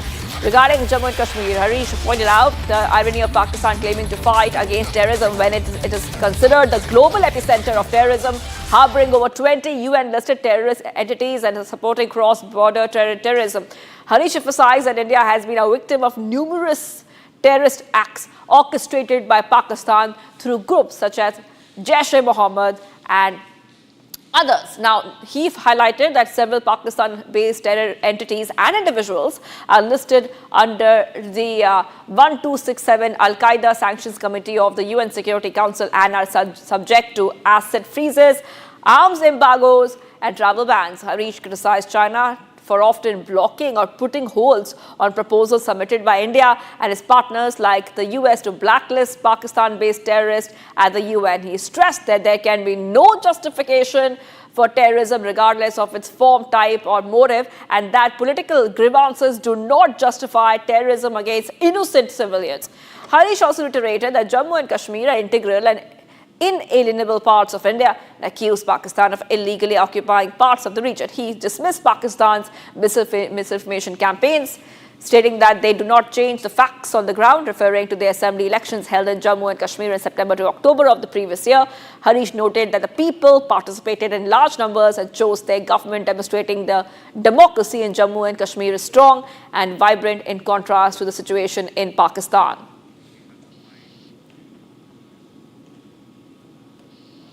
The Deputy Prime Minister and Minister of Foreign Affairs of Pakistan, Mr. Mohammad Ishaq Dar, has referred to an integral and inalienable part of India, the Union Territory of Jammu and Kashmir, in his remarks. I would like to reaffirm that Jammu and Kashmir has been, is, and will always be an integral and inalienable part of India. In fact, it is Pakistan that is in illegal occupation of parts of Jammu and Kashmir. Pakistan's campaigns of misinformation and disinformation, of lies and falsehood do not change facts on the ground. Pakistan is a global epicenter of terrorism, harboring more than 20 UN-listed terrorist entities and providing state support to cross-border terrorism. Hence, it is a supreme irony when Pakistan pats itself on the back as being at the forefront of the fight against terrorism. India has been a victim of the acts of terror perpetrated by this country through terror groups such as Jaish-e-Mohammed and Harkatul Mujahideen, among dozens of others. Mr. President, there cannot be any justification for terrorism regardless of its form, type, and motive. No political grievance can justify terrorism perpetrated against innocent civilians. This august body can make no distinction between good and bad terrorists. And I request the Deputy Prime Minister and Foreign Minister of Pakistan to take note of it and not further waste the time of the Council in this regard. Prime Minister Modi met former British Prime Minister Rishi Sunak and praised him for being a great friend of India. Sunak was accompanied by his mother-in-law Sudha Murthy, an author, and other family members. President Draupadi Murmu hosted a ceremonial banquet for the Emir of Qatar, Sheikh Tamim bin Hamad Al Thani at the Rashtrapati Bhavan and expressed happiness over the establishment of strategic partnerships between the two countries. In a special gesture, the president greeted him in front of the iconic Rampurva Bull statue placed near the steps of the Grand Complex. Vice President Jagdeep Dhankar, Prime Minister Modi and other dignitaries, including members of the high-level delegation from Qatar, attended the banquet. महामहिम, आपकी ये यात्रा हमारी ऐतिहासिक संबंधों और मैत्री में एक महत्वपूर्ण पड़ाव है। दोनों देशों के बीच विशेष संबंध रहे हैं जो बेहद घनिष्ठ और जीवंत हैं। पारंपरिक जोलियानों, जिन्हें ढो के रूप में जाना जाता है, न परंपराएं, वस्तुएं, विचारों और सांस्कृतिक नीतियों के आदान प्रदान द्वारा सदियों से दोनों देशों को आपस में जोड़े रखा है। BJP is set to hold a legislative party meeting today as the capital gears up for a new chief minister. The oath-taking ceremony will take place on Feb 20th, and BJP General Secretaries Vinod Tavre and Tarun Chugh are set to oversee the event. Several top leaders from across the country are expected to be in attendance. Supreme Court is set to hear plea against the appointments of the Chief Election Commissioner and Election Commissioners on priority basis. A two-judge bench will oversee the judgment.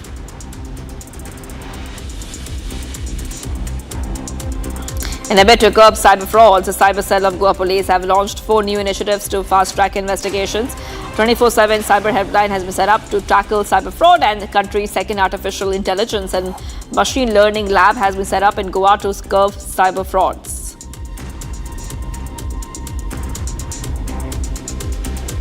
Cyber cell का मैं बहुत बहुत अभिनंदन करता हूँ क्योंकि उन्होंने 4 initiatives आज ले लिया है. The first initiative is the cyber helpline, which is an 1930 number. Second initiative is in AI/ML lab. Third is in Cyber Yoddha initiatives. Fourth one is in Quick Pass mobile app. और आज उन्होंने initiatives किया है. Minister Pratap Rao Jadhav shared that a new vaccine was being developed to target cancerous cells in women's body. The vaccine is set to launch within 5 to 6 months and will be for girls undergoing puberty. Vaccine will be administered to ages between 9 to 16. Cancer के लिए भी बहुत सारे hospital district wise बनाए गए. हमारे संभाजी नगर में भी कैंसर हॉस्पिटल बना है, नागपुर में भी बना है और हर डिस्ट्रिक्ट लेवल पे कि कैंसर के बारे में हमारा जो स्वास्थ्य विभाग है वो बहुत ही Amid ruckus over DMK government in Tamil Nadu targeting the centre over Hindi imposition state, BJP President K. N. Malai hit out against the protests and said that political parties do not want a particular class to have mobility in life. He said the BJP would start a campaign and visit all houses asking people to sign for a third language. The BJP leader further accused the DMK government of denying the third language in government schools while adding that the matriculation board under the state government does not mandate Tamil. To push Hindi into Tamil Nadu, that is where the problem is, because it is a blatant lie. When more number of students in private schools are studying a third language as a medium, why are you denying it to a government school? The worst part, forget CBSE, there is a third language, fine now.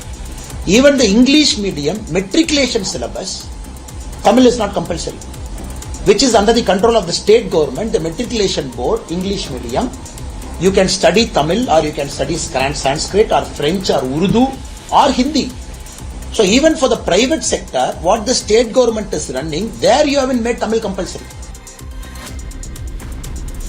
And following the West Bengal Chief Minister Mamata Banerjee comments on Mahakumbh, BJP hit out at Banerjee, remarking that it showed how low the West Bengal CM can go to strengthen the political standing. Speaking in the State Assembly, Banerjee says that Mahakumbh being organized in the BJP-ruled UP has turned into a Mrityu due to incidents of stampede, alleging that the actual death toll was suppressed by the authorities.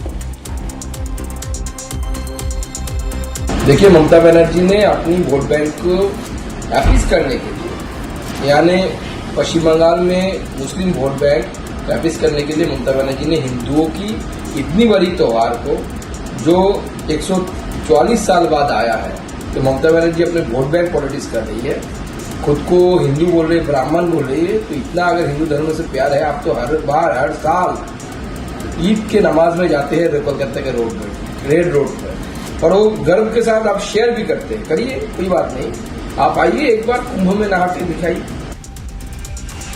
All right, we're getting some more breaking news coming in. Two reports of the commission into alleged irregularities in the APSC combined competitive examination for 2013 and 2014 were tabled in the assembly by Chief Minister Himanta Biswa Sarma during the first day of the budget session. And what we see right now, the BJP claim that the report brought out startling disclosures on the former Chief Minister and his son Gaurav Gogoi, and proved that the corruption and Congress are two sides of the same coin. So this is what we see right now, viewers. This is a report mentioning the former CM Tarun Gogoi and son Gaurav Gogoi. This is a cash for jobs case that is being talked about here right now, Republic TV, that we are reporting on. So what we see right now are back-to-back updates coming in. Cash for jobs scam report placed in the Assam Assembly, and the BJP is targeting the Congress. As per the details of this report, it highlights the names of former CM Tarun Gogoi and son Gaurav Gogoi. So back-to-back updates coming in right now. This is coming in the backdrop of a commission looking into the alleged scams in the Assam Public Service Commission. APSC combined competitive examination has been submitted, and the reports have been submitted, and they were discussed in the State Assembly. Now, this is the Justice B.K. Sharma Commission, while probing into the alleged irregularities in the APSC combined competitive examination, said that former chairman Rakesh Paul was associated in 200 selections and kind of conduct on his part. So there are many names which are coming out right now, viewers. Back-to-back updates coming in on Republic TV. And we also have a reaction on the story. Let's go ahead and play it out.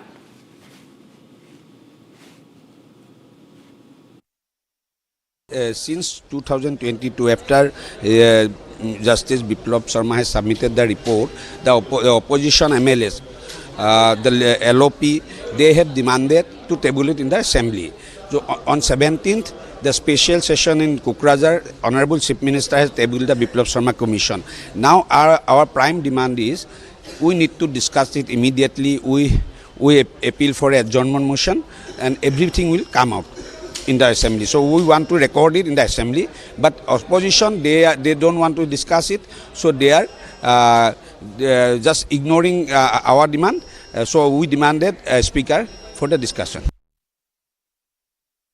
Report I am not able to go through. There are 1,000 pages, but we feel this report is not conclusive. This report needs to be investigated by CBI and all, because we heard that now, as a politician, it is not good that I mention names who cannot defend.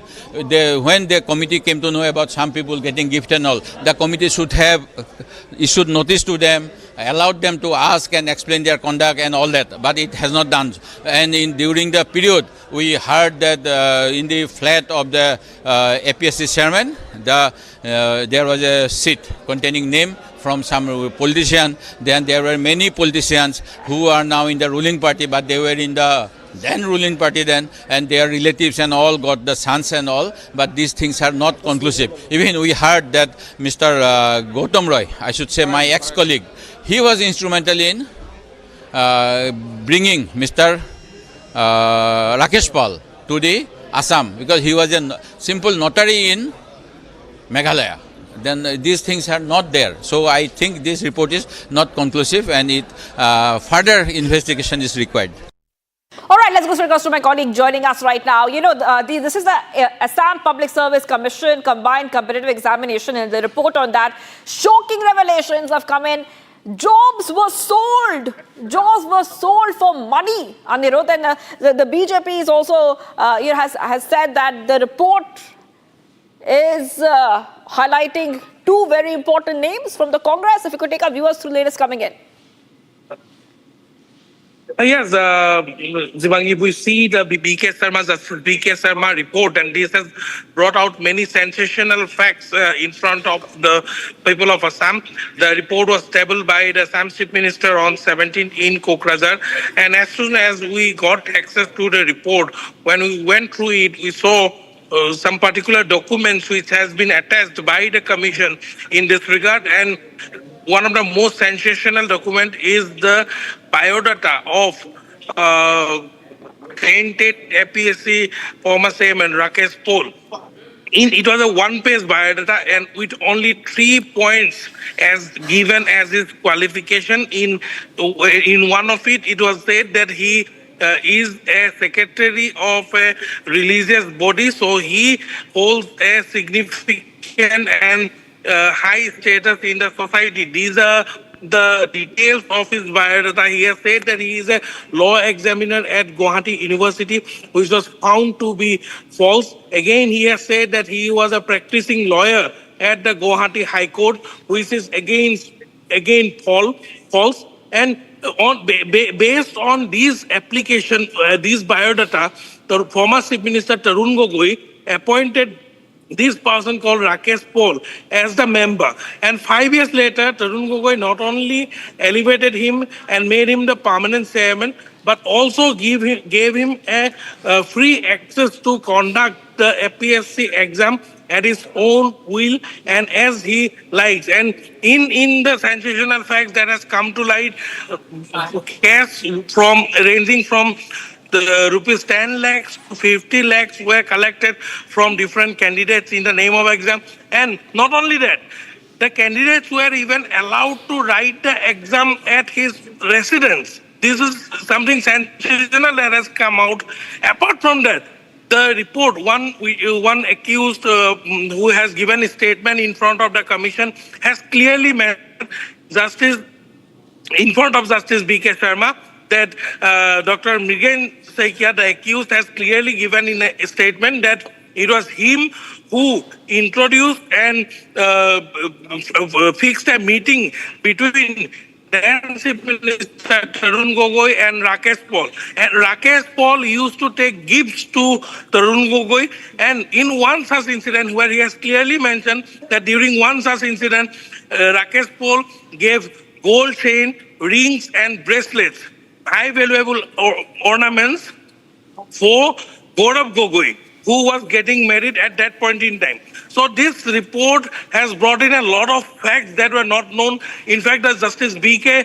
Sharma Commission, one-man inquiry commission, has also observed and noted that the revelation, the statement made by Dr. Mrigen Saikia is out of imagination, beyond imagination as far as the inquiry commission is concerned. And now the BJP is demanding an adjournment motion in the assembly in order to discuss this report. However, the opposition is not willing to discuss it in the assembly so that it can be recorded. They are not willing to discuss it in the assembly, and instead they are saying that this report is inconclusive. But there are a lot of answers that now Gaurav Gogoi or the Gogoi family and the Congress party as a whole needs to give in front of the media and the people of the nation so that more details of this cash pose of scam can be revealed.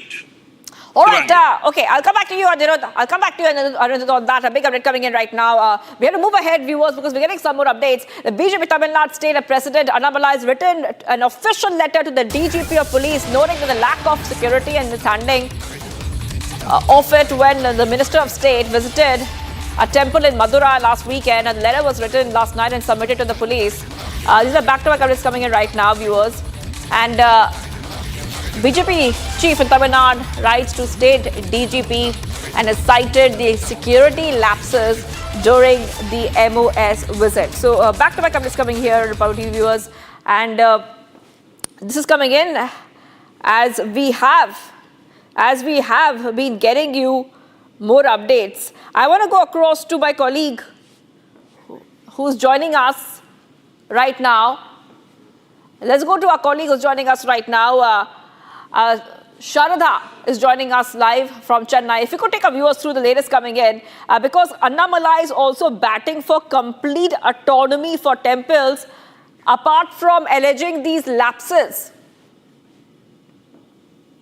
Shubhangi, what happened was that when Minister of State El Murugan visited the Paratham temple last weekend, the police down stopped him from entering the temple, stating that the higher up, basically the state command has asked them not to let him inside the temple. This issue comes after the temple issue has been going on for the past 1 week, where the Hindus and Muslims are said to be fighting over the dargah and the temple situated on the hills. However, the locals state there that they do not have a fight, and it's only a fight started by the DMK and his allied minister, Mr.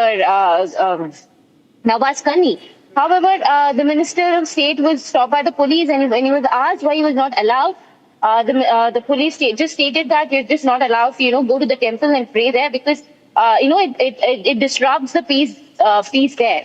So, however, the Tirupandra issue has been going on for a while, and Annamalai here has been fighting it. And yesterday also added that if the BJP comes to power in 2026, he tried to destroy the HRNC department and let the temple, run on their own.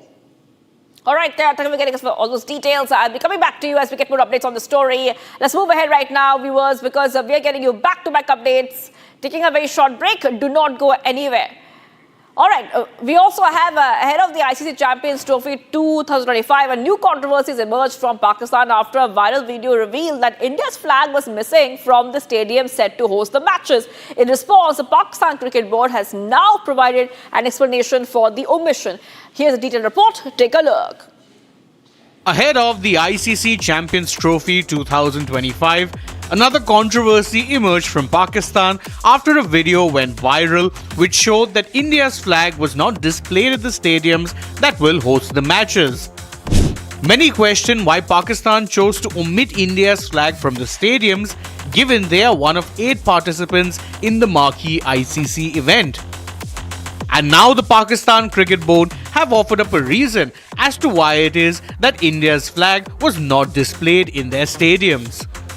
As you know, India is not coming to Pakistan to play its matches during the ICC Champions Trophy 2025. The National Stadium in Karachi, Rawalpindi Cricket Stadium and the Gaddafi Stadium, Lahore have hoisted flags of countries that are going to play at the said venues, said a PCB source. The source also pointed out that the Indian flag is there at the Dubai International Stadium where the Rohit Sharma-led side will be playing all of their matches. That the Pakistan Cricket Board have chosen to not display the Indian flag in Lahore's Gaddafi Stadium as well as the others ahead of the ICC Champions Trophy 2025 has still not gone down well with many. And this is just the latest issue that has cropped up in the build-up to the marquee ICC event. The tournament was shifted to the hybrid model on India's insistence as the BCCI did not want to send the Indian players to Pakistan over security concerns.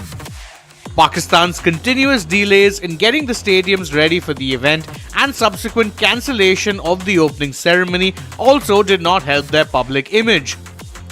And even on the cricket field, there have been a number of issues that have shown the spotlight on Pakistan's poor preparations. Firstly, New Zealand cricketer Rachin Ravindra suffered a nasty head injury while attempting a catch during an ODI Tri-Series game against Pakistan in Lahore. Many felt the stadium's faulty floodlights played a part in the injury as Ravindra seemed unaware of the ball's trajectory before he was struck on the head. Then a video went viral where a number of fans were seen looking to illegally enter the National Stadium in Karachi, which is a serious breach of security. To then make things worse, another incident took place at Karachi that saw a man arrested for trying to enter the stadium using a fake accreditation card. The tournament will get underway on February 19th when Pakistan face New Zealand. But the controversies in the build-up have been never-ending for the host nation and should lead to major questions being raised for such events even being hosted by Pakistan in the future.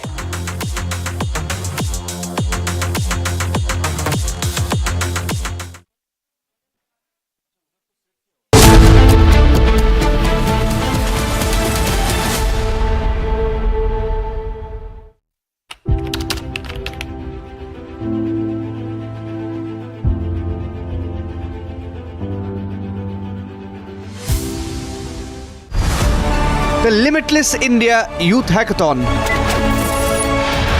Call for entries. Category 9, AI and Machine Learning. If you're under 30 and have a visionary approach to optimize neural architectures, advance generative AI, or enhance reinforcement learning for real-world applications, this is your opportunity. Present your breakthrough innovation in AI-driven automation or self-learning algorithms, and you may earn the opportunity to showcase it before the Honorable Prime Minister of India. Application checklist, statement of purpose, an abstract, pitch deck video or presentation. Application deadline is the 28th of February, the Republic Plenary Summit on the 6th of March.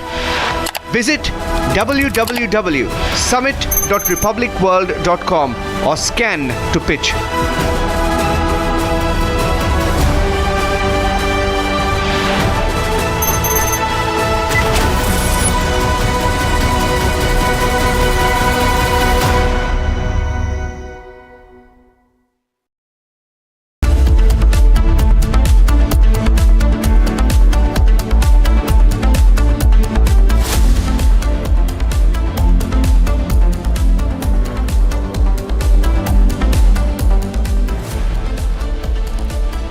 Good evening, ladies and gentlemen. Tonight I come to you with a major network announcement. And this is something that we have been all planning and working on at the Republic Media Network for a while now.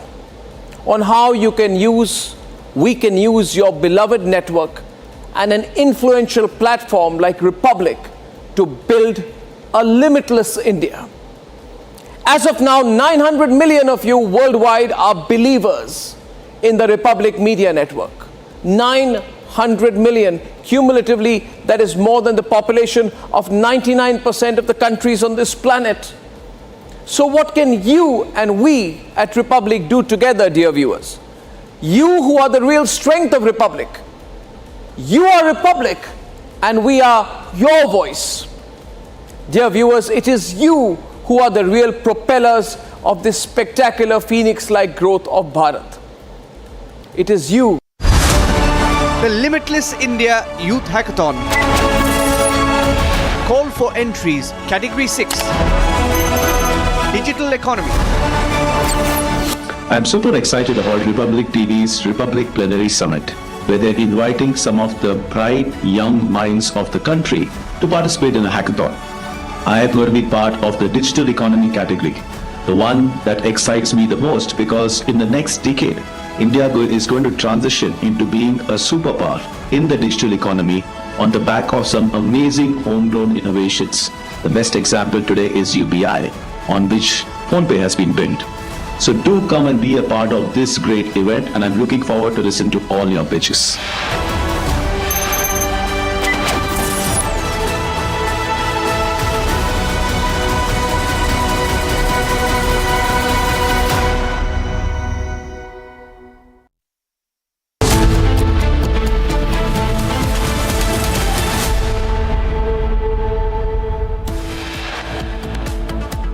Supreme Court begins hearing the pleas challenging the appointments of CEC and Election Commissioners. SG Tushar Mehta requests postponement. चुनाव आयोग जो है, हम बार बार कह रहे हैं कि ये कैंसर की भूमिका निभा रहा है। लोकतंत्र और संविधान को खत्म करने का प्रयास जो है किया जा रहा है। RJD leader and former Bihar Deputy Chief Minister Tejasvi Yadav calls Election Commission cancer. BJP Legislative Party meeting is set to take place today in the national capital. According to sources, the name of the new Delhi Chief Minister will be announced during the meeting.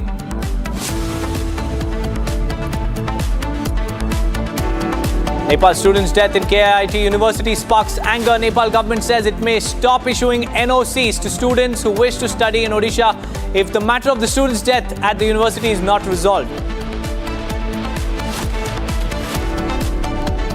Donald Trump rejects Ukraine's fair talks demand amidst peace talk negotiations, blames Ukraine for the war.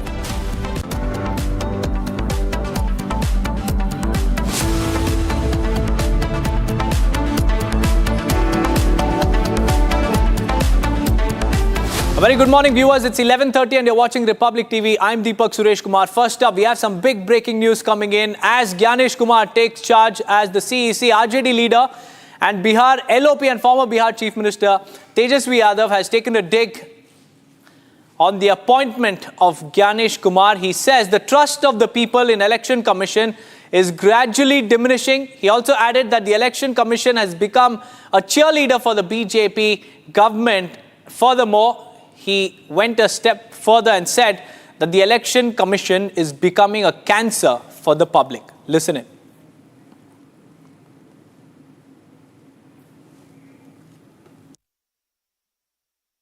देखिए, चुनाव आयोग पे बगल में ही building है चुनाव आयोग की, मैं वो लाना भूल गया। सफेद कपड़ा डाल देना चाहिए उस पर, क्योंकि चुनाव आयोग मर चुका है।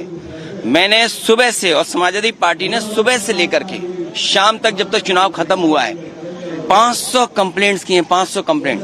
अगर एक भी कंप्लेंट पे उन्होंने कहा, और मैंने अपनी कई प्रेसों में ये कहा था कि मैं चाहता हूं ये चुनाव देखे दुनिया कि लोकतंत्र कैसे चलता है। तो ये चुनाव आयोग जो है, हम बार बार कह रहे हैं कि ये कैंसर की भूमिका निभा रहा है। लोकतंत्र और संविधान को खत्म करने का प्रयास जो है किया जा रहा है। राजीव कुमार जो आउटगोइंग इलेक्शन कमिश्नर है, उन्होंने कहा कि विपक्ष जो है लूजर्स है और वो हमें ब्लेम नहीं कर रही। तो कौन ब्लेम क्यों नहीं करेगा भाई? बेईमानी करोगे तो ब्लेम कौन नहीं करेगा? करेंगे, एकदम करेंगे। आप उसका तार्किक जवाब दीजिए। जो पॉइंटर क्वेरीज होती है उसका पॉइंट टू पॉइंट जवाब दीजिए। आप तो उसका जवाब ही नहीं देते। तो कोई भी बने हैं नहीं बने, जो बने हैं, हम चाहेंगे कि संविधान नियम कायदा से चलें, ना कि कोई पार्टी का चीयर लीडर या पार्टी का सेल बन करके काम करें। My colleague Prakash is joining us live from Patna. Prakash ji, you know, Tejasvi Yadav's statement highlights the desperation of the RJD because the people have not sided with RJD's brand of politics. So now, without any option left, Tejasvi Yadav has targeted the Election Commission like his India allies, calling it cancer.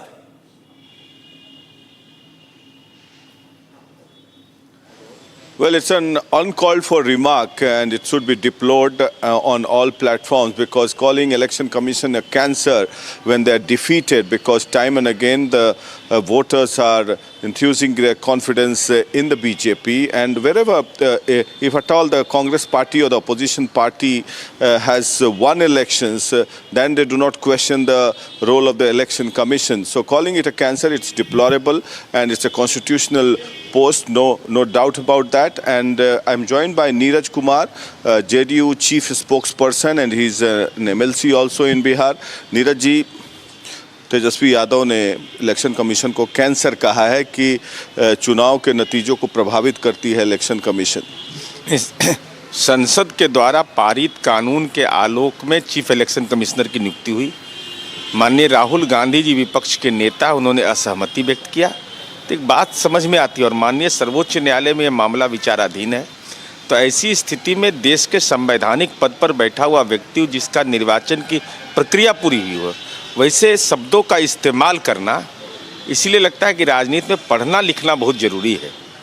ये 8th और 9th तक पढ़े हैं, जो दावा किया जाता है DPS RK पुरम में, जो मैट्रिकुलेशन नहीं पास करवाए, 10th नहीं पास आउट कर पाए, जिनके नेतृत्व में विराट कोहली खेला हो, तो पॉलिटिकल फ्रॉड ही हो सकता है वैसा व्यक्ति।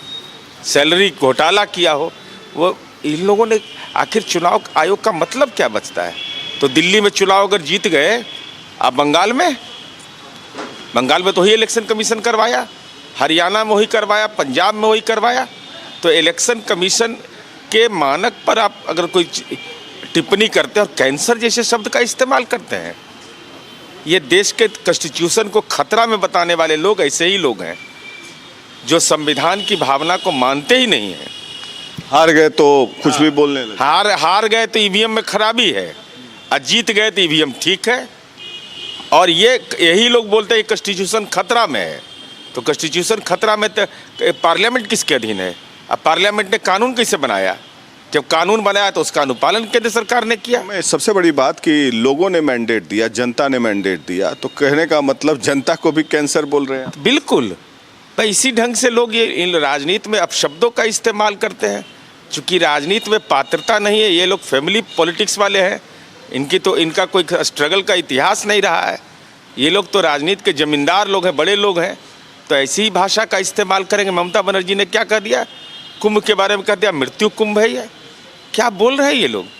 चारों तरफ इंडी गठबंधन के घटक दल के लोग आपत्तिजनक बयान दे रहे हैं और अखिलेश यादव कुंभ में स्नान भी कर रहे हैं, पिता पुत्र के साथ स्नान कर रहे हैं, कुंभ की महिमा का ट्वीट भी कर रहे हैं। और देखिए इन लोगों का नज़ारा, लालू जी बोल रहे हैं फालतू है, वो कह रहे मृत्यु कुंभ है, ये कह रहे चुनाव आयोग को कैंसर है। इंडी गठबंधन लोग के जो लोग हैं लिटररी जिस ढंग का काम कर रहे हैं वो निश्चित रूप से देश के कॉन्स्टिट्यूशन के बेसिक प्रिंसिपल के खिलाफ काम कर रहे हैं। ने कहा कुंभ में नहा रहे हैं, तो क्या आपको लगता है, मैं लाइटर वेन में बोल रहा हूँ, रील पॉलिटिक्स और रियल पॉलिटिक्स में अंतर है? नहीं, रील पॉलिटिक्स के ही आदी हैं ये लोग। रियल पॉलिटिक्स में तो जनता इनको नकार चुकी है। There you have Neeraj Kumar criticizing Tejasvi Yadav for the kind of statement he's made, calling Election Commission cancer, and he's also raised the issue of dynastic politics of these two political leaders, specifically in UP and Bihar. Back to you. Well, Prakash ji, time and again, the people of India have rejected the India alliance, and this statement clearly goes on to show the frustration of the RJD ahead of the upcoming Bihar elections.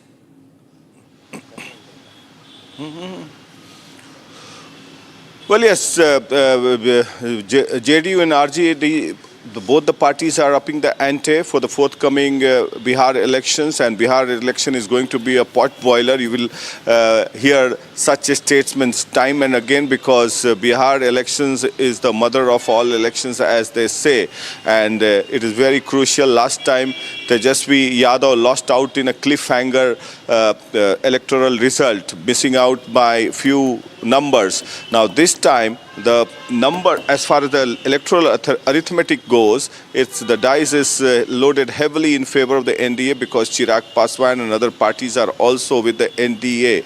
So we'll have to wait and watch what kind of electoral politics comes into picture in the months to come, because after Holi the politics in Bihar will certainly gain momentum, and it will gain a new fillip, and with leaders swarming in Bihar time and again. Back to you. Right, Prakash ji, thank you for joining us live on this broadcast. Well, the JDU has called these statements deplorable. We'll have to wait and watch how the Election Commission will respond. But let's now shift our focus to another breaking news that's coming in from Gujarat. Over 50 CBI officials have raided Railway DRM over case of corruption against the chief officials of the Western Railway in Vadodara. And some individuals were allegedly involved in illegal activities to influence railway departmental exams. Now, these criminal activities are serious offences under sections of Prevention of Corruption Act 1988 and other related laws. A formal investigation has now been launched after the CBI raids. Over 50 CBI sleuths have raided Railway DRM's office, alleging corruption in the examination process, and also these criminal activities are now serious offences under the sections of the Corruption Prevention Act and other related laws. What we understand is that now a formal investigation has been launched after these raids conducted by 50 CBI sleuths. And like you can see, this is the Railway DRM's office, and there you can see the CBI vehicle in which the sleuths arrived and raided this particular office. Gopi is joining us live. Gopi, tell us about these raids and what are these criminal activities that we are talking about here? Deepak, it was last night at around 2 a.m. that the arrests were made. 5 people, 5 railway intricacies of what had happened. Over 50 officials had raided the place of the railway officials. Now, this is a story from Vadodara, which is based in Gujarat. Now, the aforementioned officials, 5 officials, possibly aided and abetted by others, are apparently collecting money from candidates who appear in railway departmental examinations by promising them positive outcomes. So it was Ankush Vasan, who is the railway official. They had compiled list of at least 10 candidates who would be willing to pay bribes. They in fact had collected 5 lakhs to 10 lakhs of amount from railway candidates, 5 railway candidates who are going to appear for this particular railway exam.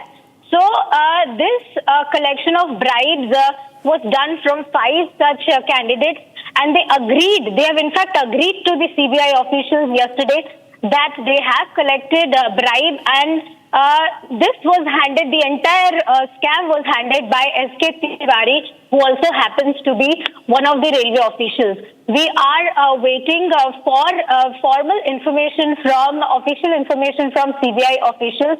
Let's see how this pans out. Back to you, Deepak. Right, Gopi, thank you for joining me with those details. Those are midnight raids conducted by CBI sleuths on a railway official. We'll have to wait and watch what the investigations will throw up.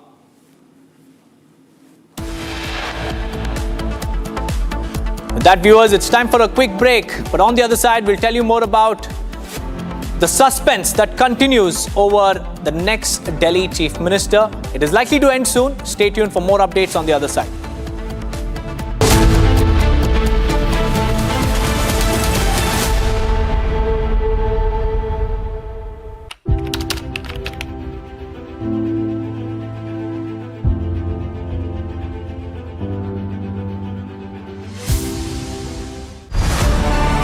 The Limitless India Youth Hackathon. Call for entries. Category 1. Science, Technology and Space. If you're under 30 and possess a visionary concept to catalyze the next era of technological and scientific evolution, this is your stage. Present your trailblazing innovation, and you may earn the opportunity to showcase it before the Honorable Prime Minister of India. Application checklist, statement of purpose, an abstract, pitch deck video or presentation. Application deadline is the 28th of February, the Republic Plenary Summit on the 6th of March. Visit www.summit.republicworld.com or scan to pitch.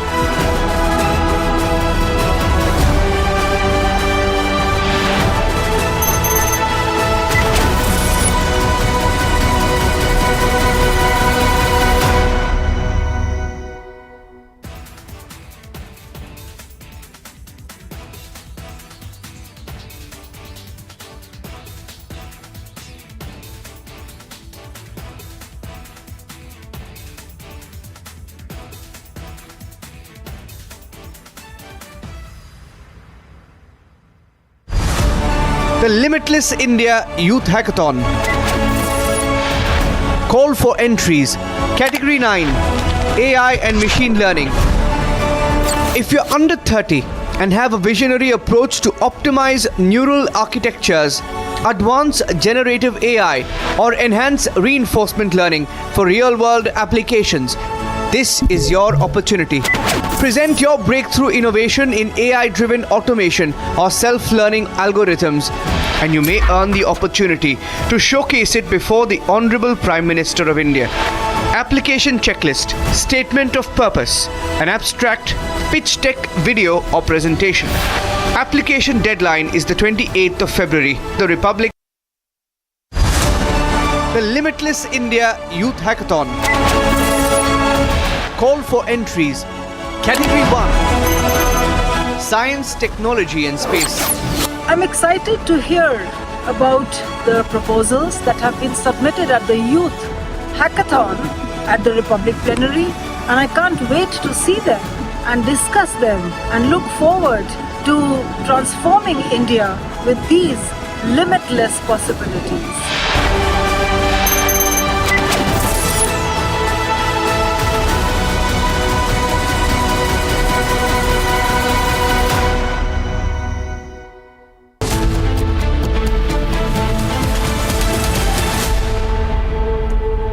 Welcome back, viewers. The newly discovered asteroid 2024 YR4 has now been making headlines as it has become a potential threat to the Earth. The astronomical object has a probability of hitting our planet on December 22nd, 2032. A collision that can easily wipe out an entire city. Here's a report on that.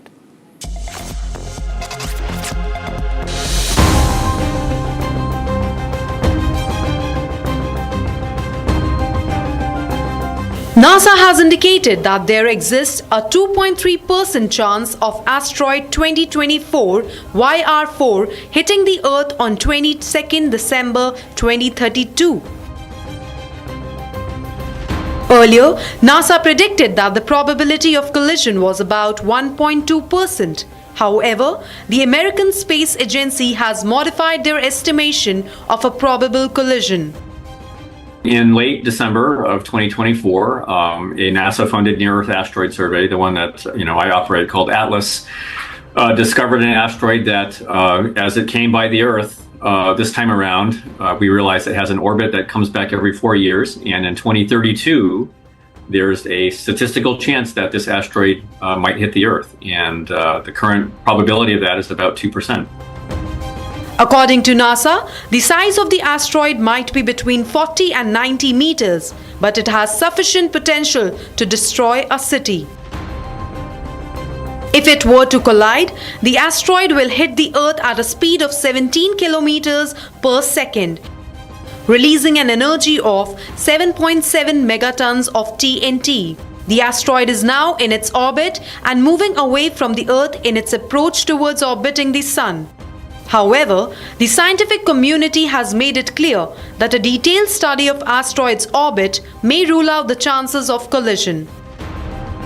NASA has planned to track the orbit of asteroid 2024 YF4 as it revolves around the Sun using the James Webb Space Telescope.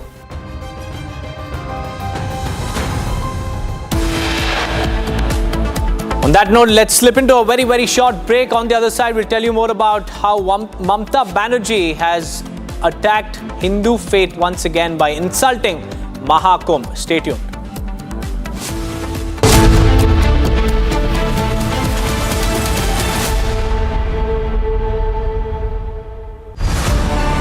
The Limitless India Youth Hackathon. Call for entries. Category 2. Reclaiming history, culture and tradition. If you're under 30 and you have a compelling vision to redefine narratives, restore heritage and advance civilizational thought, this is your platform. Pitch your groundbreaking perspective and you may earn the opportunity to showcase it before the Honorable Prime Minister of India. Application checklist, statement of purpose, an abstract, pitch deck video or presentation. Application deadline is the 28th of February, the Republic Plenary Summit on the 6th of March. Visit www.summit.republicworld.com or scan to pitch.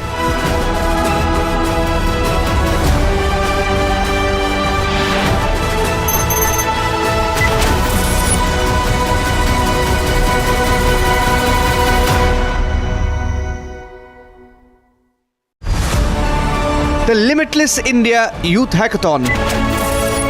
Call for entries. Category 8. Sustainability and environment. If you're under 30 and have a visionary approach to achieve net zero emissions, revolutionize climate finance, or restore natural ecosystems, this is your opportunity. Present your impact-driven innovation and you may earn the opportunity to showcase it before the Honorable Prime Minister of India. Application checklist, statement of purpose, an abstract, pitch deck video or presentation. Application deadline is the 28th of February, the Republic Plenary Summit on the 6th of March. Visit www.summit.republicworld.com or scan to pitch.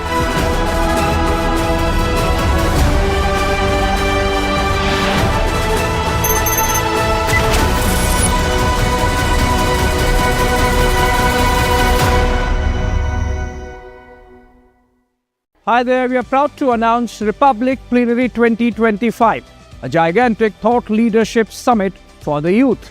The theme this year is Limitless India, and you, the youngsters, have an opportunity to be part of the initiative. All you have to do is scan the barcode on your screen and send in your ideas on Limitless India. We will showcase the best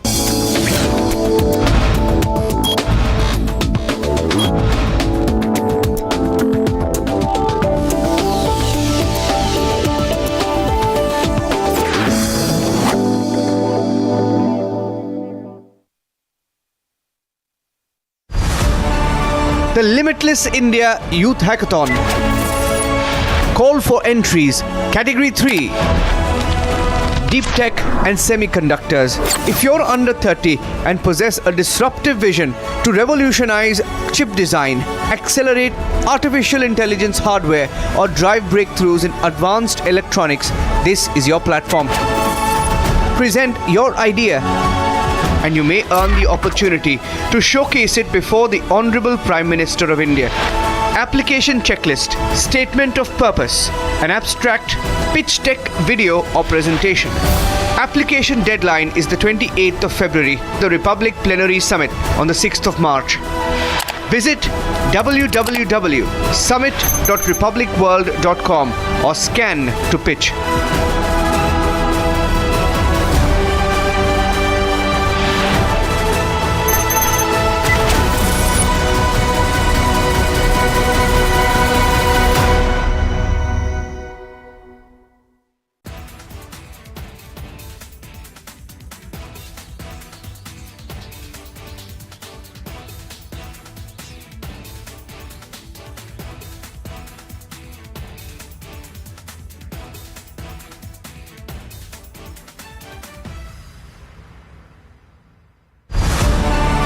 The Limitless India Youth Hackathon. Call for entries. Category 5. Inclusive Nation Building. If you're under 30 and have a transformative idea to foster unity, drive social cohesion, or reimagine policy for an equitable future, this is your platform. Present your impact-driven idea and you may earn the opportunity to showcase it before the Honorable Prime Minister of India. Application checklist, statement of purpose, an abstract, pitch deck, video or presentation. Application deadline is the 28th of February, the Republic Plenary Summit on the 6th of March. Visit www.summit.republicworld.com or scan to pitch.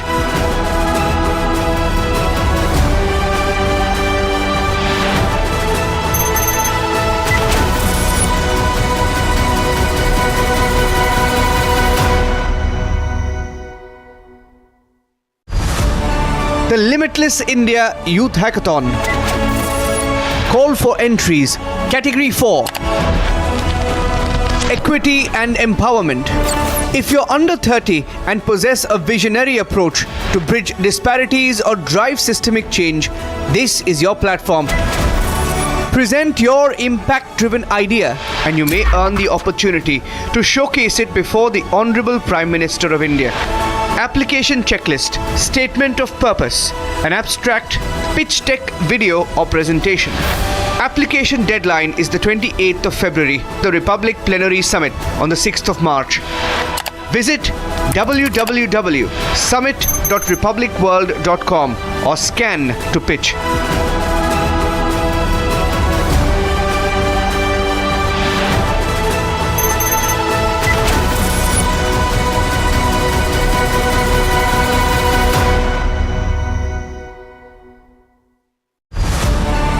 The Limitless India Youth Hackathon.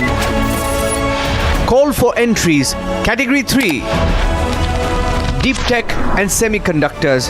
If you're under 30 and possess a disruptive vision to revolutionize chip design, accelerate artificial intelligence hardware, or drive breakthroughs in advanced electronics, this is your platform. Present your idea and you may earn the opportunity to showcase it before the Honorable Prime Minister of India. Application checklist, statement of purpose, an abstract, pitch deck, video or presentation. Application deadline is the 28th of February, the Republic Plenary Summit on the 6th of March. Visit www.summit.republicworld.com or scan to pitch.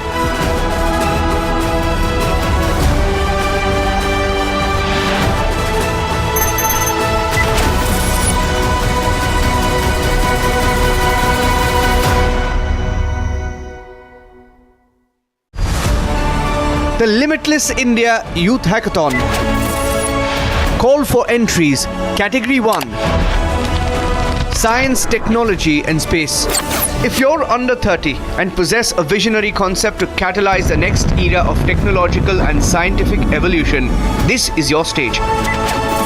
Present your trailblazing innovation, and you may earn the opportunity to showcase it before the Honorable Prime Minister of India. Application checklist, statement of purpose, an abstract, pitch deck video or presentation. Application deadline is the 28th of February, the Republic Plenary Summit on the 6th of March. Visit www.summit.republicworld.com or scan to pitch. The Limitless India Youth Hackathon. Call for entries. Category 4. Equity and Empowerment. I'm delighted to hear of this new project which Republic TV is bringing to India. India is full of talent. Indian youth is perhaps the most promising asset of the world, not just of India. They need their moment in the sun. They need to be recognized. They need to be identified, and yes, they need to be praised. And I'm sure that this event organized by Republic will do all three for the younger generation.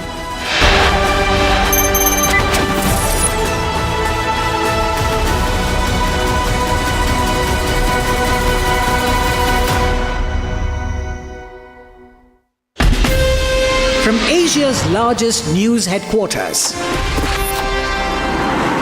setting the agenda for Bharat.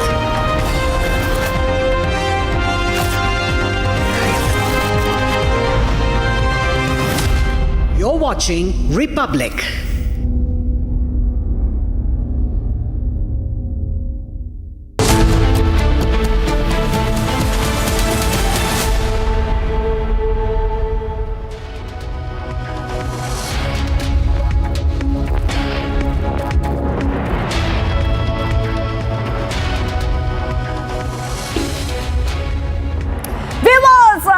We're breaking up. Shivangi Shukla getting you the latest coming in. And even though the suspense continues over the new Delhi CM phase, a key meeting by the BJP will be held, and soon we'll come to know who will be the next CM of Delhi. All this and much more coming up. But as usual, the headlines. Let's get started.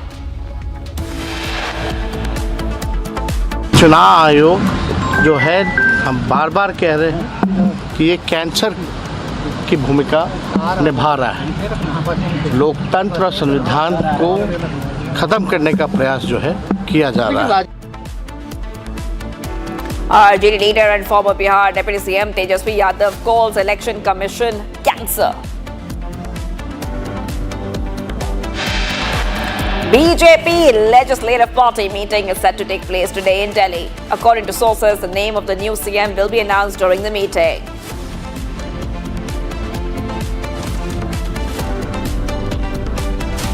The new CM of Delhi will take oath at 12 p.m. tomorrow at Ram Leela Maidan.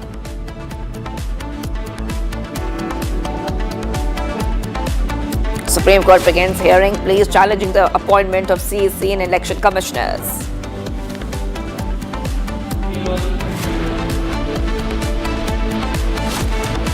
Nepali student death in KIIT University sparks anger. Odisha government releases action taken report.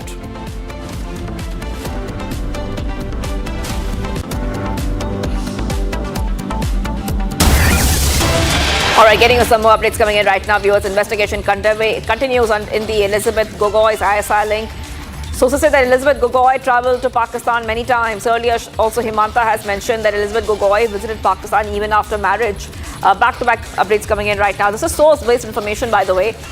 Just in the backdrop of Assam police registering a case against Pakistan national and climate policy expert. And after this, viewers, we're getting you back-to-back updates coming in. The criminal case against this Pakistan national includes charges of unlawful activities. But on the backdrop of those developments, investigation is continuing in the Elizabeth Gogoi's ISI case. Sources have said that Elizabeth Gogoi, who's the wife of Gaurav Gogoi, has traveled to Pakistan many times. I'm going to go across to Anirudh. This is information coming in. This information is coming in the backdrop of the Assam police probe into the Pakistan link which has emerged. Yes, Anirudh, take our viewers through latest coming in. Yes, Sivangi, Assam Police SIT has swung into action after it was formed, and 2 days into the investigation, top sources at the SIT has informed us that Elizabeth Gogoi not only traveled to Pakistan once or twice, but 15 different accounts he had traveled to Pakistan, and many of these travels even took place after she got married to Gaurav Gogoi. So many sensational facts are coming out as the investigation into the Elizabeth Gogoi Park tours are concerned. Many sensational facts are coming out. However, Gaurav Gogoi has not yet replied clearly to the questions which were raised by Republic on that day during his press conference. Also, neither Elizabeth Gogoi or Elizabeth Polvan has yet commented on the motive of her to the neighboring country. Yes, the police is investigating deep into all the details, and also the ISI network and nexus of Ali Toki Sheikh and his contacts in Assam as well as in other parts of the country are deeply investigated into. Sivangi. All right, getting you some more updates coming in. Thank you, Anirudh. I have to move ahead right now. We're getting some breaking updates coming in right now. Some more breaking news coming in. President Donald Trump says, why are we giving $21 million to India? They have a lot more money. They are one of the highest tax countries in the world in terms of us. We can hardly get in there because of their tariffs are so high. I have a lot of respect for India and their Prime Minister, but giving $21 million for voter turnout. The sources say the names of beneficiaries could be released within a week, either from Delhi or Washington. So this is a big update coming in right now, Republic TV viewers. After Trump questioned the $21 million fund for voter turnout, we're getting some source-based information coming in where names could be released within this week. And we're talking about the names. These are names of beneficiaries could be released within a week, either from Delhi or Washington. Let's go ahead and play out the reactions. Well, why are we giving $21 million to India? They got a lot of money. They're one of the highest taxing countries in the world in terms of us. We can hardly get in there because their tariffs are so high. I have a lot of respect for India. I have a lot of respect for the Prime Minister. He just left, as you know, 2 days ago. But we're giving $21 million for voter turnout. It's voter turnout in India. What about, like, voter turnout here? Oh, we've done that, I guess. We did $500 million, didn't we? It's called the lockboxes. Well, why are we giving $21 million to India? They got a lot of money. They're one of the highest taxing countries in the world in terms of us. We can hardly get in there because their tariffs are so high. I have a lot of respect for India. I have a lot of respect for the Prime Minister. He just left, as you know, 2 days ago. But we're giving $21 million for voter turnout. It's voter turnout in India. What about, like, voter turnout here? Oh, we've done that, I guess. We did $500 million, didn't we? It's called the lockboxes.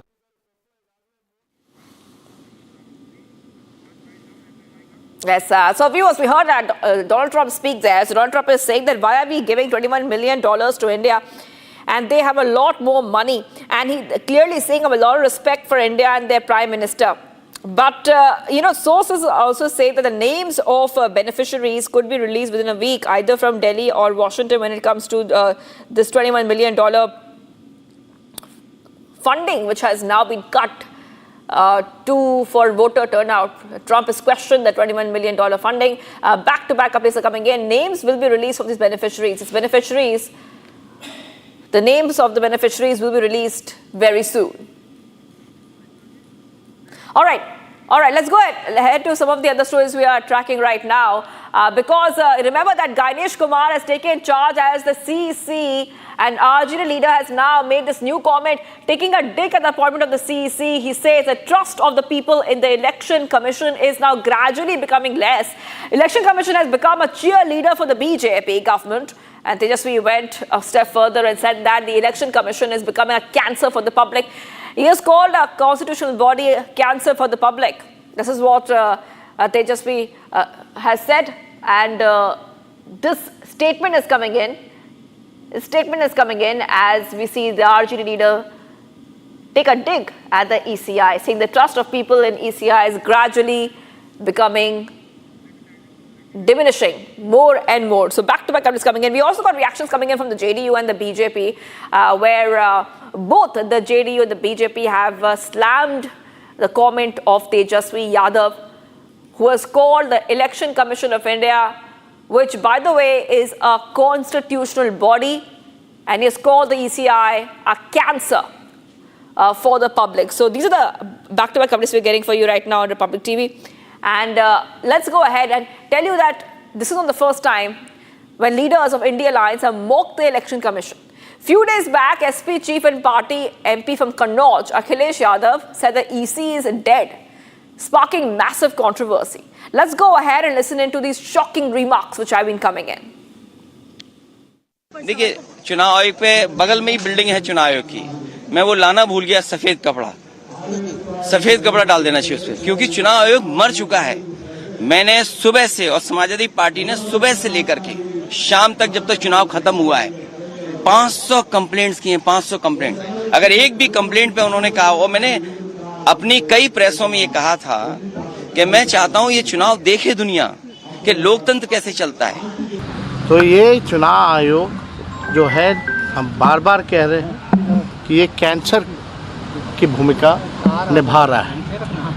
लोकतंत्र और संविधान को खत्म करने का प्रयास जो है किया जा रहा है। राजीव कुमार जो आउटगोइंग इलेक्शन कमिश्नर है, उन्होंने कहा कि विपक्ष जो है लूजर्स है और वो हमें ब्लेम नहीं कर रहे। तो कौन ब्लेम क्यों नहीं करेगा भाई? बेईमानी करोगे तो ब्लेम कौन नहीं करेगा? करेंगे, एकदम करेंगे। आप उसका तार्किक जवाब दीजिए। जो पॉइंटर क्वेरीज होती है उसका पॉइंट टू पॉइंट जवाब दीजिए। आप तो उसका जवाब ही नहीं देते। तो कोई भी बने हैं नहीं बने, जो बने हैं, हम चाहेंगे कि संविधान नियम कायदा से चलें, ना कि कोई पार्टी का चीयर लीडर या पार्टी का सेल बन करके काम करें। We're getting you some more updates coming in right now here on Republic TV. Starting off with the newly appointed Chief Election Commissioner Gyanesh Kumar has finally taken office. As set to begin his term in office, Kumar remarked that the Election Commission is and will always be with the voters.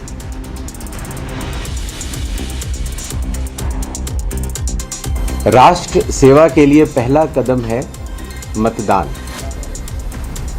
इसलिए भारत का हर नागरिक जो 18 वर्ष की आयु पूरी कर चुके हैं, उन्हें मतदाता ज़रूर बनना चाहिए और मतदान अवश्य करना चाहिए।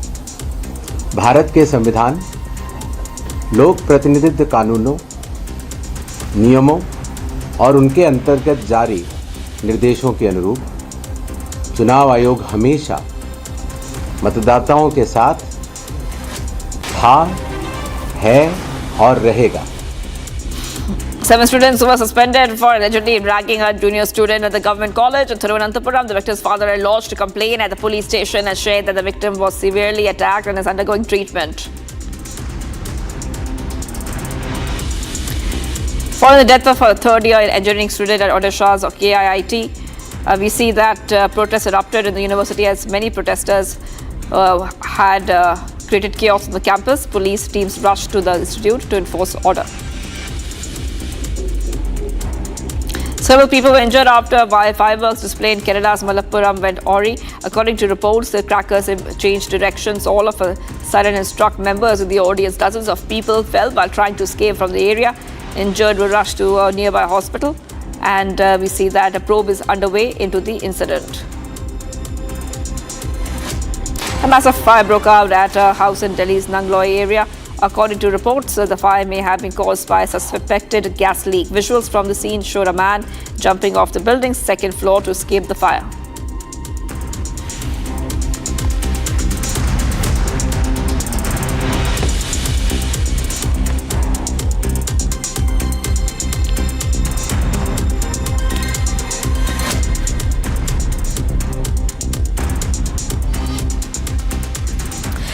A newly discovered asteroid 2024 YR4 has now been making headlines as it has become a potential threat to the Earth. This astronomical object has a probability of hitting our planet on December 22nd, 2032, a collision that can easily destroy a city.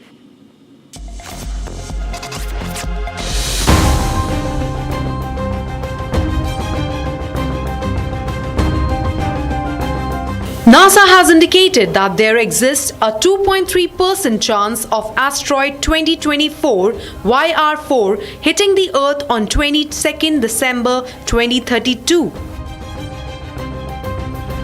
Earlier, NASA predicted that the probability of collision was about 1.2%. However, the American Space Agency has modified their estimation of a probable collision. In late December of 2024, a NASA-funded near-Earth asteroid survey, the one that I operate called Atlas, discovered an asteroid that, as it came by the Earth this time around, we realized it has an orbit that comes back every 4 years, and in 2032, there's a statistical chance that this asteroid might hit the Earth, and the current probability of that is about 2%. According to NASA, the size of the asteroid might be between 40 and 90 meters, but it has sufficient potential to destroy a city. If it were to collide, the asteroid will hit the Earth at a speed of 17 kilometers per second, releasing an energy of 7.7 megatons of TNT. The asteroid is now in its orbit and moving away from the Earth in its approach towards orbiting the Sun. However, the scientific community has made it clear that a detailed study of asteroid's orbit may rule out the chances of collision. NASA has planned to track the orbit of asteroid 2024 YF4 as it revolves around the Sun using the James Webb Space Telescope.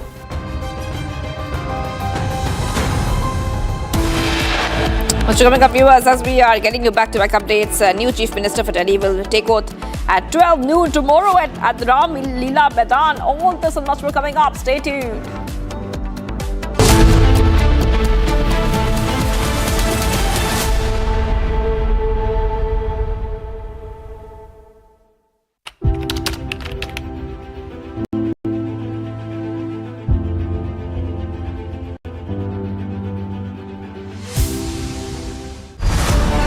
The Limitless India Youth Hackathon.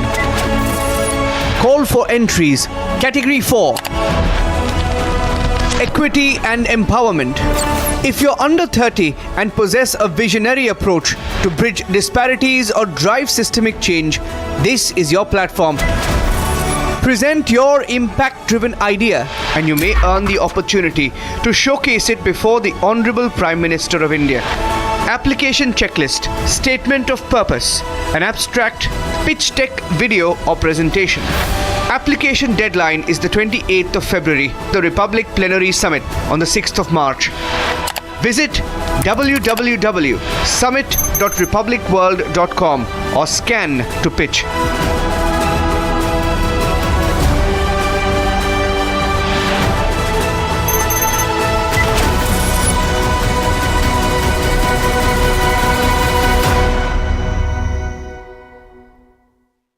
A big shout out to all young Indians. You have the opportunity to be a part of the Republic Plenary Summit 2025, Limitless India. All you have to do is send us your pitch deck with less than 5 minutes and upload it on summit.republicworld.com or simply scan the barcode on your screen and follow the steps.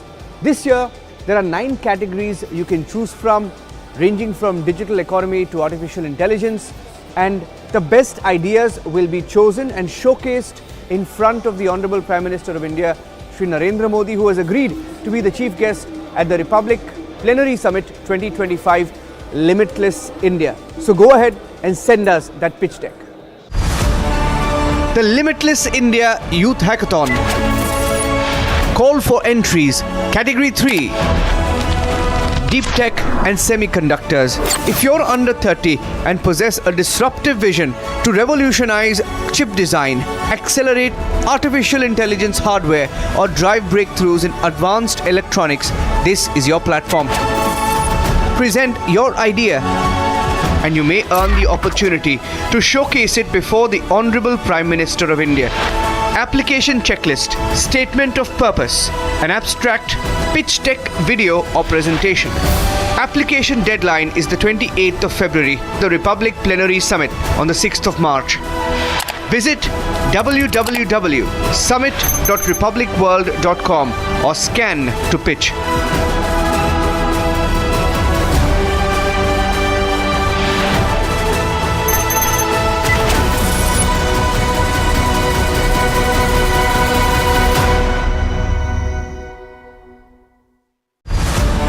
the Limitless India Youth Hackathon. Call for entries. Category 9, AI and Machine Learning.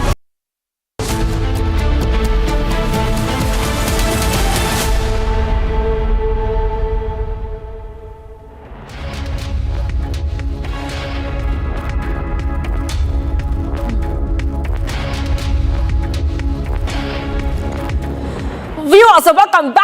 We are live and breaking. Getting you some more updates coming in right now. One more row has erupted, this time over Mamata Banerjee. The row peaks over West Bengal CM and TMC Supremo Mamata Banerjee's controversial remark calling the Mahakumbh the Mrityu Kumbh. The BJP has gone all guns blazing against Mamata, saying that her statement is an insult to Sanatan Dharma and demanding her public apology. Getting you a lot of reactions on this because Bengal CM has insulted Mahakumbh, and we have seen such comments come in also from the other indie leaders. At this time, we see Banerjee is called Mahakumbh the Mrityu Kumbh. The BJP has targeted Mamata Banerjee.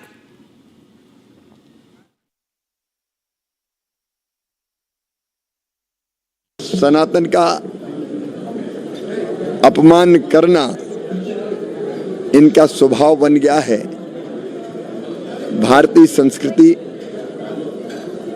आज नहीं, हजारों सालों से गंगा जी की धार की तरह ये सनातन संस्कृति अविरल प्रवाहित होती रही है, आगे बढ़ती रही है। ऐसे लोग जो सनातन पर उंगलियां उठाते हैं, उनके उंगलियां उठाने से वो उनका ही नुकसान करेंगे। लोगों की आस्थाएं, विश्वास और भावनाओं पर इस तरह चोट करना भी अपराध है।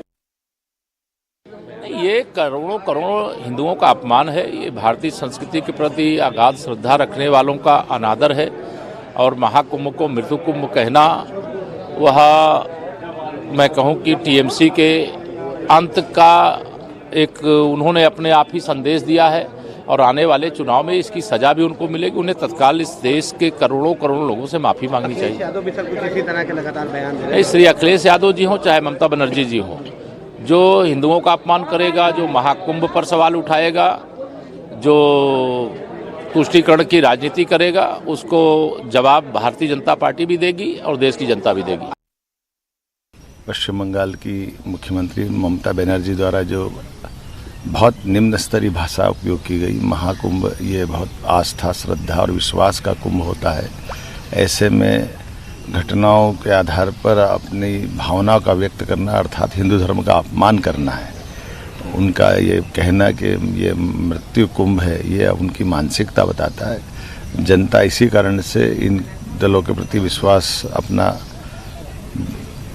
खोती जा रही है। मैं उम्मीद करूंगा कि आने वाले समय में और जनता इनको सबक सिखाए। और अभी भी समय है इनको अपने कहे से हिंदू धर्म के प्रति, पता नहीं क्यों कांग्रेस और इनके साथ वालों को आपत्तियां होती है।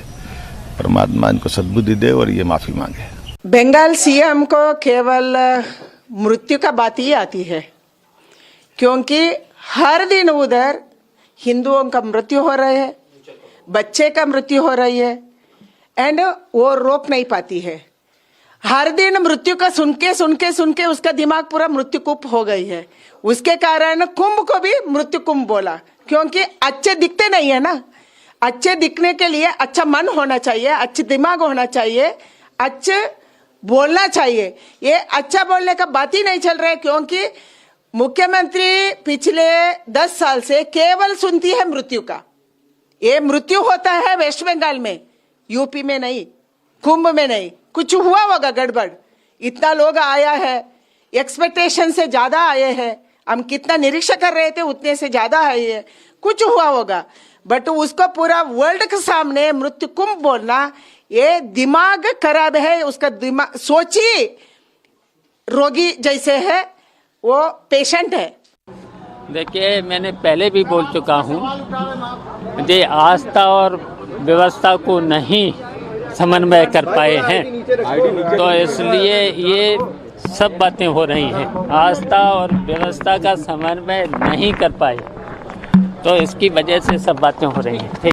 And viewers, even though all these reactions are coming in, we have slammed Mamata Banerjee, but indie bloc is backing Mamata Banerjee. SP chief has backed Mamata Banerjee's Mrityu Kumbh statement. Let's have a listen in to what the SP chief had to say.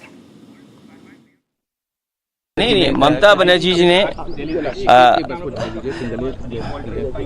देखिए, ममता बनर्जी जी ने जो कहा है waste Bengal की मुख्यमंत्री ने, ठीक ही कहा है। उनके लोगों की भी जान गई है और एक बहुत बड़े अंग्रेजी प्रतिष्ठित अखबार ने भी ये बात कही थी कि बंगाल के लोग जिनकी जान गई उनका नाम सूची में नहीं है। तो बड़े संख्या में लोगों की जान गई है जो बंगाल या और प्रदेशों से आए थे। FIR भी नहीं दर्ज हो रही है। ये महाकुंभ किस लिए कराया गया था? ये श्रद्धालु लोग थे जो सदियों से आते रहे हैं। वहाँ पर पौराणिक समय से ये कुंभ चल रहा है। इंतज़ाम करने की जिम्मेदारी किसकी थी? जब मुख्यमंत्री जी ने ये कहा कि 100 करोड़ लोगों का हमें इंतज़ाम है, तो लोगों को भरोसा बढ़ गया। जब उन्होंने सेलिब्रिटीज़ को और बिग पर्सनालिटीज़ को लिफाफा दिया और उन्हें निमंत्रण दिया, तो लोगों का और भरोसा बढ़ा कि वहाँ पर इंतज़ाम बहुत अच्छे होंगे। लेकिन इंतज़ाम अच्छे नहीं थे। लोगों के साथ खिलवाड़ हुई, उनकी भावना के साथ खिलवाड़ हुई, उनके इमोशन का फ़ायदा भारतीय जनता पार्टी उठा रही है। जो ममता बनर्जी जी ने कहा वो ठीक कहा है कि लोगों की जान गई है और जान इतनी गई है कि सरकार नहीं बता पा रही है। अभी तक की सबसे ज़्यादा लोग खोए इसी कुंभ में हैं, जान गई इसी कुंभ में, लोग बीमार हुए इसी कुंभ में, लोगों को सड़कों पर रातों रात सोना पड़ा इसी कुंभ में। इसका सवाल का जवाब क्या है भारतीय जनता पार्टी के पास?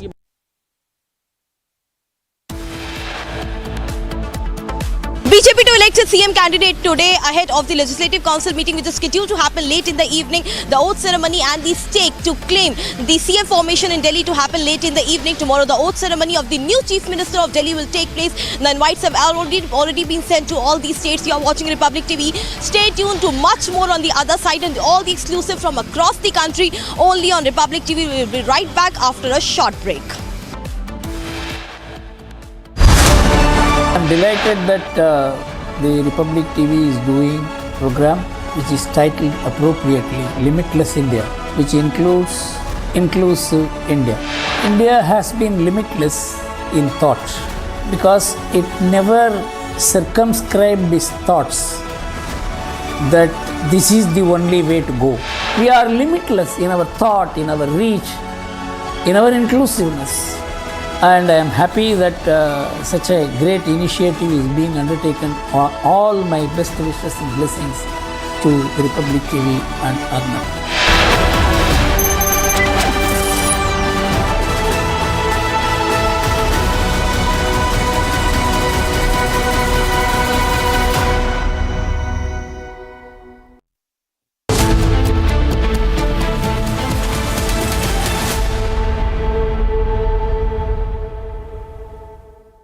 इसको घर पे लगाओगे तो शादी का तो पता नहीं, पर घर पक्का नहीं टूटेगा।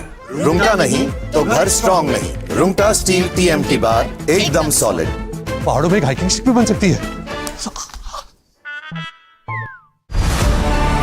The Limitless India Youth Hackathon. Call for entries. Category 5. Inclusive nation building. If you're under 30 and have a transformative idea to foster unity, drive social cohesion, or reimagine policy for an equitable future, this is your platform. Present your impact-driven idea and you may earn the opportunity to showcase it before the Honorable Prime Minister of India. Application checklist, statement of purpose, an abstract, pitch deck video or presentation. Application deadline is the 28th of February, the Republic Plenary Summit on the 6th of March. Visit www.summit.republicworld.com or scan to pitch.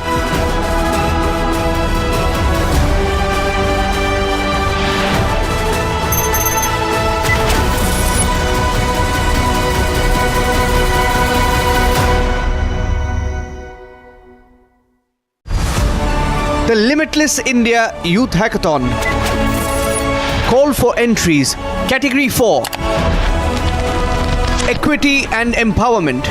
If you're under 30 and possess a visionary approach to bridge disparities or drive systemic change, this is your platform.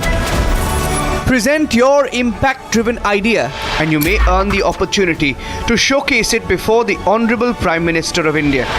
application checklist, statement of purpose, an abstract, pitch deck, video or presentation. Application deadline is the 28th of February, the Republic Plenary Summit on the 6th of March. Visit www.summit.republicworld.com or scan to pitch.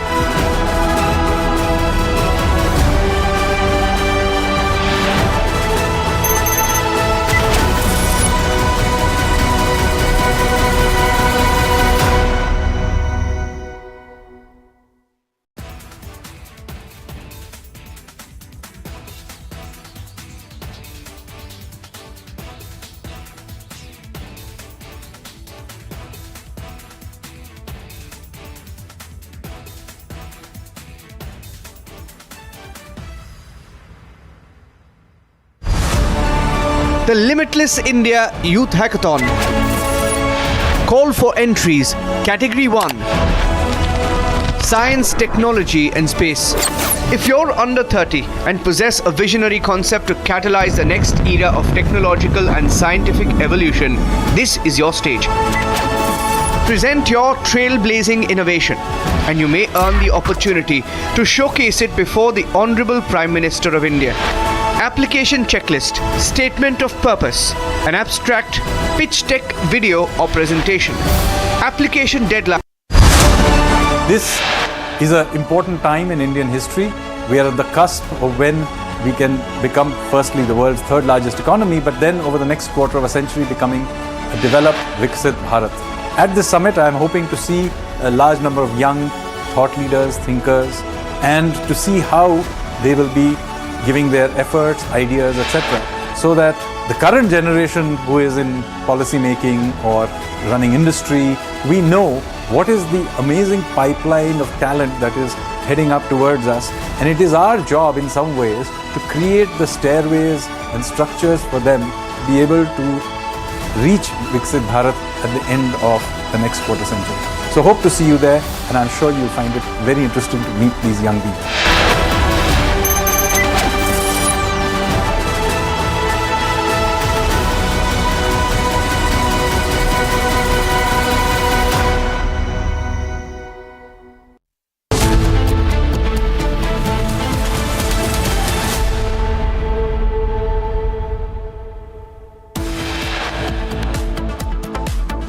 चुनाव आयोग जो है, हम बार बार कह रहे हैं कि ये कैंसर की भूमिका निभा रहा है।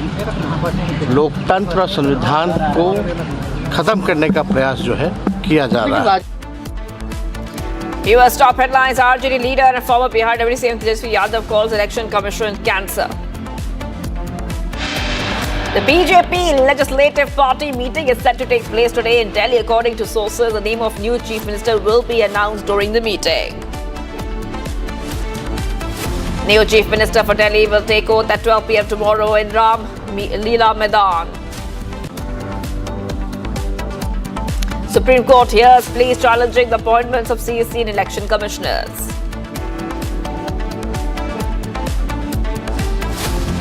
As investigation into Gogoi's wife links with Pakistan picks pace, sources say Elizabeth travelled 15 times to Pakistan through road.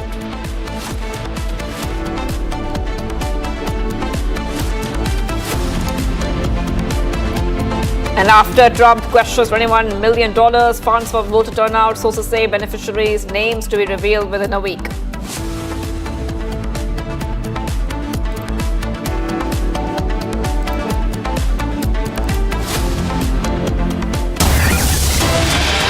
Getting some breaking up is coming in right now, viewers. Here, Republic TV, after Trump questioned the $21 million aid, we're getting back-to-back updates on the story. He had said that why are we giving $21 million to India? They have a lot more money. They are one of the highest taxing countries in the world. In terms of us, we can hardly get in because tariffs are so high. I have a lot of respect for India and their Prime Minister. But giving $21 million for voter turnout, sources say that names of the beneficiaries could be released within a week, either from Delhi or Washington. So these are the back-to-back updates coming in right now here at Republic TV. And we'll try to get you more updates and try to connect to our senior executive editor. But before that, let's go ahead and play out what Donald Trump had to say. Well, why are we giving $21 million to India? They got a lot of money. They're one of the highest taxing countries in the world in terms of us. We can hardly get in there because their tariffs are so high. I have a lot of respect for India. I have a lot of respect for the Prime Minister. He just left, as you know, 2 days ago. But we're giving $21 million for voter turnout. It's voter turnout in India. What about, like, voter turnout here? Oh, we've done that, I guess. We did 500 million, didn't we? It's called the lock boxes.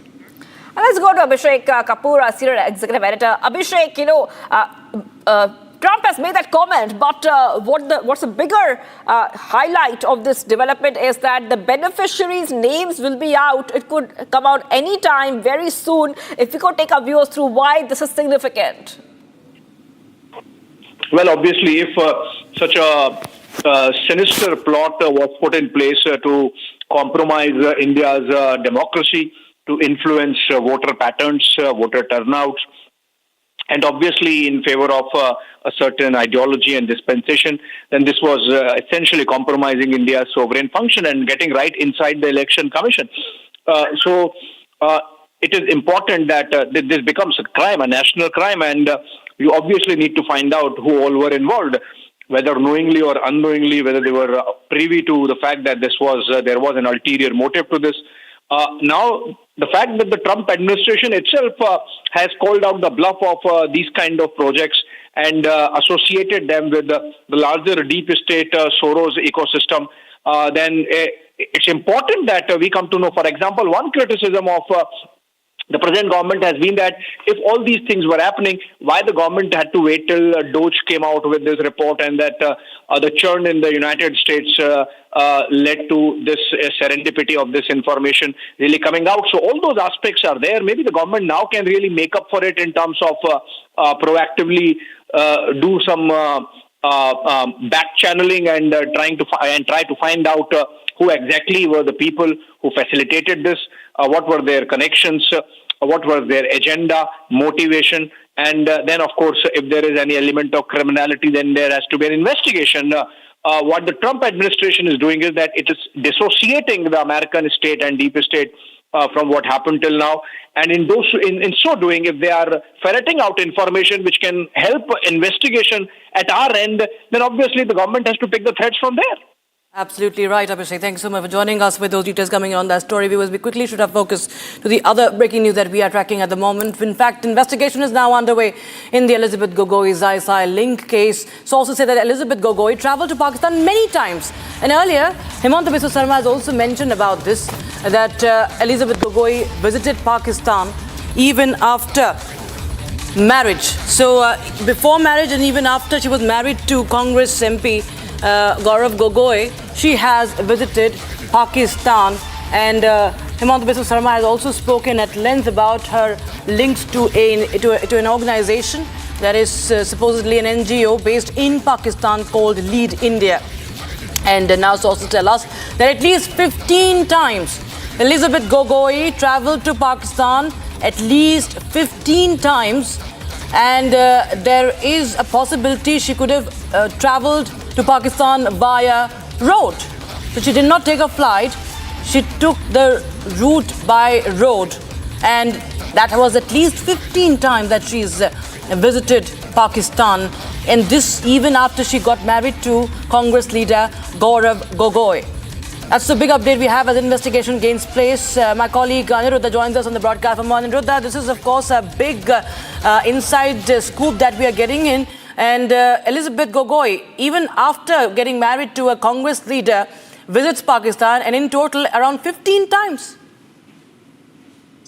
Yes, Raksita, these are sensational facts that are coming out of the probe that has been initiated into the alleged ISI links of Elizabeth Gogoi. Elizabeth Gogoi had not only visited Pakistan once or twice, but sources in the SIT has confirmed to Republic Media Network that she has traveled to Pakistan at least on 15 different accounts. And during one such visit, she has also traveled to Pakistan via road. So now a lot of facts which were earlier not known are also emerging out. Earlier it was being said that Elizabeth has been only working in Pakistan, and that she has been working with CDKN as well as Lead Pakistan. But now the details of travel itinerary, which are now coming up and which are now being proved by the SIT constituted by the Assam police in this regard, are getting some revelation which are going to bring another sensational twist to this entire case. Rakshita. Yes, Anuruddha, thank you so much for joining us with those details coming in, viewers. So this is a very important information that we are getting in from our sources. Elizabeth Gogoi, in fact, has visited Pakistan for 15 times. In fact, we have some more breaking news right now coming in, viewers, and this is in connection with the guarantee schemes round. Now, guarantees are, this is coming in from Karnataka, and the Karnataka minister says that guarantees are not monthly salaries. This is a Karnataka minister, Congress leader. He has shockingly dismissed concerns around the stalled payments to beneficiaries. Remember, it was the Deputy Chief Minister Kumar who had admitted to the delay in the release of funds for these schemes. Take a listen, in fact, to KJ George.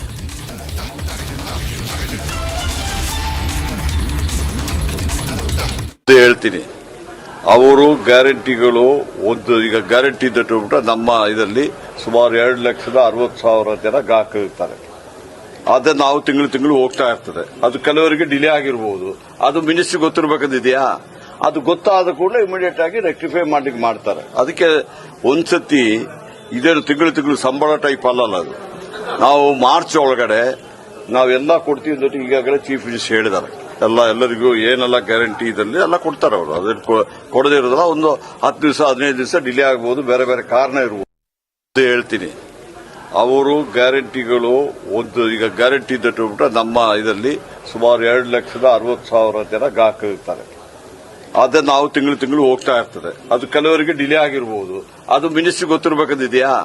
ಅದು ಗೊತ್ತಾದ ಕೂಡಲೇ immediate ಆಗಿ rectify ಮಾಡ್ತಾರೆ. ಅದಕ್ಕೆ ಒಂದ್ಸತಿ ಇದೇನು ತಿಂಗಳು ಸಂಬಳ ಟೈಪ್ ಅಲ್ಲಲ್ಲ ಅದು. ನಾವು ಮಾರ್ಚ್ ಒಳಗಡೆ ನಾವೆಲ್ಲ ಕೊಡ್ತೀವಿ ಅಂತ ಈಗಾಗಲೇ ಚೀಫ್ ಮಿನಿಸ್ಟರ್ ಹೇಳಿದ್ದಾರೆ. ಎಲ್ಲರಿಗೂ ಏನೆಲ್ಲ ಗ್ಯಾರಂಟಿ ಇದಲ್ಲಿ ಎಲ್ಲ ಕೊಡ್ತಾರೆ ಅವರು. ಅದನ್ನ ಕೊಡದೇ ಇರೋದಿಲ್ಲ. ಒಂದು 10 ದಿವಸ 15 ದಿವಸ ಡಿಲೇ ಆಗಬಹುದು, ಬೇರೆ ಬೇರೆ ಕಾರಣ ಇರಬಹುದು. And my colleague Abhishek joins us live on the broadcast from Bengaluru. Abhishek, KJ George is once again now adding to the controversy already that is surrounding the Karnataka government regarding these schemes. Basically, KJ George will have to think about his statement because it's already started a controversy in the state of Karnataka because Congress has gotten into the government, has formed the government with their guarantee schemes is one thing we'll have to reconnect now. He has downsized and downplayed the importance of guarantee scheme. He says around 2.6 lakh people are using the guarantee scheme. However, he also says that it is not a salary to be credited every month. This might be a technical fact which will be accepted by the people of Karnataka. However, downsizing the importance of guarantee and downsizing the people who are dependent on guarantee schemes is not right at KJ George's statement. Also, the BJP will obviously counter KJ George's statement and KJ George says that not a minister should be knowing, it is not a compulsory rule that the minister should be knowing about the delays in the plan. So, it is a point that the minister should know if there is a delay happening from his department or her department, and the minister is answerable as to why the guarantee scheme's money hasn't been credited to the receiver. KJ George's statement has definitely stirred up a controversy, and he will have to apologize to the people of Karnataka because he has downsized. He has downplayed the importance of guarantee scheme and people who are dependent on the guarantee schemes at this hour. Back to Studio. Right. Thank you so much, Abhishek, for joining us with those details coming in on that story from Karnataka. So, viewers, we'll track more updates, but at the moment, we're getting some breaking news, and this is a very important meeting that is underway right now at 7 Lok Kalyan Marg, and BJP has begun its parliamentary meeting at the Prime Minister's residence, 7 Lok Kalyan Marg. BJP Parliamentary Board meeting underway right now, and a key meeting at PM's house to zero in on the new Delhi the Chief Minister of Delhi, the new CM for Delhi.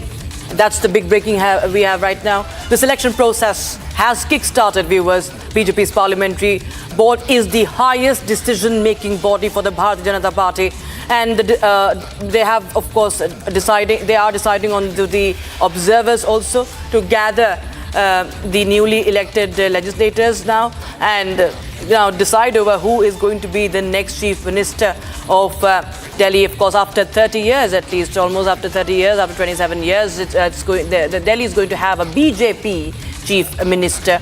And Prime Minister Narendra Modi, who was earlier in France and then to the United States, and it was decided that once the Prime Minister is back in India, the process to decide the Delhi Chief Minister will begin. So it has, the observers have been decided. MLAs also will be meeting today in the assembly as well in the evening. This will happen after 6 p.m. what we are understanding.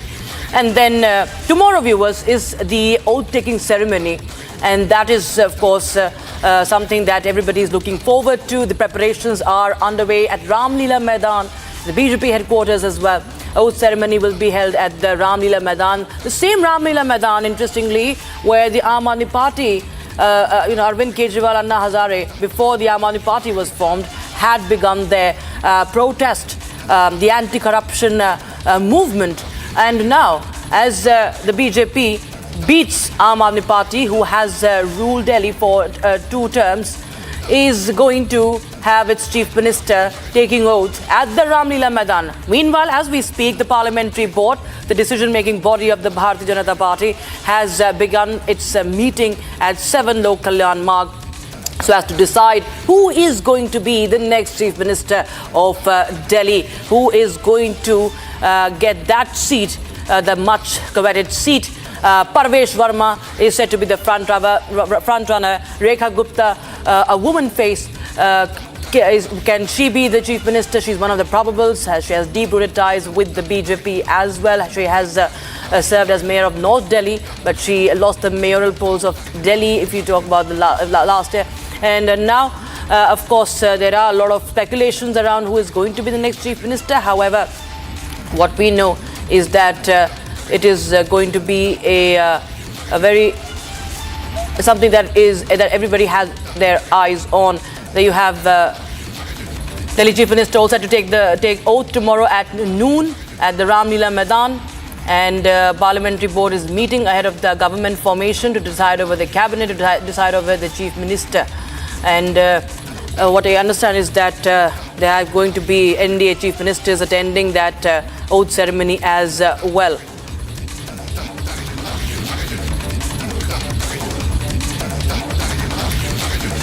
All right, we take a quick look at some more stories from across the country. UP Assembly Speaker Satish Mahana has said that smooth functioning of the session is important for the welfare of the people. He said that the opposition has right to criticize the government, but it should also advise the government. He assured that everyone will get a fair chance to raise their issues.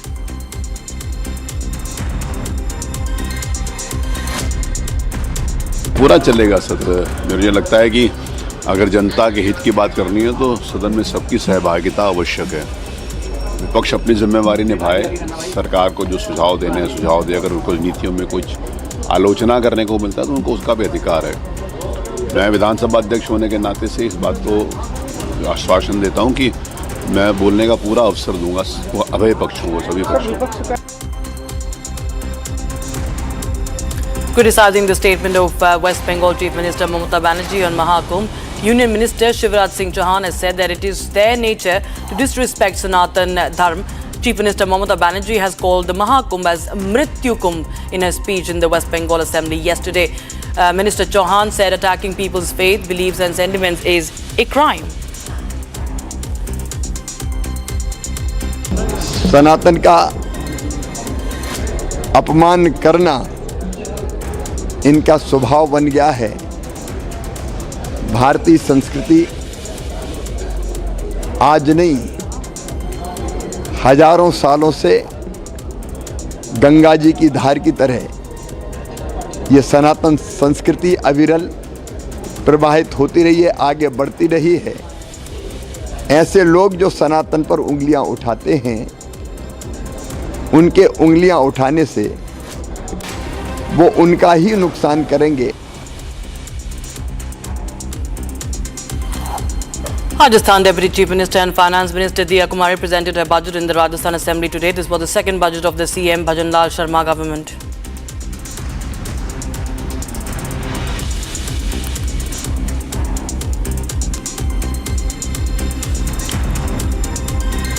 All right, viewers, we have some breaking news coming in.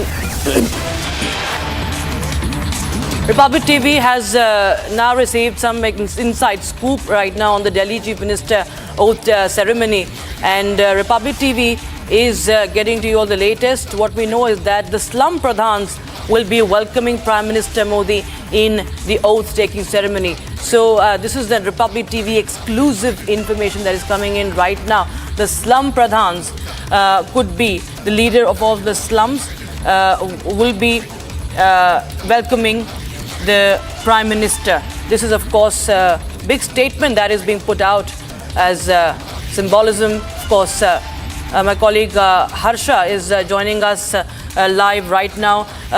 Big update we have right now, and BJP will be inviting Harsha, the Delhi slum dwellers, and the slum pradhan will be welcoming the Prime Minister.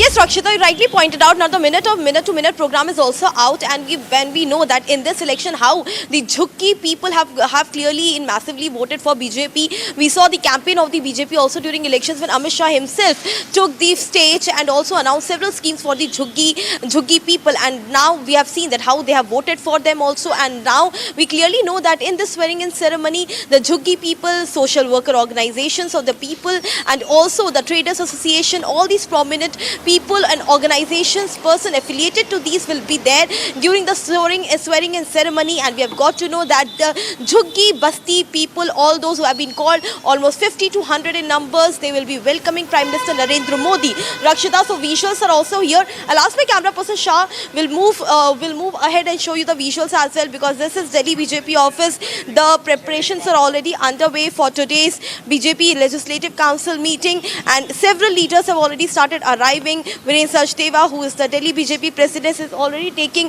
the note of the entire preparations which is taking place. And tomorrow the swearing-in ceremony is what everyone is eyeing at, because this swearing-in ceremony is very different. After so many years, BJP finally is going to stake claim in national capital in Delhi. So this occasion and today's legislative meeting becomes very important, keeping in mind so many factors like Traders Association, people related to the social organizations, the Jhuggi Basti people, everyone who voted for BJP at length, keeping in mind all of it. Today's Legislative Council meeting is very much important, and therefore preparations are already underway. We are all waiting for that 7 o'clock time in the evening when the meeting will commence, and we'll get to know that who will be the Chief Minister of Delhi. So right now, this is the preparations, this is the place where this will go on. And also the invites have already been extended to all the chief ministers of different states as well.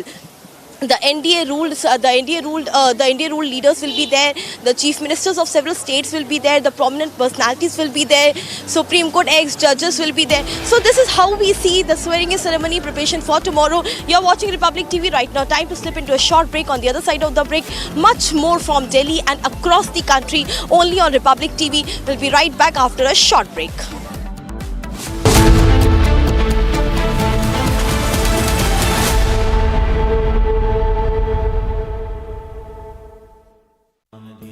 Amity has been ranked India's #1 private university in the recently released Education World Rankings, a testimony to Amity's globally benchmarked standards in education. The Limitless India Youth Hackathon. Call for entries. Category 8. Sustainability and environment. If you're under 30 and have a visionary approach to achieve net zero emissions, revolutionize climate finance, or restore natural ecosystems, this is your opportunity. Present your impact-driven innovation, and you may earn the opportunity to showcase it before the Honorable Prime Minister of India.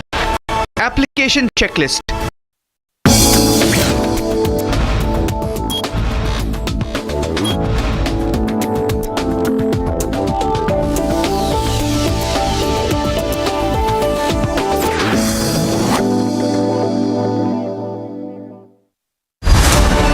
Limitless India Youth Hackathon.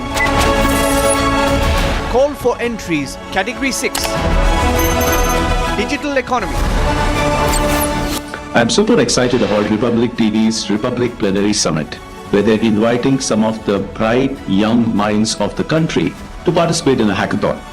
I am going to be part of the digital economy category, the one that excites me the most, because in the next decade, India is going to transition into being a superpower in the digital economy on the back of some amazing homegrown innovations. The best example today is UPI, on which PhonePe has been built. So do come and be a part of this great event, and I'm looking forward to listen to all your pitches.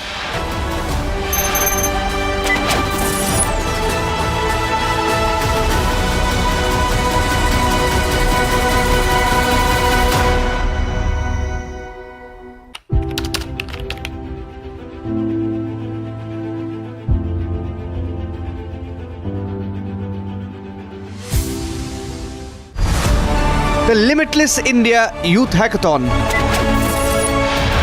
Call for entries, Category 9, AI and Machine Learning.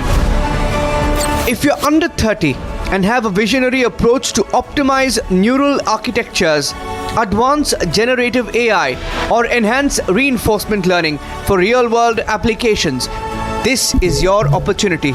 Present your breakthrough innovation in AI-driven automation or self-learning algorithms, and you may earn the opportunity to showcase it before the Honorable Prime Minister of India. Application checklist, statement of purpose, an abstract, pitch deck video or presentation. Application deadline is the 28th of February, the Republic Plenary Summit on the 6th of March. Visit www.summit.republicworld.com or scan to pitch.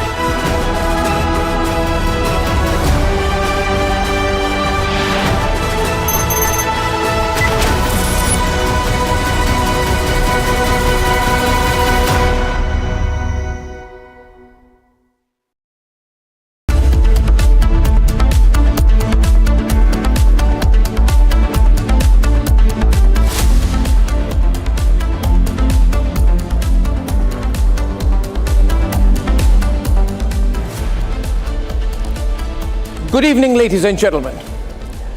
Tonight I come to you with a major network announcement. And this is something that we have been all planning and working on at the Republic Media Network for a while now, on how we can use your beloved network and an influential platform like Republic to build a limitless India. As of now, 900 million of you worldwide are believers in the Republic Media Network. 900 million cumulatively, that is more than the population of 99% of the countries on this planet. So what can you and we at Republic do together, dear viewers? You who are the real strength of Republic. You are Republic and we are your voice. Dear viewers, it is you who are the real propellers of this spectacular phoenix-like growth of Bharat. It is you who are the Vox Populi, the voice of a people, which is the voice of God. It is you who are the Yuva Shakti-driven firepower of India. How can your very own news network work together with you to bring in your brilliant young vision to create a limitless India? A limitless India of unclaimed horizons. A limitless India of unlimited hope. A limitless India of dauntless energy. A limitless India of relentless effort. A limitless India of ceaseless continuity, because after centuries of domination, we have cast aside all the shackles to limitlessly free our fortune and decide our destiny. And that is why tonight, ladies and gentlemen, I am so proud to announce a grand plenary, a gigantic thought leadership forum driven by your boundless potential, by the boundless potential of our youth. There's a barcode on your screen as we speak. Scan it and send in your brilliant ideas for a limitless India. Let's work together on this. The most visionary pitch decks, of this youth hackathon will be showcased before none other than the Honorable Prime Minister of India, Shri Narendra Modi, at the Bharat Mandapam. The Honorable Prime Minister Narendra Modi has kindly consented to be the chief guest at the Republic Plenary 2025 on the 6th of March. And we are so happy about that. There are 9 categories you can pitch your deck on: science, technology and space, digital economy, AI and machine learning, deep tech and semiconductors, and of course, grand strategy and geopolitics, sustainability and environment, inclusive nation building, equity and empowerment, and reclaiming history, culture, and tradition. In exactly 3 weeks' time, your network, the Republic Media Network, will be hosting the Republic Plenary Summit 2025 on this very theme of Limitless India. The Republic Plenary Summit at the Bharat Mandapam will be a culmination of 3 weeks of hectic pitches, a deep scrutiny by a jury of limitless Indians, and it all leads to the grand finale on the 6th of March at the Bharat Mandapam, with the Honorable Prime Minister Narendra Modi hearing the best of your ideas and vision for a limitless India. The clock is ticking. Scan the code on your screen, or of course you can go to our microsite, which is live. And here's the URL: summit.republicworld.com. I repeat, summit.republicworld.com. Send us your pitch deck video. The Limitless India Youth Hackathon. Call for entries. Category 1: Science, Technology and Space. I'm excited to hear about the proposals that have been submitted at the Youth Hackathon at the Republic Plenary, and I can't wait to see them and discuss them and look forward to transforming India with these limitless possibilities.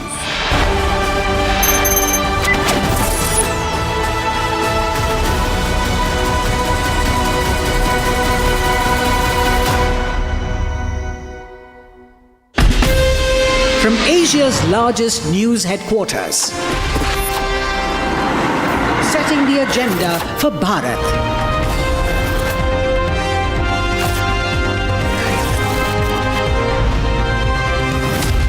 You're watching Republic.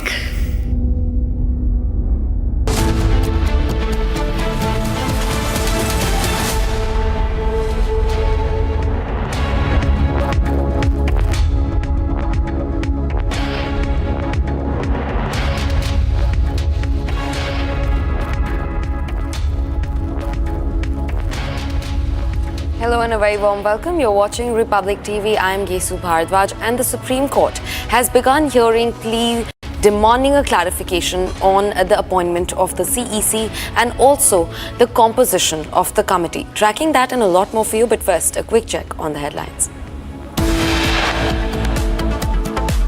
चुनाव आयोग जो है, हम बार बार कह रहे हैं कि ये कैंसर की भूमिका निभा रहा है।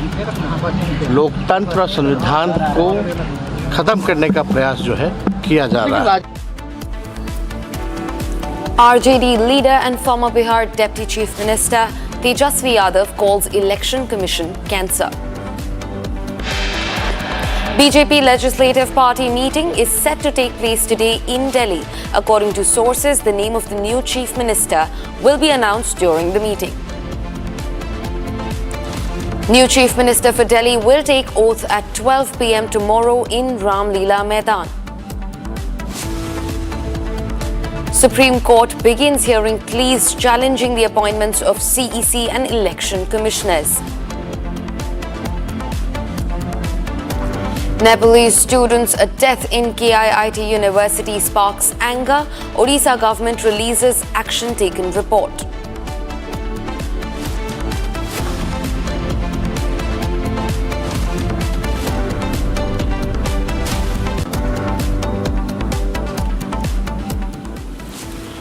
As Gyanesh Kumar takes charge as the CEC, RJD leader and Bihar's leader of opposition in Parliament, Tejasvi Yadav, has taken a dig on the appointment of Gyanesh Kumar, saying that the trust of the people in the Election Commission is gradually diminishing.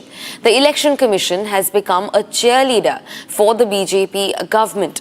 Tejasvi went a step further and said the Election Commission is becoming like cancer for the public.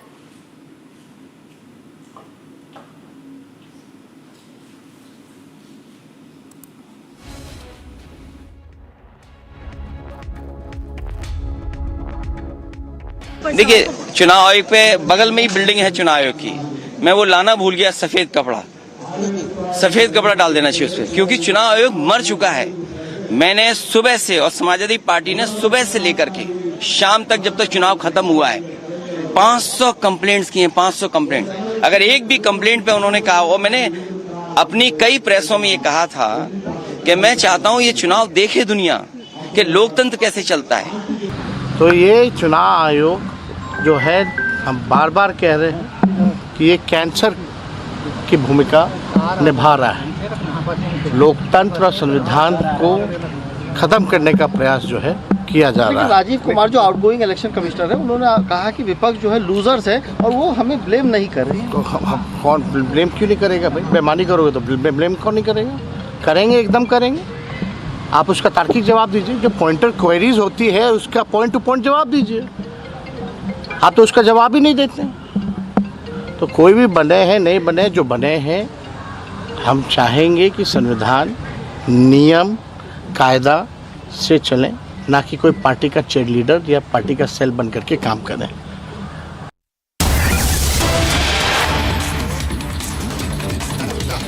Viewers, in a big breaking news that we're getting today, the BJP Parliamentary Board meeting will announce at least 2 observers today who will take the evening meeting at 7 p.m.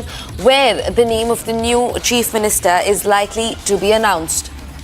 The meeting will decide observers for gathering of newly elected legislators later today.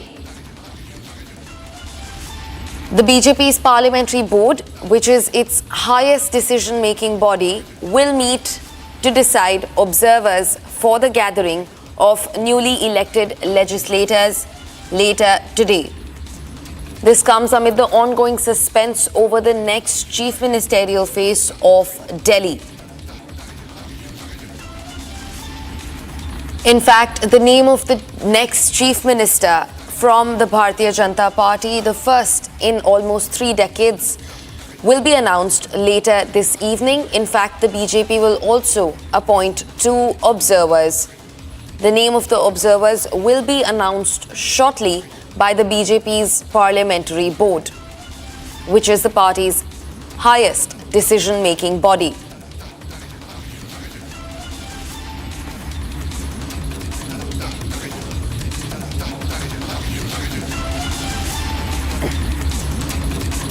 The name of the observers will be announced shortly, and the observers will then work on to gathering the details of the newly elected legislators later today.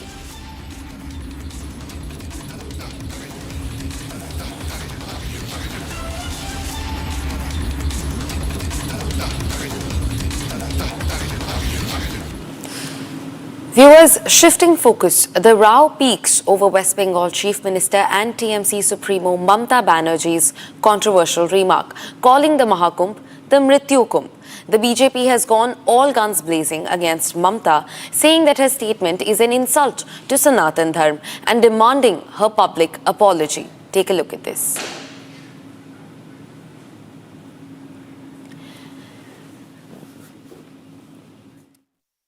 Chief Minister Mamata Banerjee has called the Mahakumbh the Mrityu Kumbh and has insulted one of the largest human congregations. Meanwhile, SP Chief has backed Mamata Banerjee's comment on Mahakumbh. नहीं, ममता बनर्जी जी ने देखिए, ममता बनर्जी जी ने जो कहा है waste Bengal की मुख्यमंत्री ने, ठीक ही कहा है। उनके लोगों की भी जान गई है। और एक बहुत बड़े अंग्रेजी प्रतिष्ठित अखबार ने भी ये बात कही थी कि बंगाल के लोग जिनकी जान गई उनका नाम सूची में नहीं है। तो बड़े संख्या में लोगों की जान गई है जो बंगाल या और प्रदेशों से आए थे। एफआईआर भी नहीं दर्ज हो रही है। ये महाकुंभ किस लिए कराया गया था? ये श्रद्धालु लोग थे जो सदियों से आते रहे हैं। वहाँ पर पौराणिक समय से ये कुंभ चल रहा है। इंतजाम करने की जिम्मेदारी किसकी थी? जब मुख्यमंत्री जी ने ये कहा कि 100 करोड़ लोगों का हमें इंतजाम है, तो लोगों को भरोसा बढ़ गया। जब उन्होंने सेलिब्रिटीज़ को और बिग पर्सनालिटीज़ को लिफाफा दिया और उन्हें निमंत्रण दिया, तो लोगों का और भरोसा बढ़ा कि वहाँ पर इंतज़ाम बहुत अच्छे होंगे। लेकिन इंतज़ाम अच्छे नहीं थे। लोगों के साथ खिलवाड़ हुई, उनकी भावना के साथ खिलवाड़ हुई। उनके इमोशन का फ़ायदा भारतीय जनता पार्टी उठा रही है। जो ममता बनर्जी जी ने कहा वो ठीक कहा है कि लोगों की जान गई है, और जान इतनी गई है कि सरकार नहीं बता पा रही है। अभी तक की सबसे ज़्यादा लोग खोए इसी कुंभ में है, जान गई इसी कुंभ में, लोग बीमार हुए इसी कुंभ में, लोगों को सड़कों पर रातों रात सोना पड़ा इसी कुंभ में। इसका सवाल का जवाब क्या है भारतीय जनता पार्टी के पास? Meanwhile, we're getting many other reactions from different leaders too. Listen into these reactions. सनातन का अपमान करना इनका स्वभाव बन गया है। भारतीय संस्कृति आज नहीं, हजारों सालों से गंगा जी की धार की तरह ये सनातन संस्कृति अविरल प्रवाहित होती रही है, आगे बढ़ती रही है। ऐसे लोग जो सनातन पर उंगलियां उठाते हैं, उनके उंगलियां उठाने से वो उनका ही नुकसान करेंगे। लोगों की आस्थाएं, विश्वास और भावनाओं पर इस तरह चोट करना भी अपराध है। ये करोड़ों हिंदुओं का अपमान है। ये भारतीय संस्कृति के प्रति अगाध श्रद्धा रखने वालों का अनादर है। और महाकुंभ को मृत्यु कुंभ कहना, वह मैं कहूँ कि टीएमसी के अंत का एक उन्होंने अपने आप ही संदेश दिया है। और आने वाले चुनाव में इसकी सजा भी उनको मिलेगी। उन्हें तत्काल इस देश के करोड़ों लोगों से माफ़ी मांगनी चाहिए। यादव भी सब कुछ इसी तरह के लगातार बयान दे रहे हैं। नहीं, श्री अखिलेश यादव जी हों चाहे ममता बनर्जी जी हों, जो हिंदुओं का अपमान करेगा, जो महाकुंभ पर सवाल उठाएगा, जो तुष्टीकरण की राजनीति करेगा, उसको जवाब भारतीय जनता पार्टी भी देगी और देश की जनता भी देगी। पश्चिम बंगाल की मुख्यमंत्री ममता बनर्जी द्वारा जो बहुत निम्न स्तरीय भाषा उपयोग की गई, महाकुंभ ये बहुत आस्था, श्रद्धा और विश्वास का कुंभ होता है। ऐसे में घटनाओं के आधार पर अपनी भावनाओं का व्यक्त करना अर्थात हिंदू धर्म का अपमान करना है। उनका ये कहना कि ये मृत्यु कुंभ है, ये उनकी मानसिकता बताता है। जनता इसी कारण से इन दलों के प्रति विश्वास अपना खोती जा रही है। मैं उम्मीद करूंगा कि आने वाले समय में और जनता इनको सबक सिखाए। और अभी भी समय है इनको अपने कहे से हिंदू धर्म के प्रति, पता नहीं क्यों कांग्रेस और इनके साथ वालों को आपत्तियां होती है। परमात्मा इनको सद्बुद्धि दे और ये माफी मांगे। बंगाल सीएम को केवल मृत्यु का बात ही आती है, क्योंकि हर दिन उधर हिंदुओं का मृत्यु हो रहा है, बच्चे का मृत्यु हो रही है, एंड वो रोक नहीं पाती है। हर दिन मृत्यु का सुन के उसका दिमाग पूरा मृत्यु कुंभ हो गई है। उसके कारण कुंभ को भी मृत्यु कुंभ बोला, क्योंकि अच्छे दिखते नहीं है ना। अच्छे दिखने के लिए अच्छा मन होना चाहिए, अच्छे दिमाग होना चाहिए, अच्छे बोलना चाहिए। ये अच्छा बोलने का बात ही नहीं चल रहा है, क्योंकि मुख्यमंत्री पिछले 10 साल से केवल सुनती है मृत्यु का। ये मृत्यु होता है वेस्ट बंगाल में, यूपी में नहीं, कुंभ में नहीं। कुछ हुआ होगा गड़बड़, इतना लोग आया है, एक्सपेक्टेशन से ज्यादा आए हैं। हम कितना निरीक्षण कर रहे थे उतने से ज्यादा आए हैं, कुछ हुआ होगा। बट उसको पूरा वर्ल्ड के सामने मृत्यु कुंभ बोलना, ये दिमाग खराब है। उसका दिमाग सोचिए, रोगी जैसे है, वो पेशेंट है। देखिए, मैंने पहले भी बोल चुका हूँ, ये आस्था और व्यवस्था को नहीं समन्वय कर पाए हैं, तो इसलिए ये सब बातें हो रही हैं। आस्था और व्यवस्था का समन्वय नहीं कर पाए, तो इसकी वजह से सब बातें हो रही हैं। UP Assembly Speaker Satish Mahana has said that smooth functioning of the session is important for the welfare of the people. He said the opposition has a right to criticize the government, but it should also advise the government. He assured that everyone will get fair chance to raise their issues. पूरा चलेगा सत्र। मुझे लगता है कि अगर जनता के हित की बात करनी है तो सदन में सबकी सहभागिता आवश्यक है। विपक्ष अपनी जिम्मेवारी निभाए, सरकार को जो सुझाव देने हैं सुझाव दे। अगर उनको नीतियों में कुछ आलोचना करने को मिलता है तो उनको उसका भी अधिकार है। मैं विधानसभा अध्यक्ष होने के नाते से इस बात को आश्वासन देता हूं कि मैं बोलने का पूरा अवसर दूंगा अभय पक्षों को, सभी पक्षों।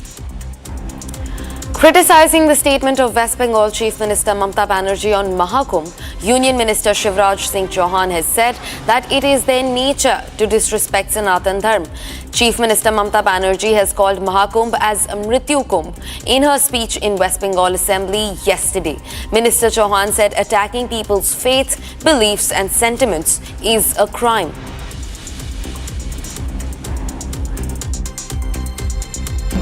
सनातन का अपमान करना इनका स्वभाव बन गया है। भारतीय संस्कृति आज नहीं, हजारों सालों से गंगा जी की धार की तरह ये सनातन संस्कृति अविरल प्रवाहित होती रही है, आगे बढ़ती रही है। ऐसे लोग जो सनातन पर उंगलियां उठाते हैं, उनके उंगलियां उठाने से वो उनका ही नुकसान करेंगे। Rajasthan Deputy Chief Minister and Finance Minister Diya Kumari presented her budget in the Rajasthan Assembly today. This was the second budget of the Chief Minister Bhajan Lal Sharma government. President of Rajasthan Congress Govind Singh Dotasra has said that internal conflict of BJP is at peak, referring to the show cause notice served to Minister Kirorimal Meena by BJP over indiscipline. Dostara said Meena in turn has accused Chief Minister Bhajan Lal Sharma of tapping his phone. He alleged that 70% of the announcements in the last budget are incomplete.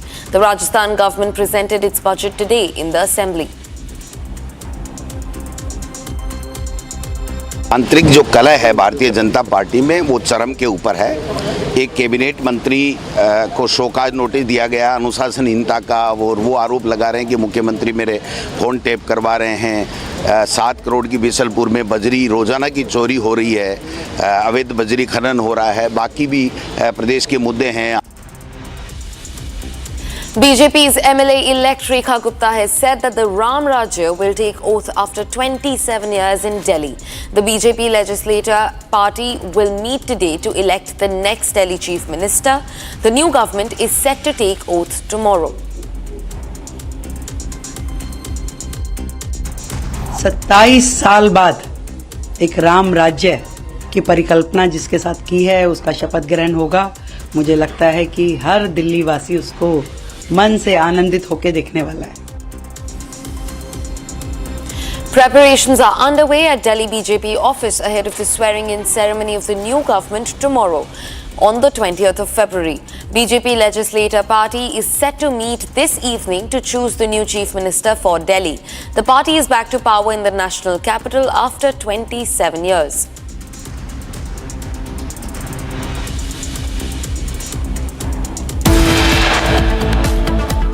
The new Chief Minister for Delhi will take oath at 12 p.m. tomorrow in Ram Leela Maidan. Closely tracking that and a lot more for you. But time to slip into a short break. Stay tuned to Republic TV.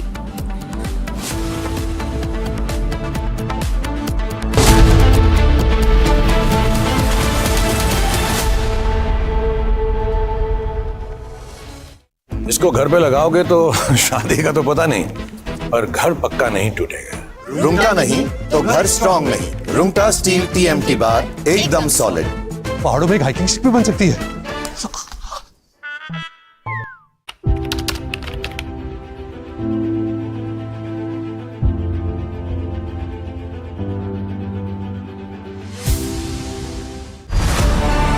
The Limitless India Youth Hackathon.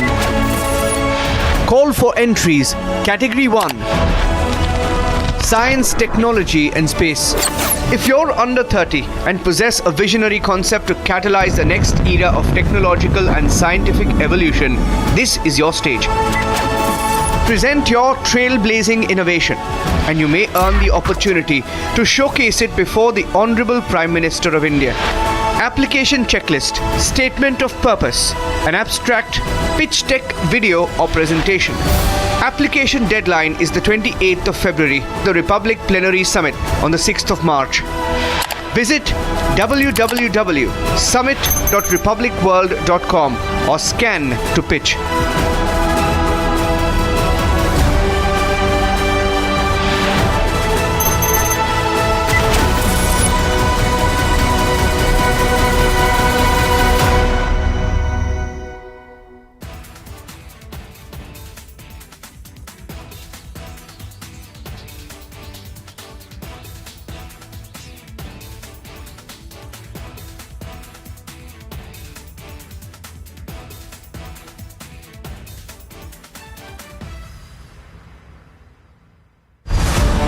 The Limitless India Youth Hackathon. Call for entries. Category 9. AI and Machine Learning. If you're under 30 and have a visionary approach to optimize neural architectures, advance generative AI, or enhance reinforcement learning for real-world applications, this is your opportunity.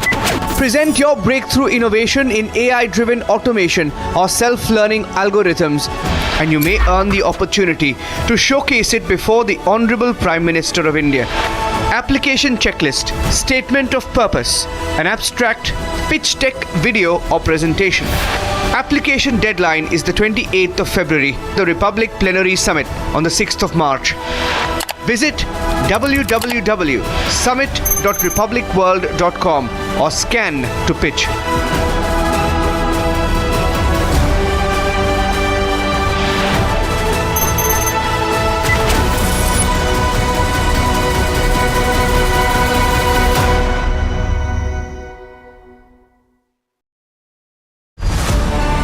The Limitless India Youth Hackathon.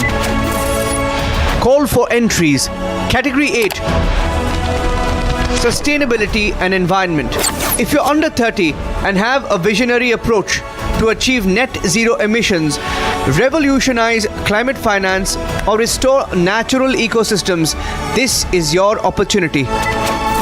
Present your impact-driven innovation, and you may earn the opportunity to showcase it before the Honorable Prime Minister of India. Application checklist, statement of purpose, an abstract, pitch deck, video or presentation.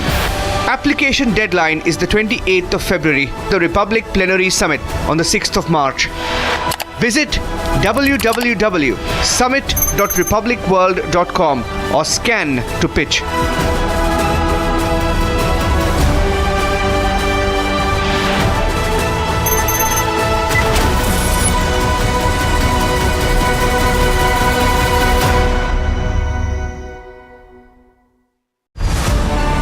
The Limitless India Youth Hackathon. Call for entries. Category 5.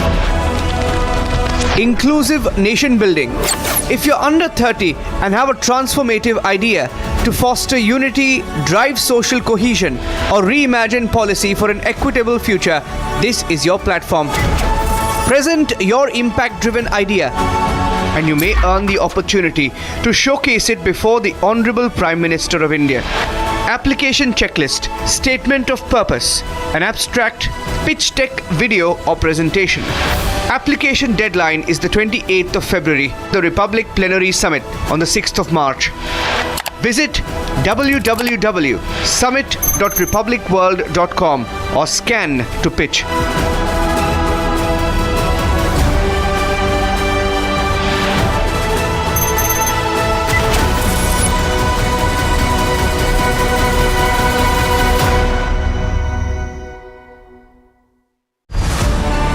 The Limitless India Youth Hackathon. Call for entries. Category 2. reclaiming history, culture, and tradition. If you're under 30 and you have a compelling vision to redefine narratives, restore heritage, and advance civilizational thought, this is your platform. Pitch your groundbreaking perspective. The Limitless India Youth Hackathon. Call for entries. Category 3. Deep Tech and Semiconductors. Deep Tech, which could be either quantum computing, futuristic materials, genomics, biotech engineering, is what is going to drive India's innovation and change for the next decade. So I'm very excited that Republic Media Network is organizing a hackathon called the Limitless Hackathon for Youth. And this is an opportunity for anyone under 30 to be able to come out there with your ideas on deep tech. So if you have that idea, if you strongly believe in it, please do send in your pictures.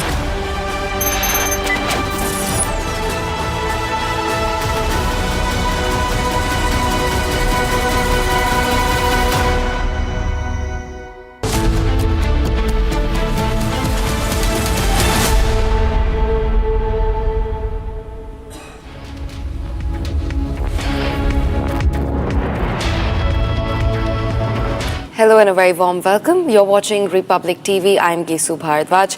And the newly discovered asteroid 2024 YR4 has been making headlines as it has become a potential threat to Earth. This astronomical object has a probability of hitting our planet on the 22nd of December 2032, a collision that can easily destroy an entire city. Take a look at this.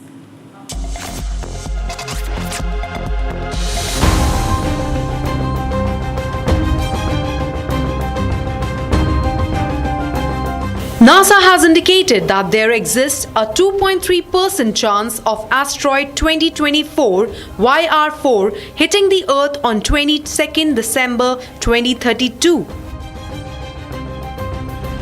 Earlier, NASA predicted that the probability of collision was about 1.2%. However, the American Space Agency has modified their estimation of a probable collision. In late December of 2024, a NASA-funded near-Earth asteroid survey, the one that I operate called ATLAS, discovered an asteroid that, as it came by the Earth this time around, we realized it has an orbit that comes back every 4 years, and in 2032, there's a statistical chance that this asteroid might hit the Earth, and the current probability of that is about 2%. According to NASA, the size of the asteroid might be between 40 and 90 meters, but it has sufficient potential to destroy a city. If it were to collide, the asteroid will hit the Earth at a speed of 17 kilometers per second, releasing an energy of 7.7 megatons of TNT. The asteroid is now in its orbit and moving away from the Earth in its approach towards orbiting the Sun. However, the scientific community has made it clear that a detailed study of asteroid's orbit may rule out the chances of collision. NASA has planned to track the orbit of asteroid 2024 YF4 as it revolves around the Sun using the James Webb Space Telescope.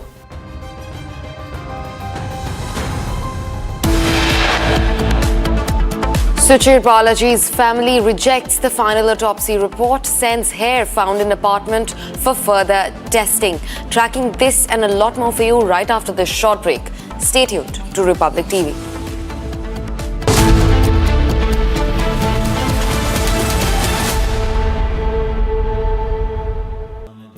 Amity has been ranked India's #1 private university in the recently released Education World Rankings. A testimony to Amity's globally benchmarked standards in education. The Limitless India Youth Hackathon. Call for entries. Category 2. Reclaiming history, culture, and tradition. If you're under 30 and you have a compelling vision to redefine narratives, restore heritage, and advance civilizational thought, this is your platform. Pitch your groundbreaking perspective, and you may earn the opportunity to showcase it before the Honorable Prime Minister of India. application checklist, statement of purpose, an abstract, pitch deck video or presentation. Application deadline is the 28th of February, the Republic Plenary Summit on the 6th of March. Visit www.summit.republicworld.com or scan to pitch.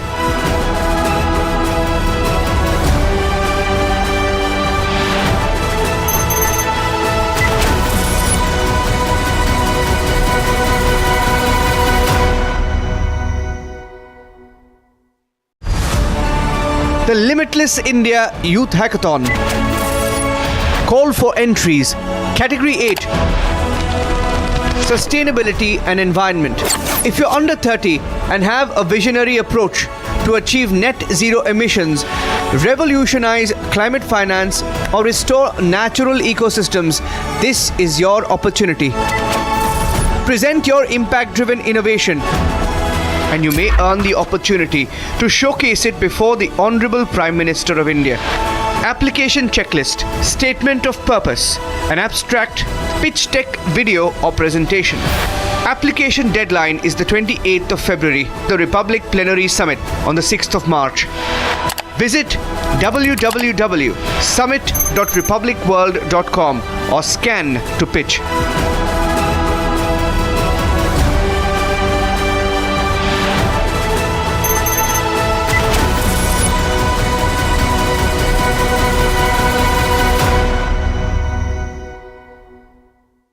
Hi there, we are proud to announce Republic Plenary 2025, a gigantic thought leadership summit for the youth.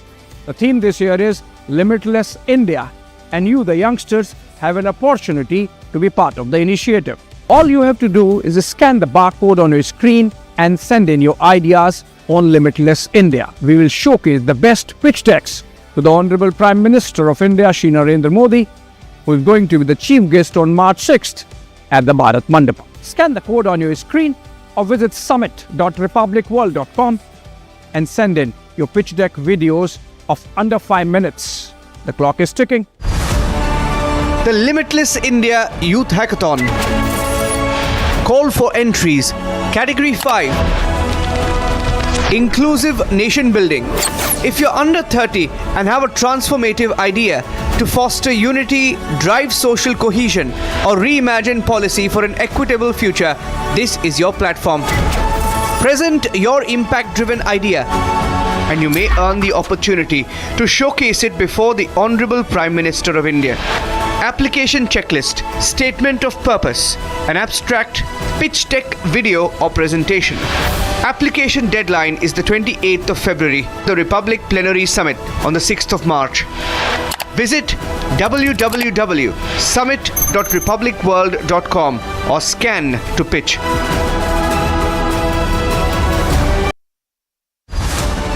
The Limitless India Youth Hackathon. Call for entries. Category 4. Equity and Empowerment. I'm delighted to hear of this new project which Republic TV is bringing to India. India is full of talent. Indian youth is perhaps the most promising asset of the world, not just of India. They need their moment in the sun. They need to be recognized, they need to be identified, and yes, they need to be praised. And I'm sure that this event organized by Republic will do all three for the younger generation.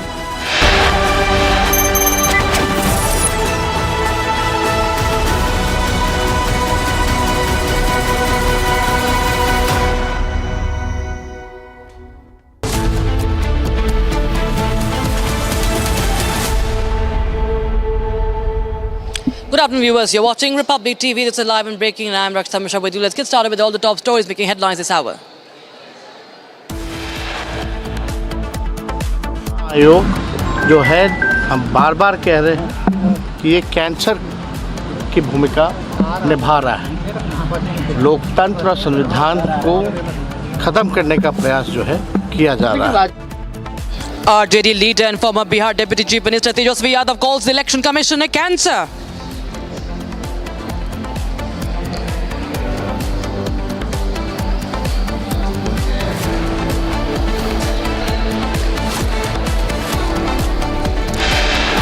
BJP Legislative Party meeting set to take place today in Delhi. According to sources, the name of the new Chief Minister to be announced during the meeting.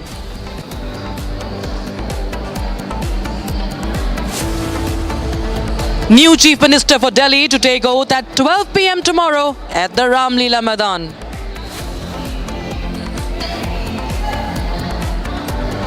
Suchir Balaji's family rejects the final autopsy report, sends the hair found in the apartment for testing.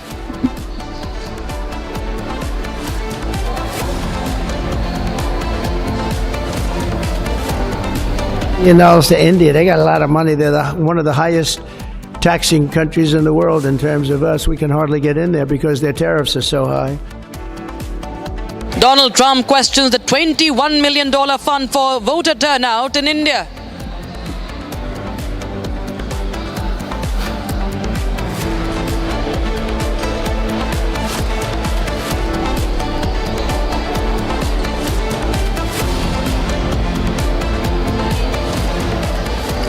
We start with the latest update in the Suchir Balaji case. The OpenAI whistleblower who was found dead. San Francisco police has now submitted a report, the autopsy report, and said, citing the report, that Suchir Balaji had died by suicide. Following weeks of investigation and repeated inquiries, officials have confirmed their initial findings, concluding that there is no evidence of homicide. In a 13-page report from the officer of the chief medical examiner and a 4-page joint response to the lawsuit, San Francisco police and the medical examiners have announced that the investigation into Balaji's death was officially closed. However, the family has disagreed with the report and has sent the hair found in the apartment for testing, for forensic investigation. And for more on this, in fact, we are being joined by forensic expert Professor Gyanesh Rao.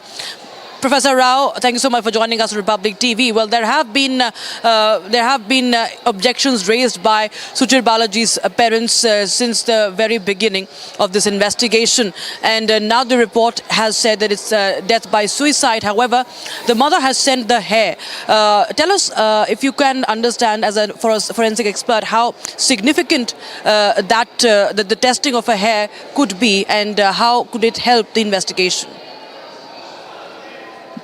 Yeah, definitely. Yeah, I happened to see the post-mortem report, and I've been closely associated with the case.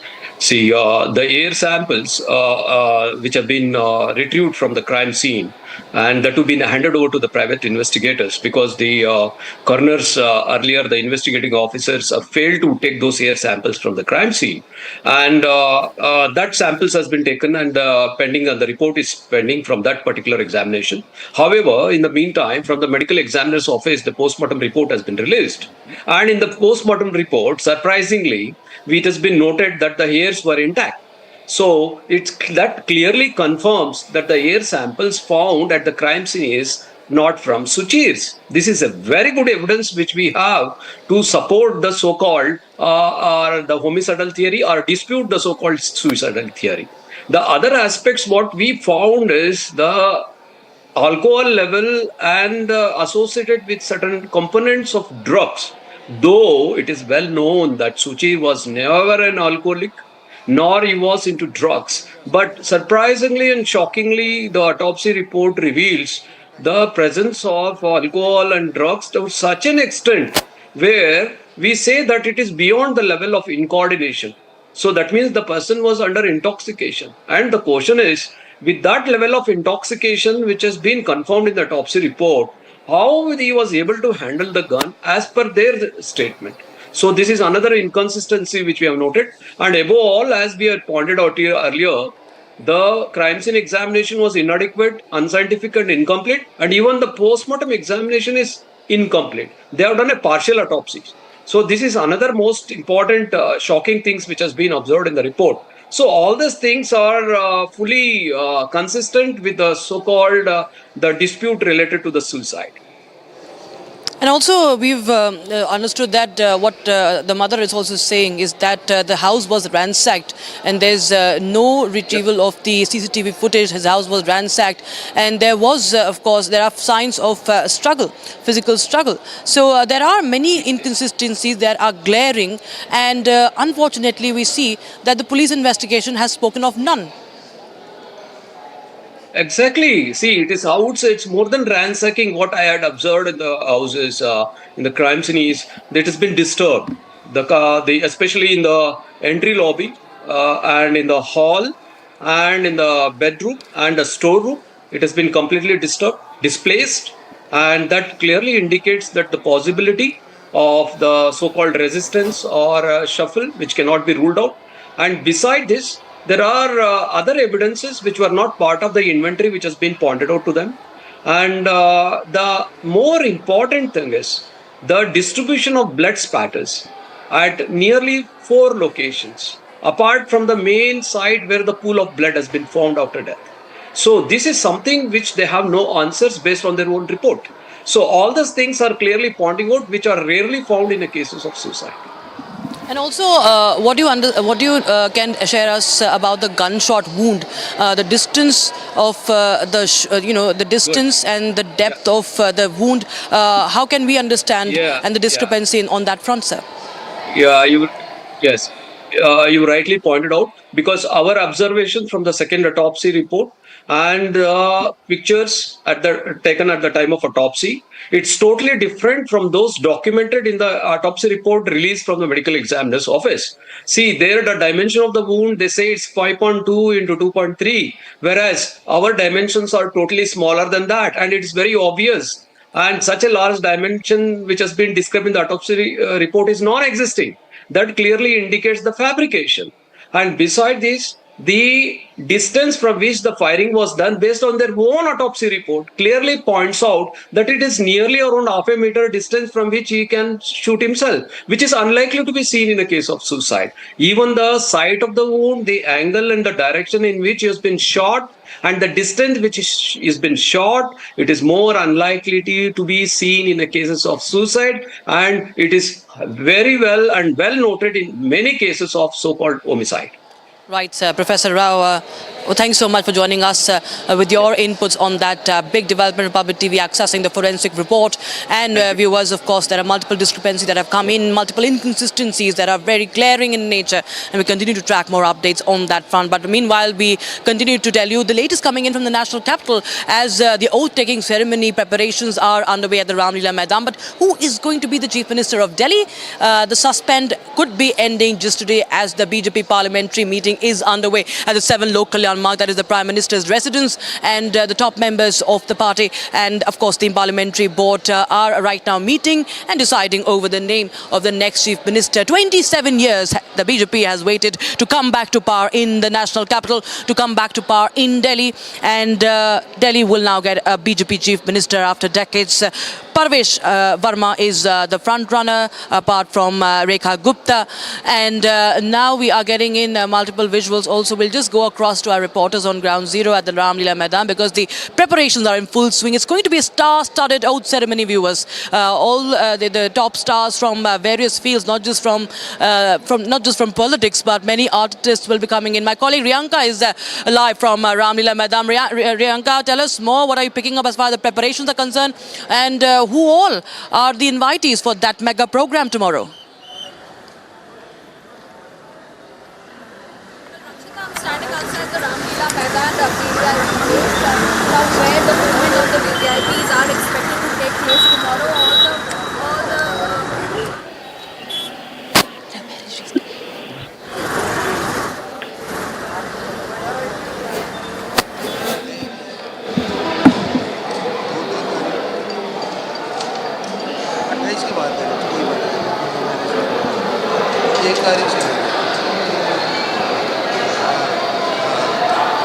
All right, we'll try and connect with that audio. You can see those visuals coming in, viewers, from the Ramlila Maidan, and we'll just get you a closer look at the preparations that are underway in full swing as the preparations are underway. It's a crucial party meeting that has in fact, the latest update we have is that it has ended at the 7 Lok Kalyan Marg. Also in the evening there is an important meeting as well of the legislators. In fact, my colleague Harsha caught up with Praveen Khandelwal on the Delhi Chief Minister face. Take a listen into this conversation. Party का राष्ट्रीय नेतृत्व सही समय पर सही निर्णय लेता है और सही व्यक्ति के पक्ष में लेता है, तो सही समय पर सही निर्णय होगा। इस बार ये भी कहा जा रहा है कि इस बार ये शपथ ग्रहण समारोह इसलिए भी खास है क्योंकि झुग्गी बस्तियों के जो लोग हैं वो यहाँ पर रहेंगे, ट्रेडर्स एसोसिएशन के लोग रहेंगे। 27 साल बाद दिल्ली में भारतीय जनता पार्टी की सरकार बन रही है, ये हम सब के लिए बहुत बड़ी बात है और उस ऐतिहासिक स्थल से हमारी सरकार बनेगी जहाँ पर लोकनायक जयप्रकाश नारायण ने दूसरी आज़ादी का बिगुल बजाया था इस नारे के साथ कि संपूर्ण क्रांति अब नारा है, भावी इतिहास हमारा है।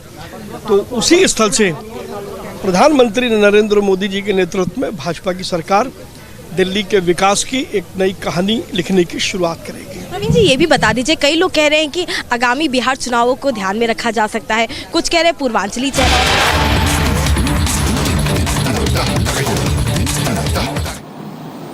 और जब हम सनातन धर्म के खिलाफ,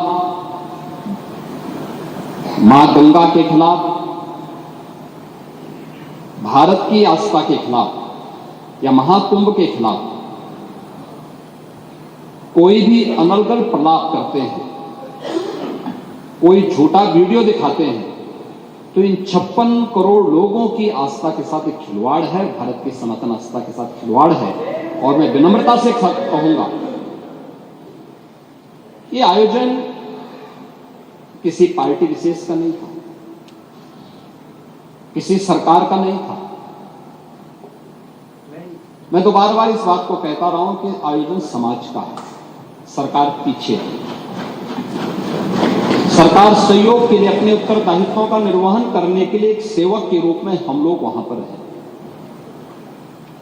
और एक सेवक के रूप में अपने उत्तरदायित्वों का निर्वहन करने की हमारी जिम्मेदारी है और उस निर्वहन के लिए हम लोग तत्परता के साथ अपनी जिम्मेदारियों का निर्वहन करेंगे, क्योंकि हमें अपनी जिम्मेदारियों का एहसास है। हमें भारत की सनातन परंपराओं के प्रति अगाध श्रद्धा का भाव है और उन श्रद्धाओं को सम्मान देना वो हमारा दायित्व है और ये हमारा सौभाग्य है कि इस सदी के इस महाकुंभ के साथ हमारी सरकार को जुड़ने का अवसर प्राप्त हुआ और आयोजन के प्रति तमाम अफवाहों, तमाम प्रकार का दुष्प्रचार को दरकिनार करते हुए देश और दुनिया ने इस पूरे आयोजन के साथ सहभागी बनकर के इसे सफलता की एक नई ऊंचाई तक पहुंचाया है, बनकर इसे सफलता की एक नई ऊंचाई तक पहुंचाया है। महोदय, आयोजन के 7 दिन बाकी संपन्न होने के और जो मैंने आज दोपहर तक के आंकड़े बताए हैं, 56 करोड़ 25 लाख से अधिक श्रद्धालु अब तक प्रयागराज की महात्रिवेणी में आस्था की डुबकी लगा चुके हैं। और इसीलिए जब यहाँ पे हमारे प्रतिपक्ष के जो माननीय सदस्य डॉक्टर आर.के. पटेल जी, श्री संग्राम सिंह यादव जी और श्रीमती आराधना मिश्रा, मोना जी जब अपनी बातों को यहाँ पे कह रही थी, तो मुझे आपकी बातों को देख करके सचमुच एक तरफ हमें एहसास है अपनी जिम्मेदारी का, हमारी संवेदनाएं हैं उन सभी के प्रति जो लोग 29 जनवरी के एक स्टैम्पेड के शिकार हुए थे, उन सभी श्रद्धालुजनों के प्रति भी, या प्रयागराज कुंभ के दौरान जो आपने अपने नोटिस में उल्लेख किया है, सोनभद्र की, अलीगढ़ की या किसी अन्य जगहों पर प्रयागराज महाकुंभ के आयोजन में भाग लेने के लिए या यहाँ से जाने के लिए जो लोग यहाँ से प्रयागराज महाकुंभ में महास्नान के बाद वापस जा रहे थे, सड़क दुर्घटना के शिकार हुए हैं, उन सबको हम श्रद्धांजलि देते हैं। हमारी संवेदना उन परिवारजनों के प्रति है, सरकार उनके साथ खड़ी है, हर संभव सरकार उनको मदद भी करेगी, लेकिन इस पे राजनीति करना कितना उचित है, प्रश्न यही है।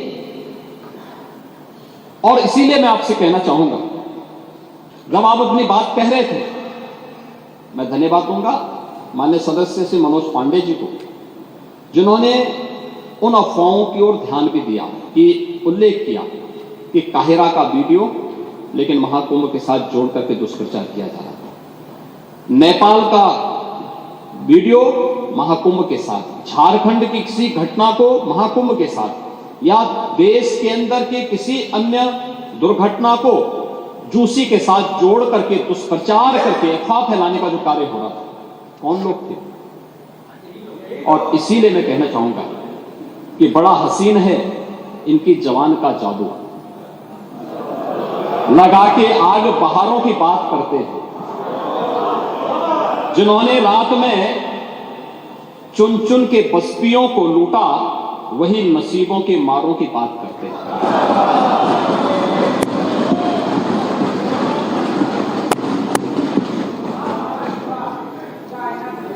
महोदय, ये उर्दू नहीं है, ये सब हिंदी। आपको मैं बताना चाहता हूं, आपको मैं एक और बात बताना चाहता हूं, जो भी नेता प्रतिपक्ष कह रहे थे। जब उत्तर प्रदेश की स्थानीय बोलियों को इस सदन में महत्व मिला, उनके द्वारा कहा जा रहा था, उन्होंने विरोध किया था।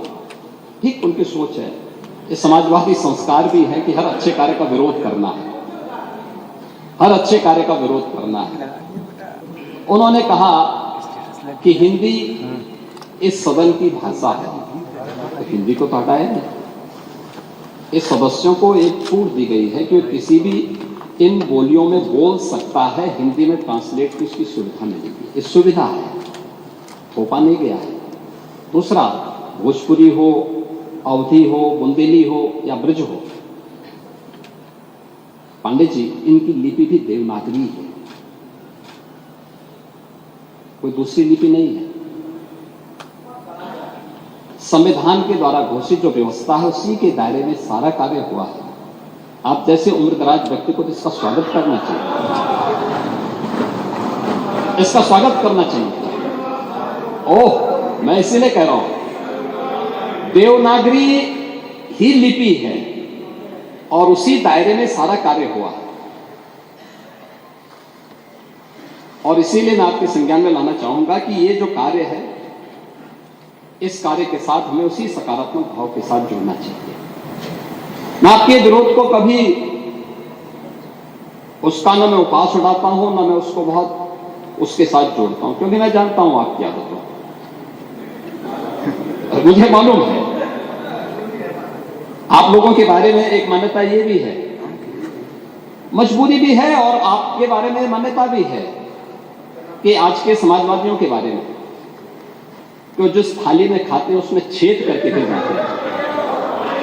और ये जो आप लोगों के बारे में मान्यता है, उसी के बारे में मैं आपसे कहना चाहूंगा कि महोदय, जब हम महाकुंभ के बारे में चर्चा कर रहे हैं और ये आयोजन, नहीं आपके बारे में इसीलिए बोल रहा हूं, मैं आऊंगा उस पर भी, मैं उस पर भी आऊंगा भी, उस पर भी मैं आ रहा हूं। जब एक महाकुंभ का विरोध पहले दिन से कर रहे थे, महोदय, मैं एक एक करके इनके बयानों को यहां पे उद्धृत करना चाहूंगा, और पिछले सदन में भी मैं याद दिलाना चाहूंगा, जब हम लोग यहां पे इसी सदन में आए थे तो महाकुंभ पे चर्चा, उस समय महाकुंभ की तैयारियां चल रही थी और चर्चा के लिए एक दिन निश्चित किया गया था।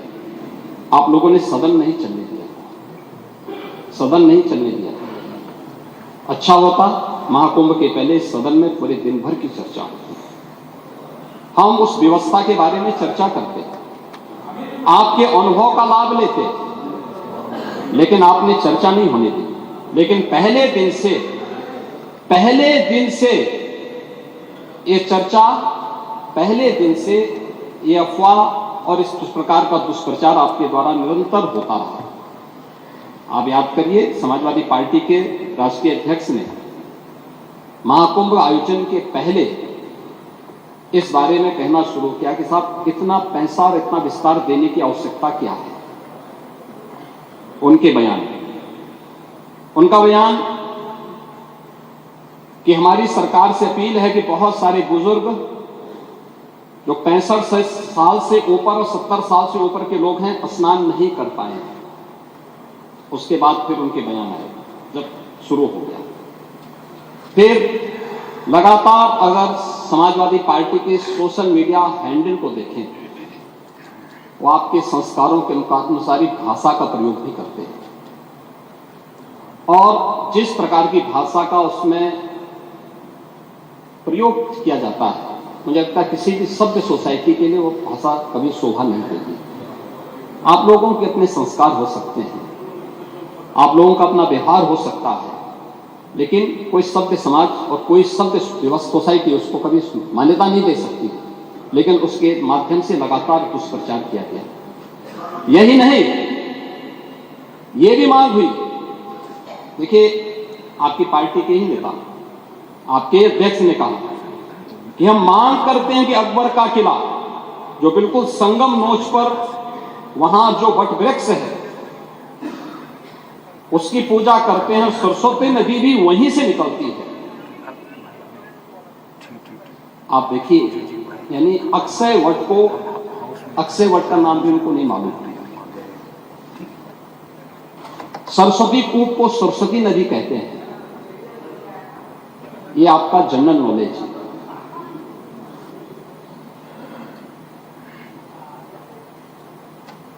इन्होंने कहा महाकुंभ कोई शब्द नहीं, क्योंकि महायोजन के लिए बहुत सारा पैसा निकालना था, पैसे की बर्बादी करनी थी, इसलिए नाम भी इन्होंने महायोजन दिया।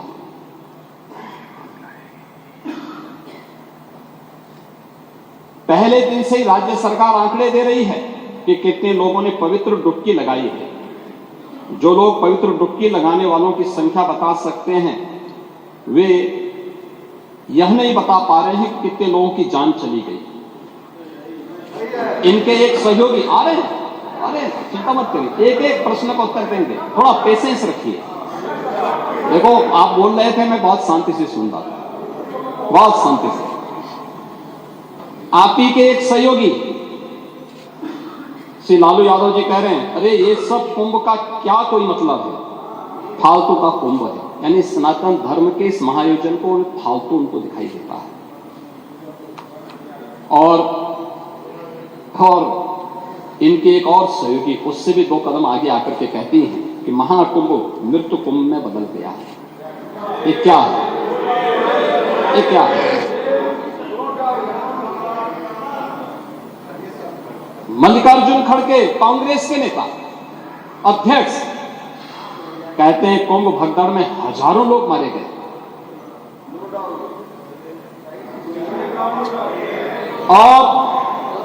और जया बच्चन क्या कहती हैं, ये समाजवादी पार्टी की नेत्री है। इस देश में अभी सबसे बड़ा मुद्दा महाकुंभ भगदड़ की घटना है। उन मृतकों की सही संख्या बतानी चाहिए और जनता को सफाई देनी चाहिए। उन्होंने आगे क्या बात कही, उन्होंने कहा व्यवस्थाएं आम आदमी के लिए नहीं बल्कि वीआईपी के लिए थी।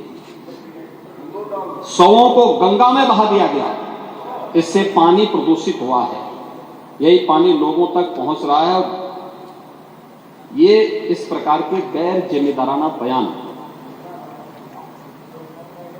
समाजवादी पार्टी, कांग्रेस, आरजेडी और टीएमसी के नेताओं के द्वारा सनातन धर्म के जुड़े हुए सबसे बड़े आयोजन के प्रति दिए गए। महोदय, मैं ये जानना चाहता हूं कि क्या सनातन धर्म का अनुयायी बनना या सनातन धर्म के किसी आयोजन को भव्यता के साथ करना क्या कोई अपराध है? उस आयोजन को उन सीमाओं के साथ, उस आस्था को सम्मान देकर के आगे बढ़ाना क्या कोई अपराध है? और अगर अपराध है तो हमारी सरकार इस अपराध को कर रही है और आगे बढ़ेगी। क्योंकि हम लोग ये मानते हैं सनातन धर्म इस देश का राष्ट्रीय धर्म है। सनातन धर्म की सुरक्षा में ही भारत के अंदर पल रहे हर मत और मजहब की सुरक्षा भी है और उनका सम्मान भी है और उनका गौरव भी है। और सनातन धर्म की सुरक्षा विश्व मानवता की सुरक्षा की गारंटी भी है। और उसके इतने बड़े आयोजन के साथ भेदभाव तो किसी के साथ नहीं हुआ, किसी के साथ नहीं हुआ। प्रयागराज महाकुंभ में क्रिकेटर मोहम्मद शमी ने भी स्नान किया। मुझे याद है हर जाति मत और मजहब के लोग अगर आए हैं श्रद्धा भाव के साथ, तो उन्होंने आस्था की पवित्र डुबकी भी लगाई। हाँ, अगर कोई चिढ़ाने के लिए आया है तो वहां पर उनको वैसे दुत्कार करके भगा भी दिया गया, और ये होना भी चाहिए।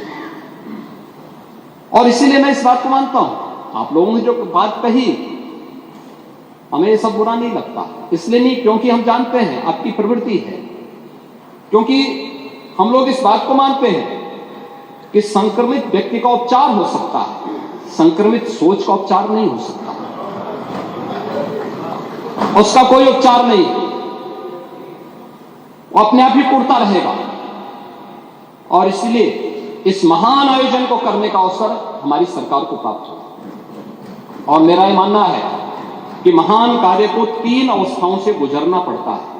याद रखना, उपहास से, विरोध से और अंततः स्वीकृति से। और स्वीकृति का इससे बड़ा प्रमाण क्या हो सकता है कि समाजवादी पार्टी के राष्ट्रीय अध्यक्ष भी जो शुरू से विरोध कर रहे थे, अंततः चुपचाप जाकर के डुबकी लगाए। नेता प्रतिपक्ष भी हाँ, मैं अच्छी बात है, आपका अधिकार है, आपका अधिकार है, मैं तो आपको अधिकार दे रहा हूं। और मैं ही कह रहा ना, नहीं 13 में आप नहीं जा पाए थे, क्योंकि 13 में जब आप जा रहे थे तब तक आपको फोन आ गया था, आप वापस हो गए, नहीं जा पाए थे। नहीं जा पाए, आप वापस आ गए थे। लेकिन इस बार आप गए थे, मुझे अच्छा लगा, आपने उत्तर प्रदेश सरकार की व्यवस्था की सराहना की, और आपने मुझे प्रत्यक्ष नहीं लेकिन स्पीकर साहब को धन्यवाद दिया कि अच्छी व्यवस्था। और इसीलिए मैंने कहा ना, 3 अवस्थाएं उपहास की, जिसको आप शुरू से उड़ा रहे थे, कुछ नहीं कर पाए तो आपने विरोध करना शुरू किया, और विरोध करते करते आज मुझे अच्छा लगा कि आपने अपनी स्वीकृति भी दे दी कि हाँ, अच्छा काम हुआ है, अच्छी व्यवस्था हुई। ऐसे ही मोना जी ने भी किया, तो लोग विरोध कर रहे थे, फिर उन्होंने उसके बारे में तमाम प्रकार की बातें की। आज उन्होंने कहा कि इंफ्रास्ट्रक्चर का काम तो अच्छा हुआ।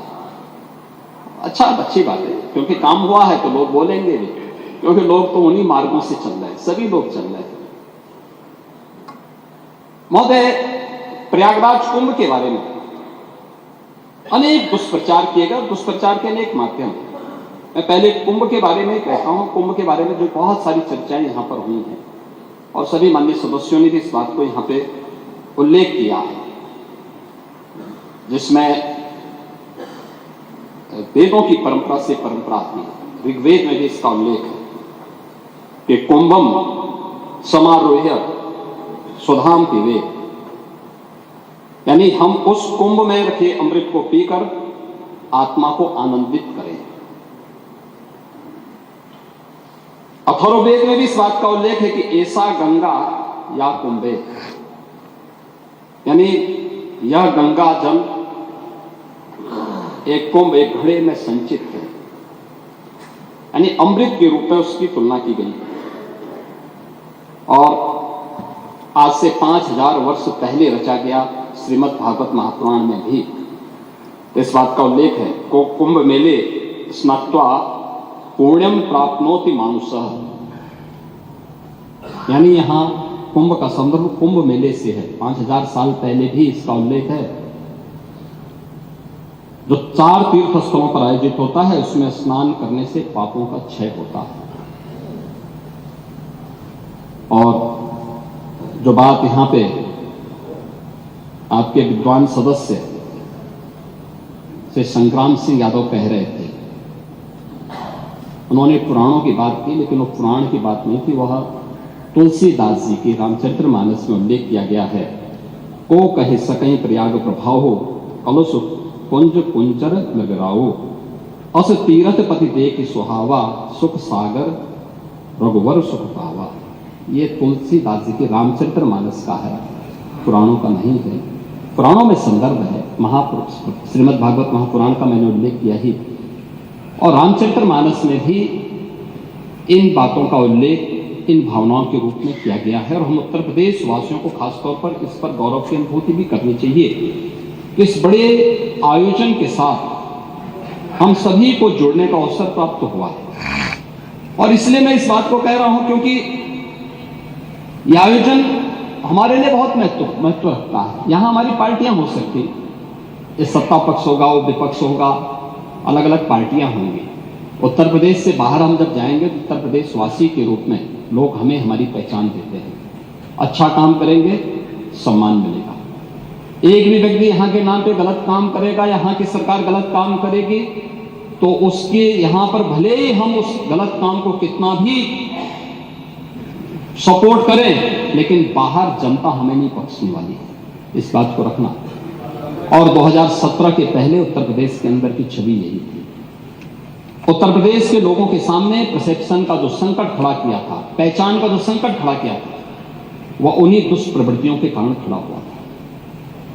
हम लोगों ने पिछले 8 वर्ष में ये डबल इंजन की सरकार ने जो उत्तर प्रदेश के परसेप्शन को बदला है, इस परसेप्शन का परिणाम है कि आज उत्तर प्रदेश का वासी कोई भी उत्तर प्रदेश के बाहर जाएगा, देश में जाएगा, दुनिया में जाएगा, तो जरूर सम्मान पाएगा। आज उसका कोई अपमान नहीं करेगा। लोग सम्मान की निगाहों से देखते हैं, लोग सम्मान की निगाहों से देखते हैं। महाकुंभ का जो विरोध कर रहे थे, मुझे मालूम था ये विरोध इनकी मजबूरी है, ये लोग करेंगे, उपहास उड़ाएंगे, क्योंकि उन्होंने तब भी उपहास उड़ाया था जब कोरोना जैसी महामारी से हम जूझ रहे थे। 24-25 करोड़ जनता को हम लोग जब बचाने की कवायद कर रहे थे, प्रधानमंत्री मोदी जी के नेतृत्व में कोविड प्रबंधन का एक बेहतरीन उदाहरण प्रस्तुत कर रहे थे, तब भी वे उपहास उड़ा रहे थे। कोविड के बारे में, ट्रीटमेंट के बारे में, वैक्सीनेशन के बारे में अपने आप चुपचाप वैक्सीन लगा लिए और दूसरों को कहते थे कि वैक्सीन मत लगाओ। वैक्सीन को कहते थे बीजेपी वैक्सीन है। वैक्सीन के बारे में भी इस प्रकार की चर्चाएं होती थी। और महोदय यही नहीं, जब 500 वर्षों का इंतजार समाप्त हुआ, अयोध्या में रामलला में भगवान राम के भव्य मंदिर के निर्माण का कार्यक्रम संपन्न हुआ, तब भी उन्होंने विरोध किया। अयोध्या में राम मंदिर का विरोध, यानी माननीय उच्चतम न्यायालय के एक संविधान पीठ के द्वारा सर्वसम्मत से फैसला देकर के 500 वर्षों के इस विवाद का प्रक्षेप किया गया। अयोध्या में रामलला का विराजमान होता है, तब भी समाजवादी पार्टी इसका विरोध की।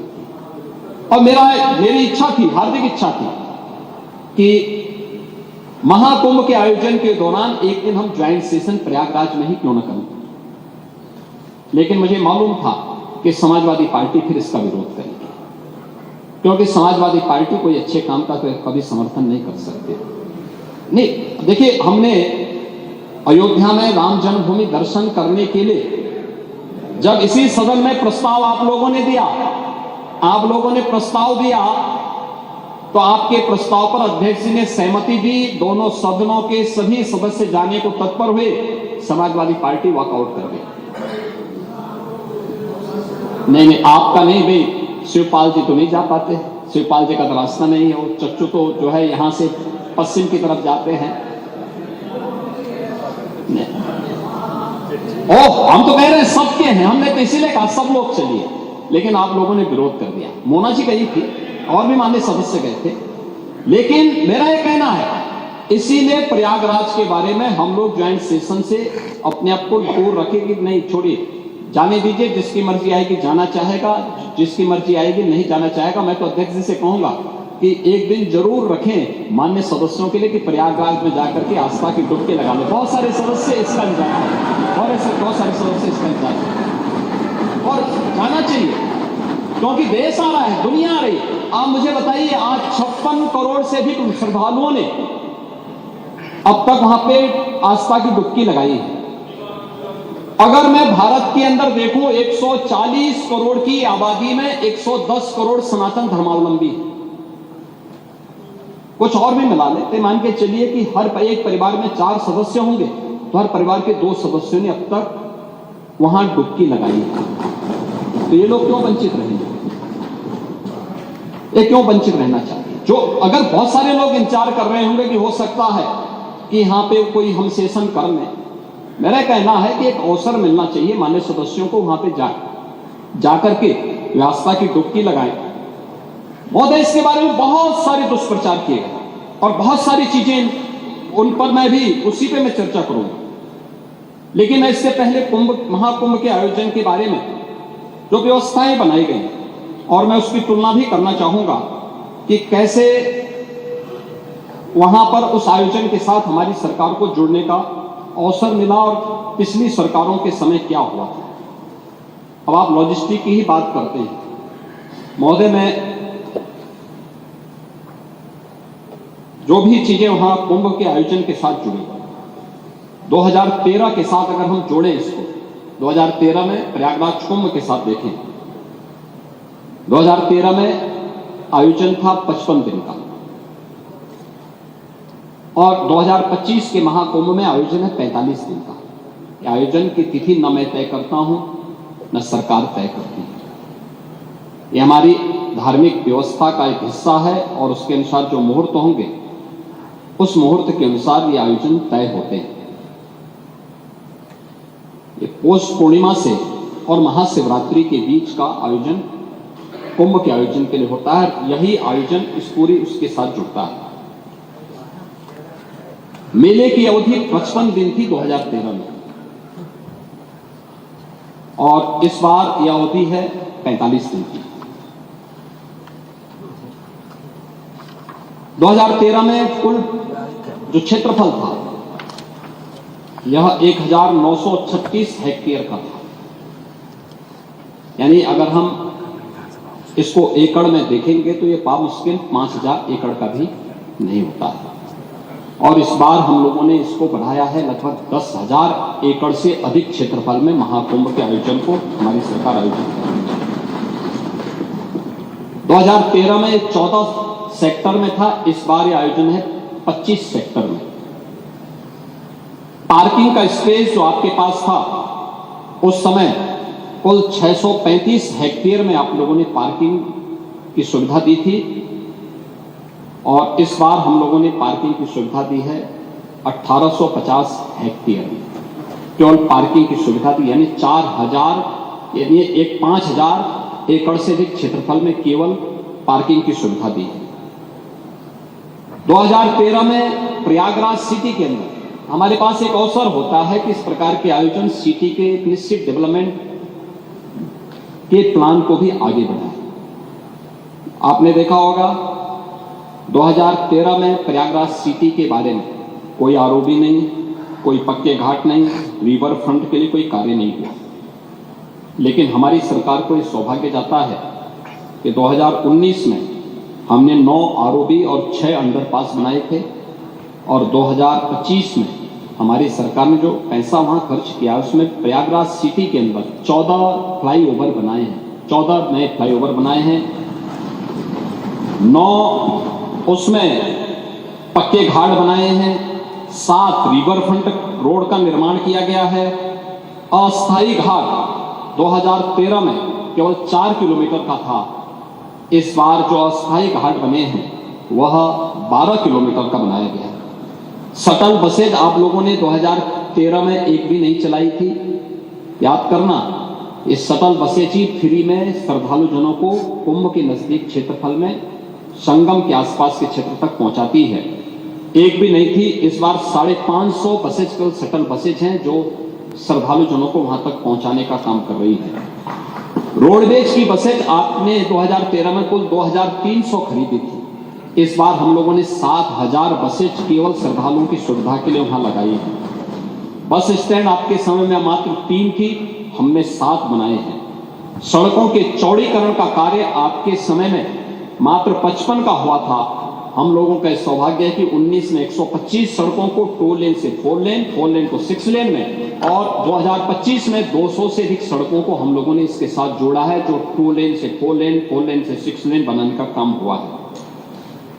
नालों की स्थिति, एक बड़ी चर्चा इसमें हो रही है और मैं सोच रहा था कि हो सकता है कि कुछ माननीय सदस्य इसके बारे में यहाँ चर्चा भी हो सकता करेंगे, लेकिन हो सकता उनका संज्ञान नहीं आया होगा। और है जिस प्रकार का दुष्प्रचार लोग करने में लगे हैं, उत्तर प्रदेश को, महाकुंभ को, सनातन धर्म को बदनाम करने के लिए, देश को बदनाम करने के लिए जो साजिशें रचने वाले तत्व हैं, वे लगातार इस प्रकार का दुष्प्रचार करते हैं।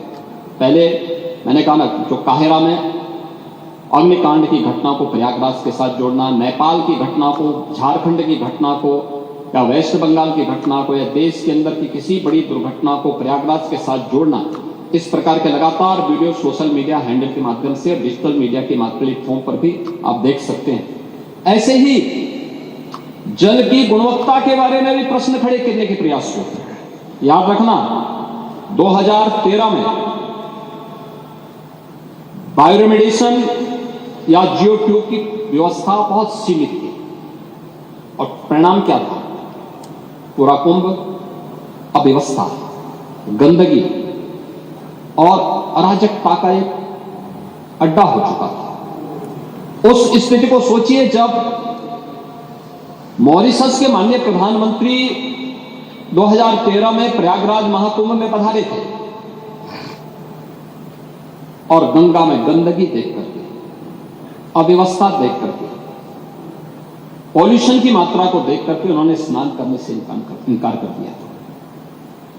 और 2025 में जब हम लोग आए हैं तो मैंने तो आपको आंकड़े बता दिए कि 56 करोड़ से अधिक श्रद्धालु अभी स्नान कर चुके हैं, एक सप्ताह बाकी है।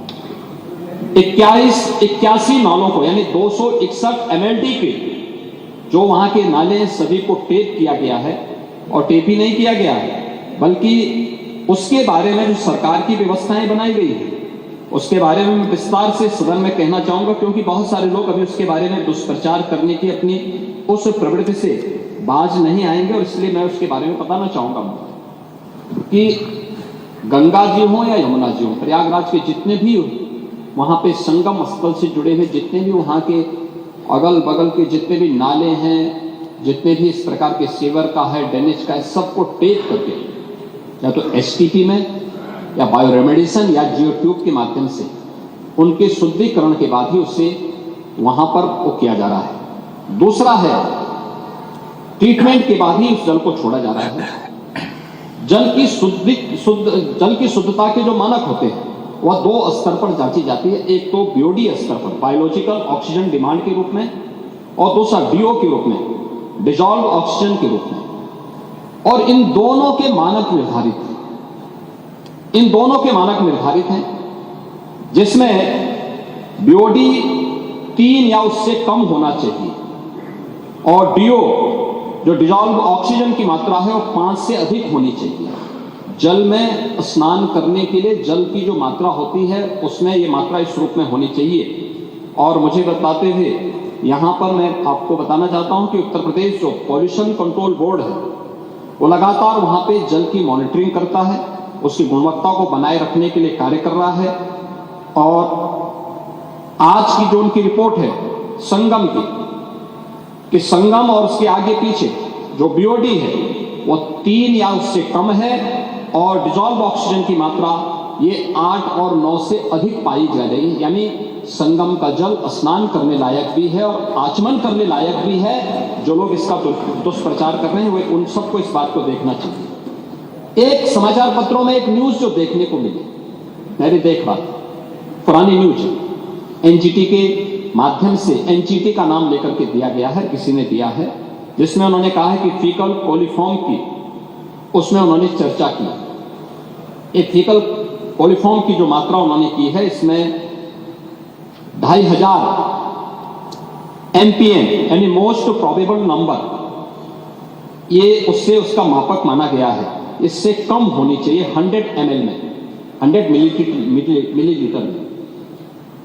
और इसके जो अलग अलग नमूने लिए गए फीकल कोलिफॉर्म के लिए, फीकल कोलिफॉर्म बढ़ने के बहुत सारे कारण हो सकते हैं। या तो कहीं सीवेज लीकेज है, या बहुत बार होता है कि वे इस प्रकार की नदियां हैं, कोई वह चैनलाइज तो है नहीं,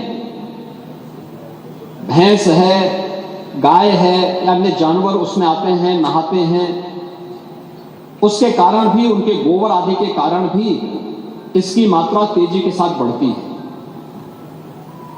लेकिन प्रयागराज के संदर्भ में जो मैं आपको स्पष्ट करना चाहूंगा कि 12, 16, 20, 25, 30 जनवरी, 5, 10 और 13 फरवरी को जो सैंपल के परीक्षण लिए गए हैं उसमें संगम नोच पर फीकल कॉलीफॉर्म की मात्रा मानक के अनुरूप पाई गई है। ये Uttar Pradesh pollution control board का है, जो 2500 एमपीएन प्रति 100 ml से कम पाई गई है। इसका मतलब जो दुष्प्रचार कर रहे हैं केवल कुंभ महाकुंभ को बदनाम करने की साजिश का हिस्सा है। और केंद्रीय प्रदूषण नियंत्रण बोर्ड ने भी, जिनके नाम पर खबर है, उन्होंने भी 12, 13 एवं 15 जनवरी की रिपोर्ट में इसकी मात्रा को 2000 या उससे कम पाया, यानी 2500 से कम ही पाया है। यह भी इसमें मैं आपको स्पष्ट करना चाहता हूं। और महोदय, मैं इसीलिए कहना चाहूंगा कि ये जो नकारात्मक सोच है, दुष्प्रचार के माध्यम से महाकुंभ को बदनाम करने की साजिश का जो हिस्सा है, ये उन करोड़ों लोगों की आस्था के साथ खिलवाड़ है और किसी जाति, मत और मजहब से जुड़े हुई संख्या भी नहीं है और किसी वर्ग का भी नहीं है। इसमें गांव में एक सामान्य नागरिक भी आ रहा है, देश का बड़ा उद्योगपति भी आ रहा है, देश की महामहिम राष्ट्रपति भी आए, महामहिम उपराष्ट्रपति भी आए, माननीय प्रधानमंत्री जी भी आए, केंद्रीय मंत्रीगण आए हैं, स्पीकर साहब आए हैं लोकसभा के। हर, यानी देश और दुनिया की हर सेलिब्रिटी वहां प्रयागराज आ रही है। उच्चतम न्यायालय के माननीय न्यायाधीश हो या हाईकोर्ट, तमाम उच्च न्यायालयों के माननीय न्यायाधीशों की संख्या, समाज का हर तबका प्रयागराज के लिए उमड़ रहा है, हर व्यक्ति आ रहा है। और क्या प्रचार करना बुरा था क्या? क्या हमें उत्तर प्रदेश की किसी उपलब्धि को, उत्तर प्रदेश की किसी आयोजन को देश और दुनिया के सामने नहीं ले जाना है क्या? आपने प्रत्येक स्नान के समय वहां देखा होगा किस प्रकार की स्थितियां थी। श्रद्धालु हो या फिर पर्यटक हो, देशी हो या विदेशी पर्यटक हो, जो एक बार कुंभ में डुबकी लगाया और भूरी भूरी प्रशंसा किया, व्यवस्था की प्रशंसा किया, जल की प्रशंसा किया, आयोजन की प्रशंसा किया, एकात्मता की प्रशंसा किया। कौन भेदभाव हुआ है? कौन तुष्टीकरण हुआ? कौन सा तुष्टीकरण है? कौन सा तुष्टीकरण इसमें है? एक तुष्टीकरण नहीं, 56 करोड़ लोगों के आने का संतुष्टीकरण है, भारत के संतुष्टीकरण है, दुनिया का संतुष्टीकरण है। ये बातें इस बात को एहसास कराती हैं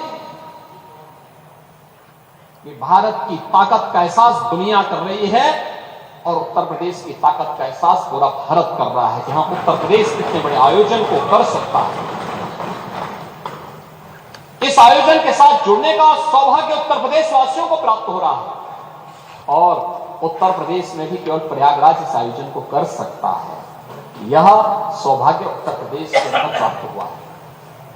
मुझे अभी पिछले सप्ताह वाराणसी जाने का अवसर भी प्राप्त हुआ और वाराणसी मैंने देखा पिछले 1.5 महीने से लाखों की संख्या में श्रद्धालु आ रहा है।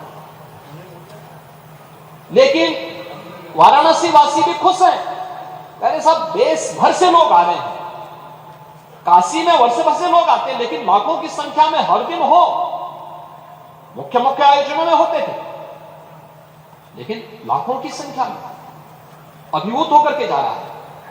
उत्तर प्रदेश के बारे में एक नई धारणा लेकर जा रहा है। लगातार लोग आ रहे हैं। अयोध्या धाम में वही स्थिति है, लोग बड़ी संख्या में आ रहे हैं, बड़ी श्रद्धा भाव के साथ अयोध्या के साथ जुड़ रहे हैं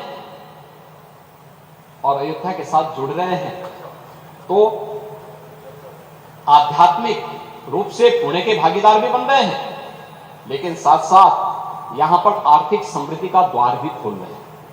आप मुझे बताइए कि जो स्थानीय स्तर पर आ रहा होगा तो ठीक है, हमने भंडारे के आयोजन किए, पांडे जी, मैं एक बात बताना चाहूंगा। आपके माननीय सदस्य कह रहे थे कि लोग भूखे रहे। ये हिंदुस्तान है, सनातन धर्म के आयोजन में कोई भूखों नहीं रहता है, कोई भूखों नहीं रहता है। हम मां अन्नपूर्णा की पूजा करते हैं और इसीलिए पूजा करते हैं कि वह हमें इतनी सामर्थ्य दे कि हम दूसरों को भी खिला सकें।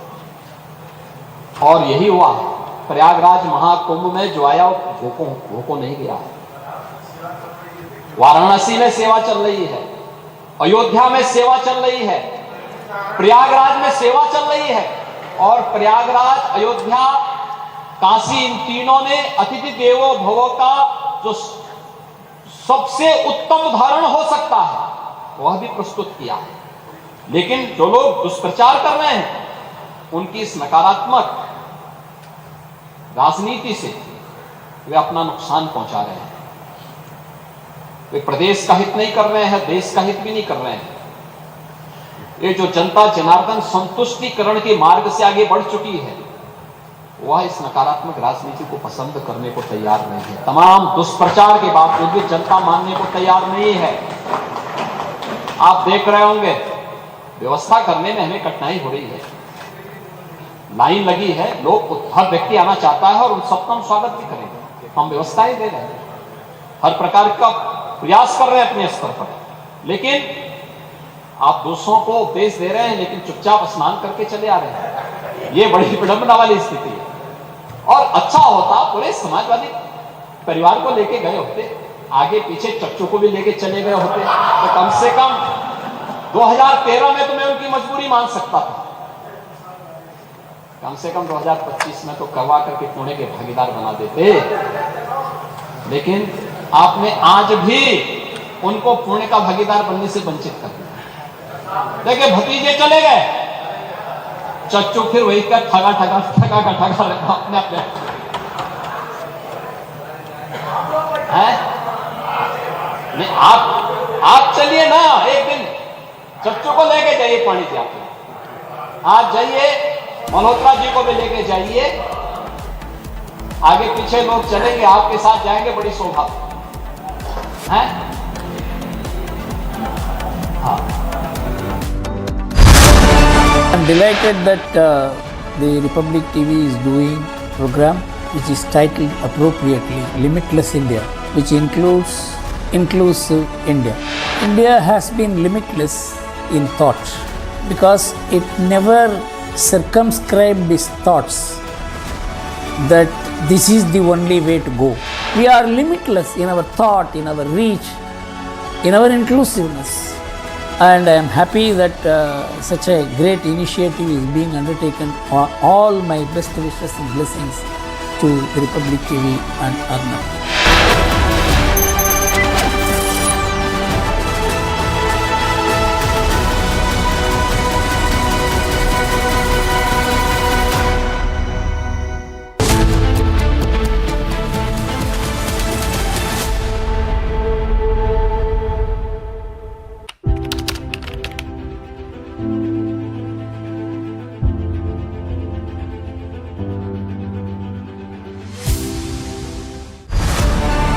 The Limitless India Youth Hackathon.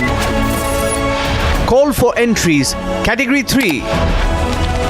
Deep Tech and Semiconductors. If you're under 30 and possess a disruptive vision to revolutionize chip design, accelerate artificial intelligence hardware, or drive breakthroughs in advanced electronics, this is your platform.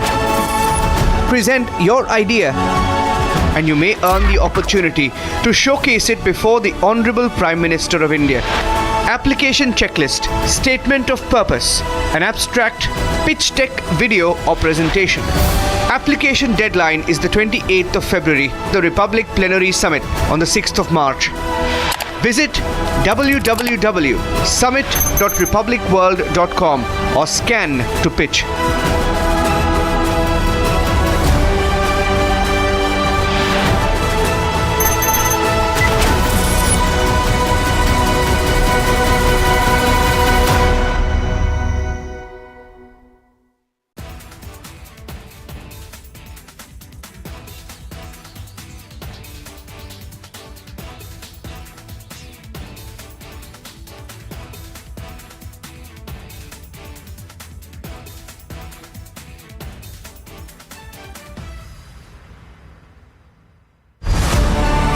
The Limitless India Youth Hackathon. Call for entries. Category 5. Inclusive Nation Building. If you're under 30 and have a transformative idea to foster unity, drive social cohesion, or reimagine policy for an equitable future, this is your platform. Present your impact-driven idea, and you may earn the opportunity to showcase it before the Honorable Prime Minister of India. Application checklist, statement of purpose, an abstract, pitch deck, video or presentation. Application deadline is the 28th of February, the Republic Plenary Summit on the 6th of March. Visit www.summit.republicworld.com or scan to pitch.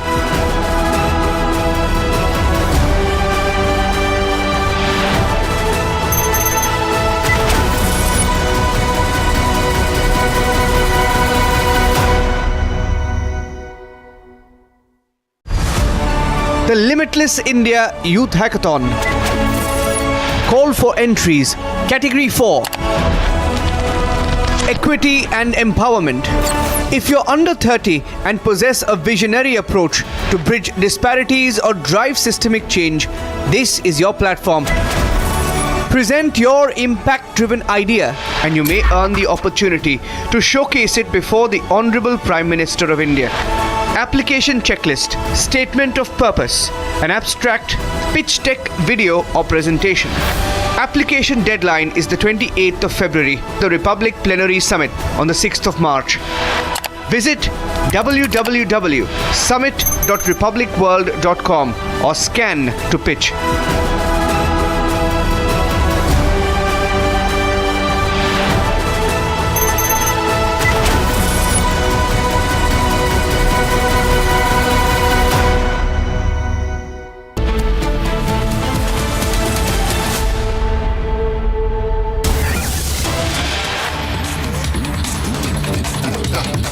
पूरा प्रयास किया गया है और अन्य तमाम प्रकार के आयोजन के साथ ही कुंभ आयोजन में पहली बार आर्टिफिशियल इंटेलिजेंस का चैटबॉट का भी प्रयोग किया गया है, जिसके माध्यम से कुंभ सहायक चैटबॉट 11 भाषाओं में संवाद की एक सुविधा भी उपलब्ध करवाई गई, जिसका आप इस सदन में विरोध कर रहे हैं। कुंभ में कितना लोकप्रिय है उसके बारे में अभी मैं इसके बारे में बताऊंगा। और गूगल के साथ एमओयू हुआ है, जिसमें सेक्टर के रास्ते हों या सांस्कृतिक कार्यक्रमों का पता लगाने, इन सब की सुविधा भी वहां पर की गई है। इसके साथ ही क्यूआर कोड जारी किए गए हैं, किसी को कोई परेशानी होती है तो उसके माध्यम से वह अपने गंतव्य तक पहुंचने में सफल हो सके, इसके लिए ये व्यवस्था भी दी गई है। और डिजिटल एक्सपीरियंस सेंटर भी बनाया गया, महाकुंभ से जुड़े हुए एक डिजिटल कुंभ एक्सपीरियंस सेंटर को भी वहां तैयार किया गया है। अस्पतालों में 6000 बेड्स की व्यवस्था की गई है। 360 बेड का मेला कुंभ स्थल पर और 25-25 बेड के 2 नए अस्पताल भी अरेल और जोशी में, 20-20 बेड के 2 अस्पताल और 10-10 बेड के अतिरिक्त अस्पतालों की स्थापना भी वहां पर की गई है। 3000 विशेष ट्रेन भारतीय रेल ने चलाए हैं, जिसके माध्यम से 13,000 से अधिक उनके फेरे प्रयागराज कुंभ की दृष्टि से वहां पर किए गए हैं। और उनके साथ साथ 10 स्थानों पर होर्डिंग एरिया भी उन सभी क्षेत्रों में बनाने के कार्य वहां पर किए गए हैं। ये सभी आयोजन वहां पर किए गए हैं। महोदय, इसके साथ ही अगर हम देखेंगे कि 2013 में जो प्रयागराज कुंभ में आने वाले श्रद्धालुओं की संख्या थी मात्र 12 करोड़ और 55 दिन के आयोजन में 12 करोड़। और उस समय की स्थिति के बारे में अगर मैं चर्चा करूं, यद्यपि ये चीजें कितना आवश्यक है मैं ये नहीं कह सकता, लेकिन फिर भी मैं आपसे कहना चाहूंगा कि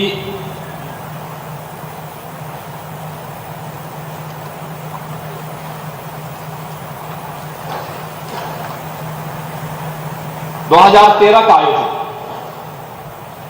उस समय की स्थिति क्या थी?